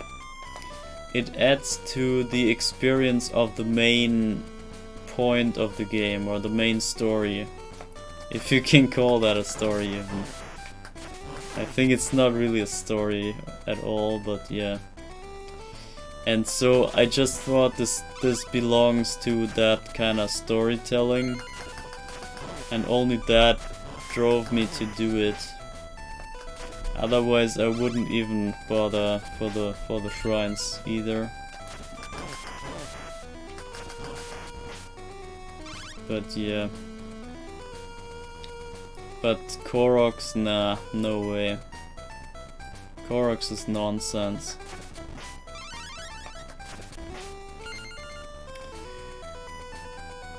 Okay, let's finish this.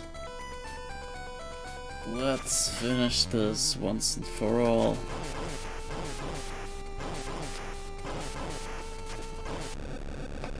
Not for all, but for once.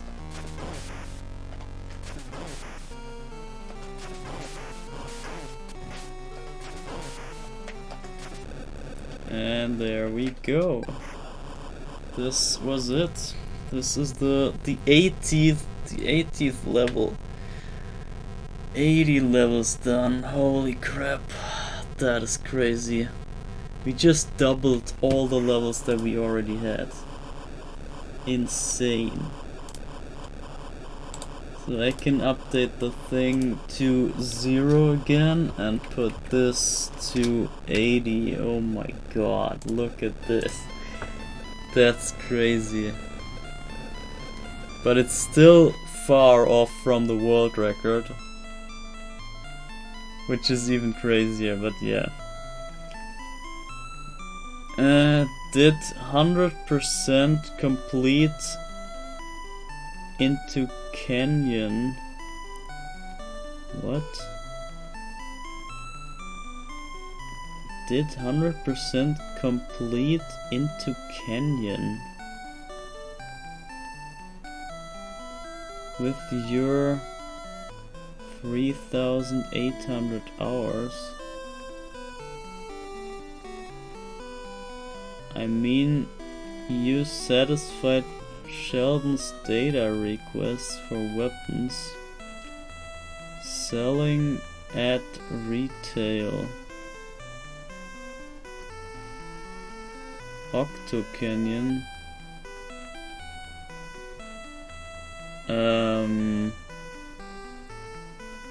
Octo Canyon is the story mode, right? The normal story, not the Octo expansion, right? I did not. I guess you mean 1000%, not 100%.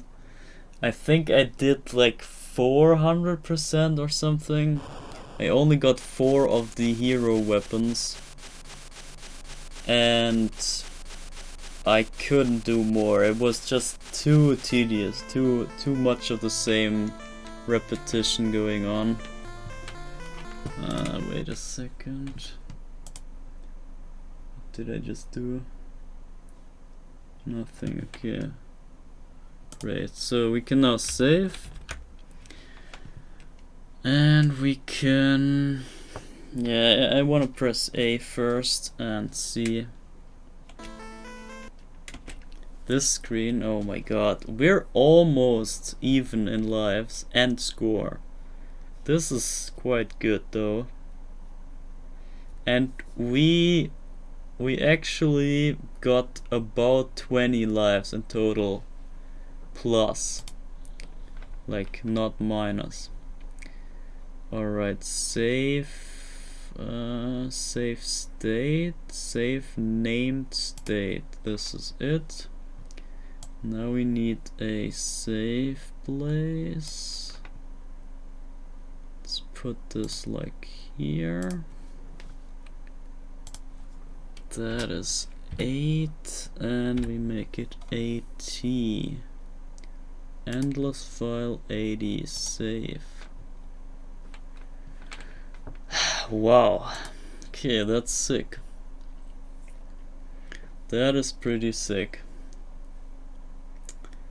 That is very... We're so close to the next digit on the score even.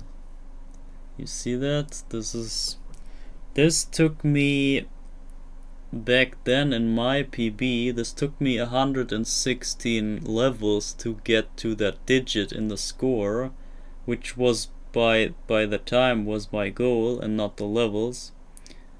But you can already see, like, we're almost there, and we might even hit the next digit before we hit the level cap. So we're doing way better than my PB attempt, which means we might reach way higher heights in the whole run here. Which makes it even better since this is a legit run and my run was a basically cheated save state run. But this is a legit run. So this makes it even crazier. Splatoon 2 single player. Okay, yeah, as I thought. Yeah, 1000%. Do you still have that huge pile of save states you showed me? And actually, for PC games, to be honest, I don't understand why it's so hard for some. It's just a simple window change or a display capture. Yeah, if it would even work, if stuff would work, then I would have no problem. But mostly for full window applications, it mostly doesn't work. Like OBS doesn't like the full windows or whatever. Sometimes it just doesn't show up in the option. And it might be related to my graphics card issue, which I always have to switch around, like between CPU and GPU. I also always have to like unplug the cables and like plug them into the other card and stuff like that. It's so fucking annoying. I do not want to deal with that nonsense. Whenever I can avoid that, I will not do it. Like, I will avoid it whenever I can, basically, because it's so stupid, so dumb, so fucking annoying. And this is my issue, basically. Or one of them. There are way more than that, but this is one of the main issues.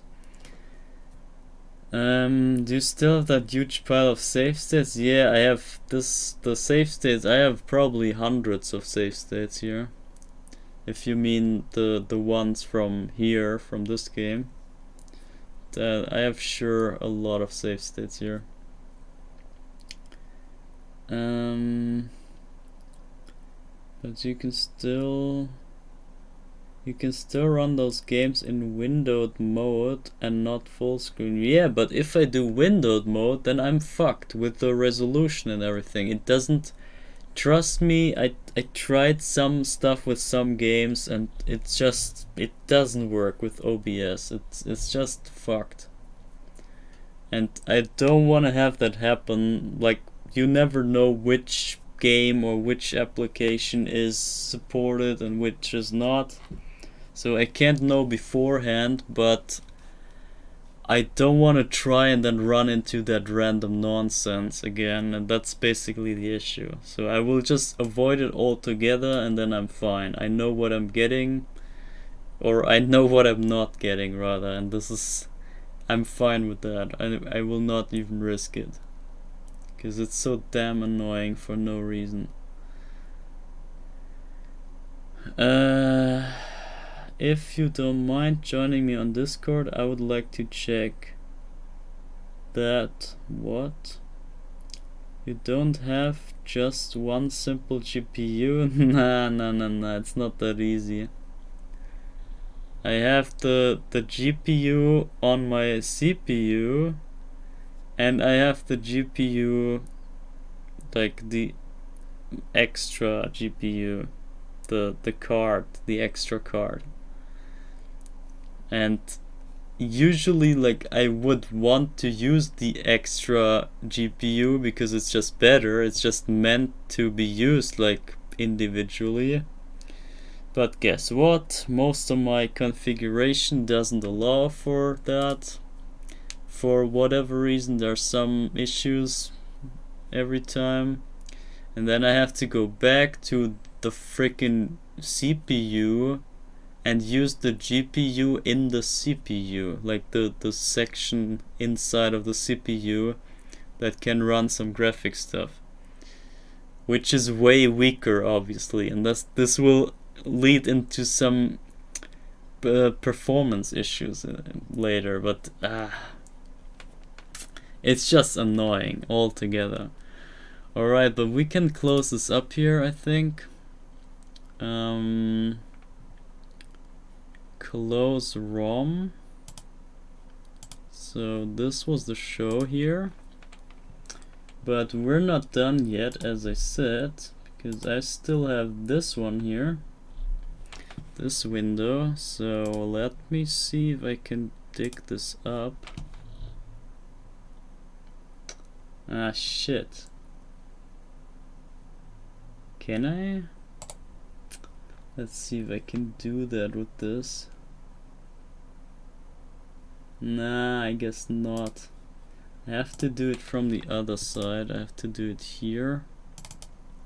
Open up this player thing. Let me put you back on this screen real quick. Then I can open that stuff, and I will open that stuff, and there we go. This should do it. Shit. Damn it. Okay, wait. I'm right back. I'm right back. When I can find the chat. Where is it? Here. Okay. Alright, video. So there you go. You see, that's the video that I'm talking about. This is the trailer for Dread. And I obviously already watched it, so either way I fucked up. If this spoils me something, then I've already seen it, so there's no prevention from that problem for me anymore. Which means we can just watch it now.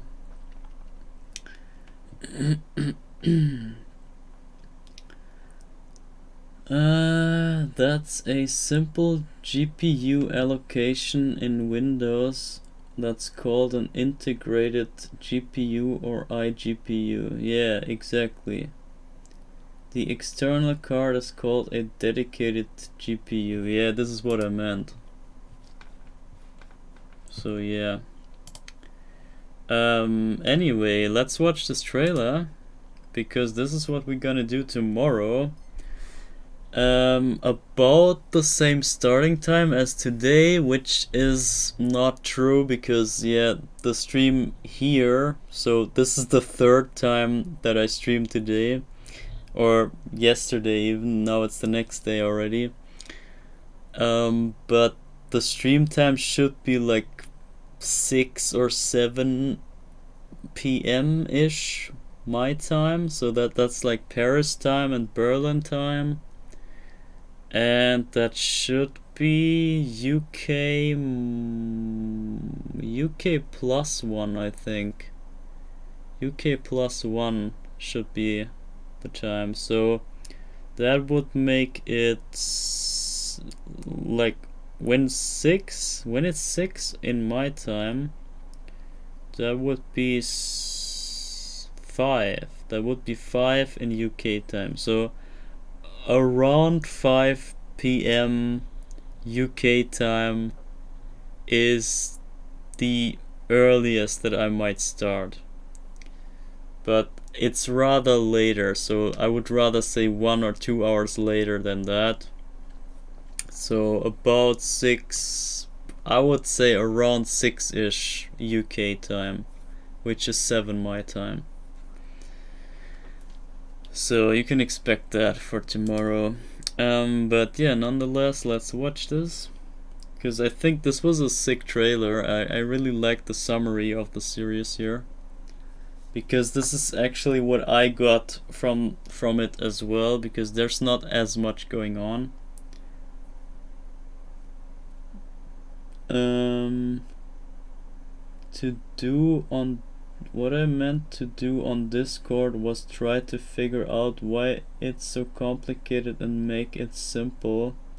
I don't understand why it's such an issue. Yeah, I don't understand it myself, but it is an issue, that's all I know. And that sucks, and I don't want to deal with that shit because I have other things to deal with. I do not put myself into like extra struggle for no reason. This is my deal basically. And there's actually no reason. That if it was like something that was really worth to do on PC, okay, fine. I can go through the struggle for the greater good. But if it's just some random nonsense, then fuck off with it. I don't want to deal with it. It's not worth at all. So let's watch this trailer. Whatever, I don't care what you say. Let's watch this trailer. So it all starts off with Metroid 1. This has the emergency order. Defeat all the Metroids on planet Zebes and destroy Mother Brain, the mechanical life vein. This is basically, if CVA was a Windows exclusive, would you even go through the hassle? For sure, like basically it is on my PC, so actually I do play this on my PC, so it kind of applies as a PC game, I guess. So for that it's all fine to get through all the struggle, but not for something nonsense. Alright, okay, back to the matter here. So Metroid 1, you just go to Zebes. Samus just goes to planet Zebes, which is the home of the space pirates, and she goes there and has the order to kill all the Metroids there, because the pirates, the space pirates, I think they were using the Metroids for some sort of mass destruction weapon or whatever, like some biohazard kind of bioweapon, whatever. They use the Metroids for something evil, they say.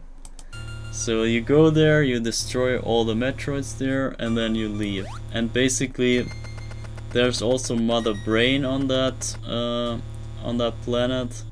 And Mother Brain is like the protection unit, or like the supervising biochemical computer that deals with all the stuff on the planet. And on that note, I also want to add that this is the first game is the one that I enjoyed the most from the gameplay. So far in the series, the first game is my favorite, because it just plays the best out of them all. Because yeah, you see the physics. They're just stiff and ugly and rough to get through. This is perfect. This is exactly what I need. This is like it's not this floaty nonsense that the later games have, where you press the jump button and you float all the way through the screen and like end up on the ceiling somewhere. it's so dumb. Like, it's so slow and so it doesn't feel good. The whole floatiness makes it all more rough to play for me. So after defeating the space pirates, Samus undertakes a new mission. So yeah, she leaves, she kills all the stuff. Wait, is that a glitch? It's a glitch on my end though. It's not supposed to be there. Yeah, see. Wipe out the Metroids. What? Yeah, then she goes to... What the hell is that?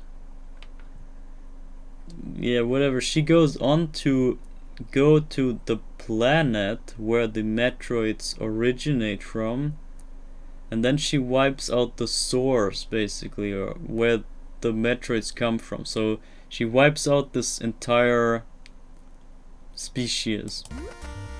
So she goes to that planet, the Metroid planet, and she kills everything there. I played that game and this was ugly as fuck. This was by far the worst one. Except Spider Ball. You just saw Spider Ball there. Spider Ball, this was a great power up. Here, this one. This was the best thing in that game. The Spider Ball that lets you like drive on walls, drive up on walls. Okay, let's read. RW or FC nonsense. Yeah, exactly. You need to chill out. You don't know what you're missing. Yeah, I'm sorry. I'm not meant to like bash anything. It's just some like when nah, forget about it. Whatever. I didn't say anything.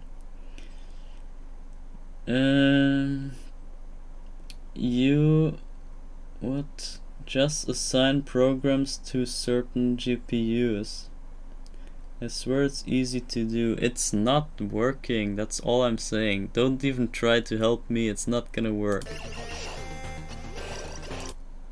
I know you want. I know you know how it should work, but I tried most of the stuff already, and not even the technic cracks on that other website. Like there was this streaming event going on that I was attending, and they had like crazy guys in their support team, and not even those had any clue what's going on my side. So forget about that.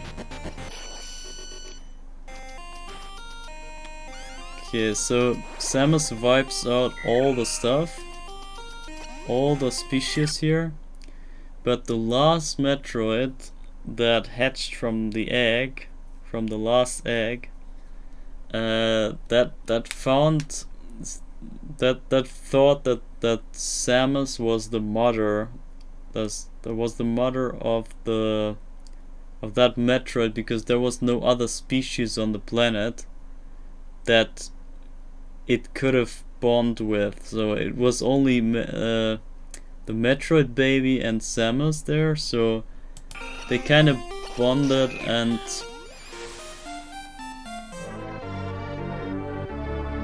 and yeah, she kind of became the mother of that Metroid, and then she brought that Metroid to the space station, and they did some research on it, and they extracted the DNA and whatever.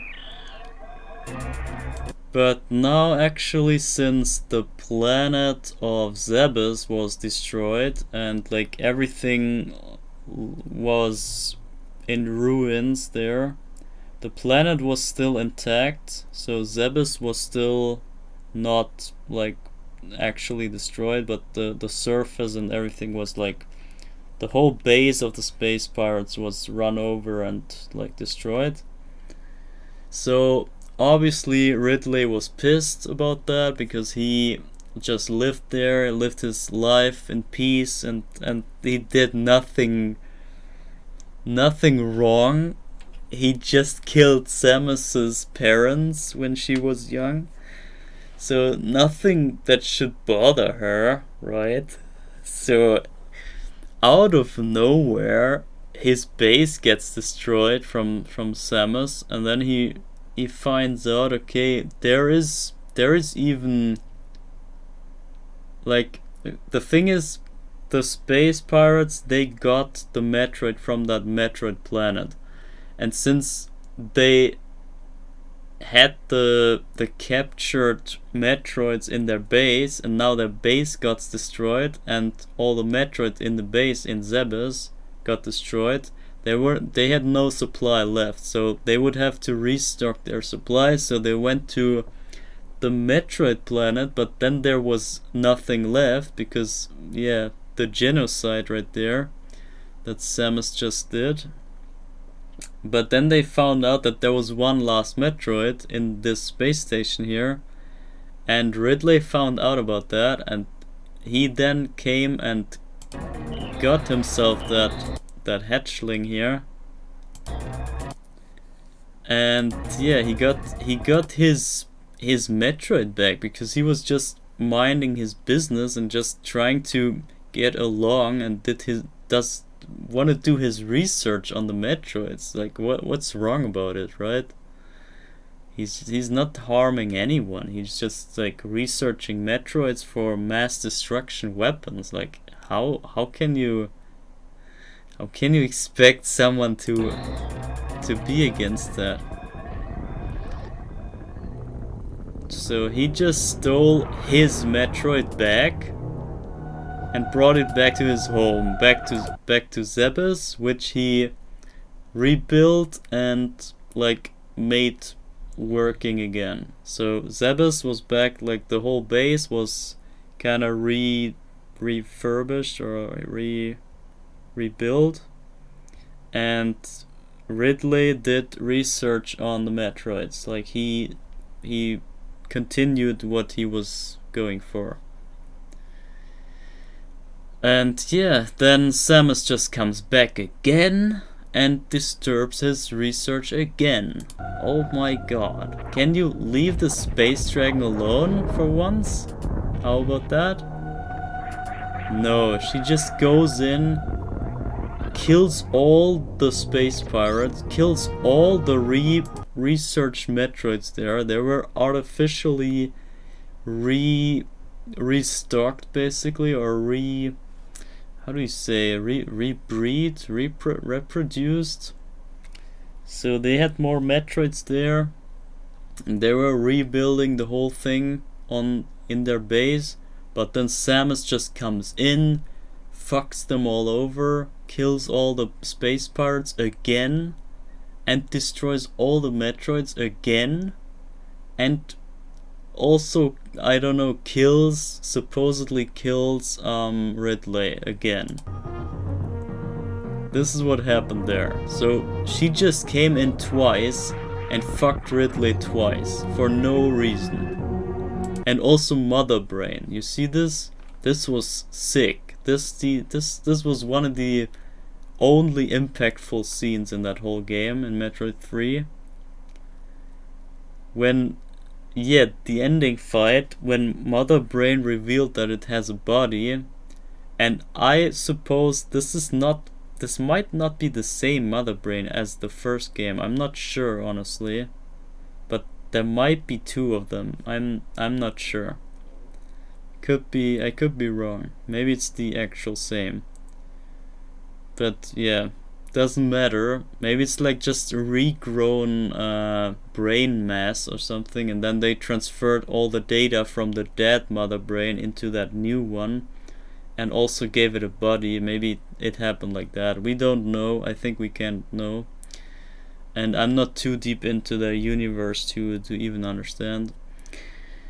But yeah, nonetheless, Mother Brain just also tried to do its work and to protect the planet, basically, because Mother Brain is the security system, basically. I swear it's easy to do it. I guess you will have to come to my streams if you want to catch those games. Yeah, I mean, sure, I can watch your streams for that stuff. There's one thing I bet you didn't try that will solve the issue. Update your BIOS. That I think I did that multiple times. It doesn't... It's just too old, I guess. It's not working out. I told you I tried multiple things already. Like, maybe not everything that is here on the planet, but I tried a lot. But yeah, back to Zebes here. So there was this epic fight with Mother Brain that just tried to do its job. Just tried to protect the planet, at least. Just leave the planet intact. How about that? But guess what? Samus just wanted to kill this thing for whatever reason, just out of nowhere. Just kill everything that she sees.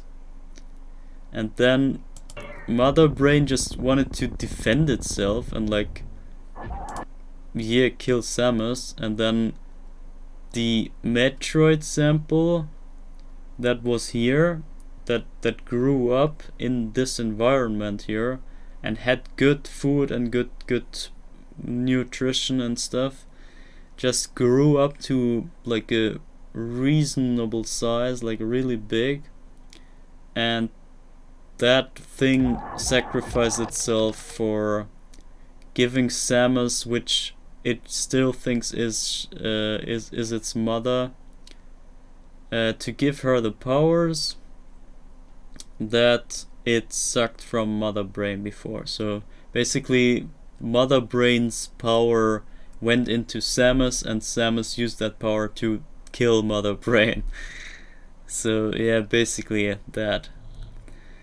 With the space parts defeated again, planet Zebes is destroyed. Yeah, and then she left with everyone dead, and she just blew up the planet as well. This is ridiculous. Samus is just is such a unlikable character. I hate her. She sucks. And then she went to just the next mission as if there was nothing. She just went to the next, yeah, she just witnessed the sacrifice here. The last of the species even sacrifices itself for the... I'm lacking words, honestly. So the last Metroid sacrifices itself to save Samus. And how did she thank it? How did she thank all the circumstances? She just goes on with her damn missions. This is all what she cares for. Stupid bitch. Holy fuck. Now a greater threat lies ahead. Yeah, okay, so she's doing research now with the other people that give her the orders. And the thing is, since she blew up planet Zebes now, and she eradicated all of the Metroid on the Metroid planet. And the Metroid planet also has those X parasites on it. And since there were like they were naturally enemies, and they were suppressed by the Metroid, so the X parasites now have no longer any natural enemies, so they're free to evolve to however they evolve. But then they become a threat. So the X parasites are basically the new Metroids in that sense. And then Samus went there. Samus got infected by the X parasite, but then they used the cells from the research from the last Metroid that Ridley stole. And they have this vaccine and Metroid DNA and whatever, so she gets protected by that vaccine and she survives, and then her body mutates into something that is just resistant to that X-Parasite stuff. And then he goes to that planet, yeah, okay, it's all on that space station. The whole fourth game only plays on that space station. And on that space station they actually tried to reproduce the Metroid species once again. So now even the good guys try to replicate the Metroids now, because they found out how valuable they are and how needed they are for the ecosystem. And yeah, they want to reproduce them and then use it on that planet to combat the X parasites, which yeah turned out to be a threat now. But guess what? They already infected the whole space station. And here, this is the one crucial scene in the fourth game, which is this one. So this is not Ridley, as you can see. This is just a frozen X parasite that mimics Ridley, which means Ridley was confirmed to be on that Metroid planet before, which is obvious because they started out with all the Metroids even before the first game. So it makes sense that they can mimic Ridley, because he must have been there before, even before Samus. But this is not Ridley, this is just this X-Parasite thing that goes away here.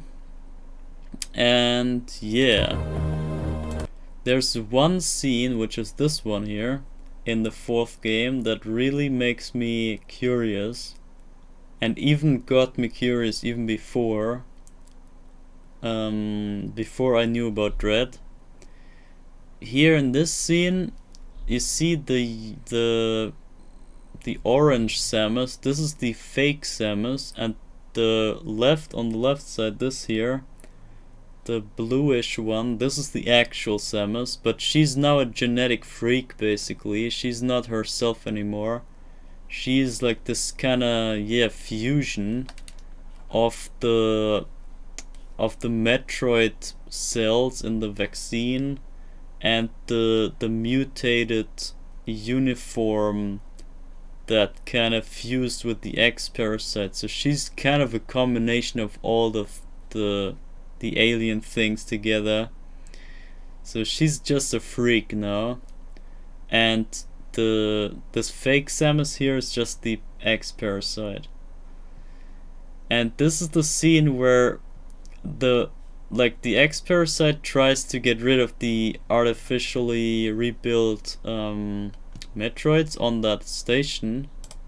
So she tries to get rid of them, but it's impossible. The Metroids are way stronger than the X parasites.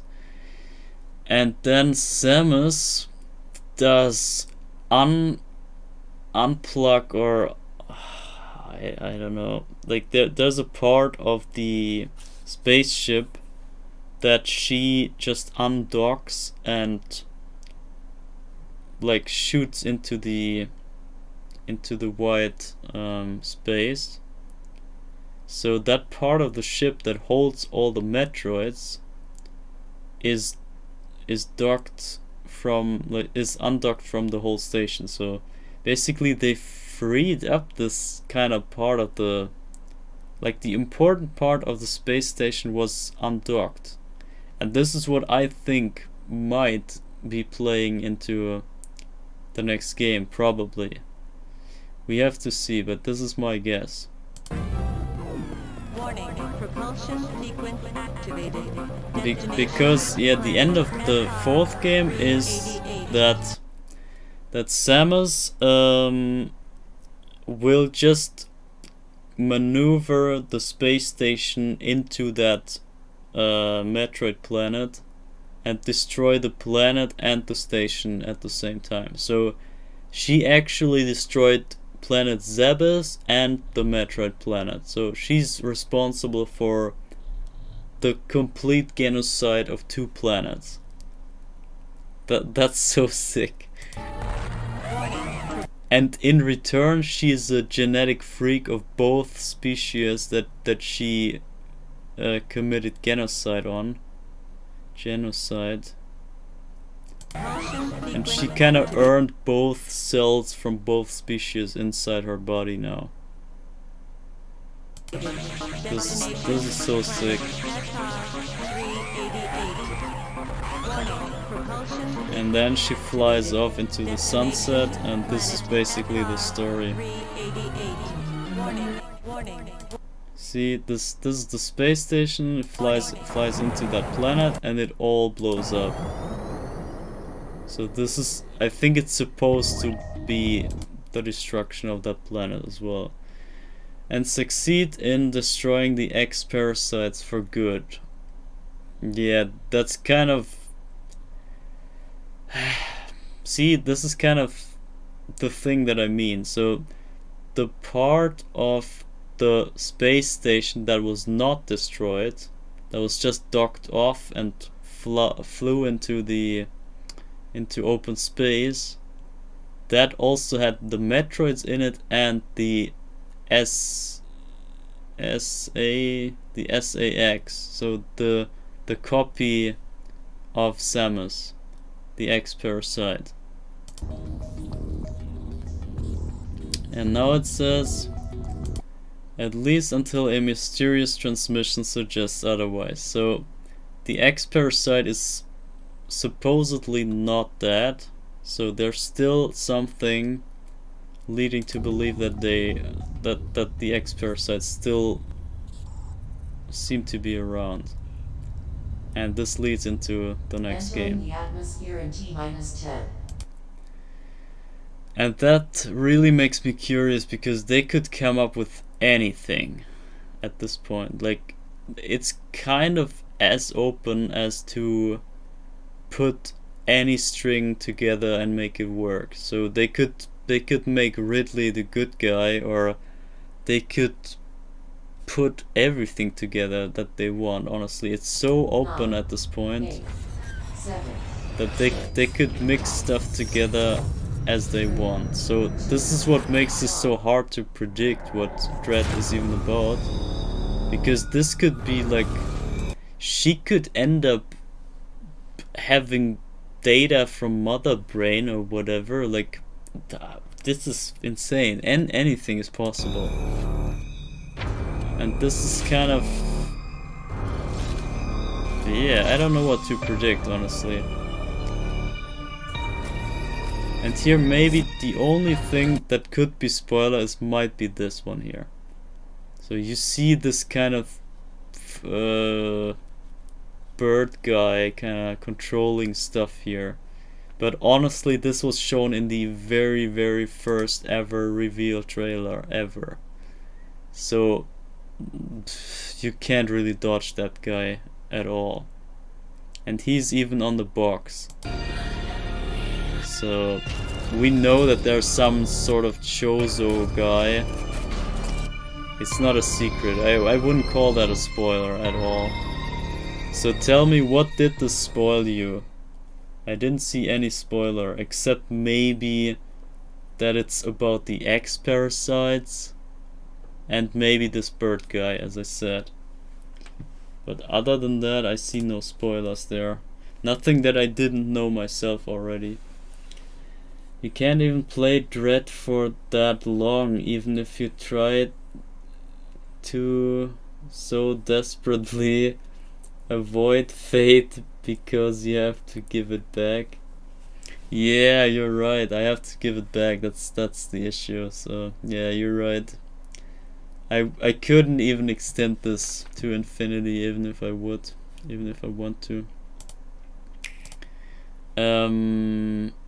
But as I said, I will go over this trailer tomorrow as well. So we will start with this trailer, and I will go over this with basically the same speech as right now, just for the people to catch up with the stuff. And yeah, so it's hella late now. I wanted to end stream like 4 hours ago, basically, but it ended up like this.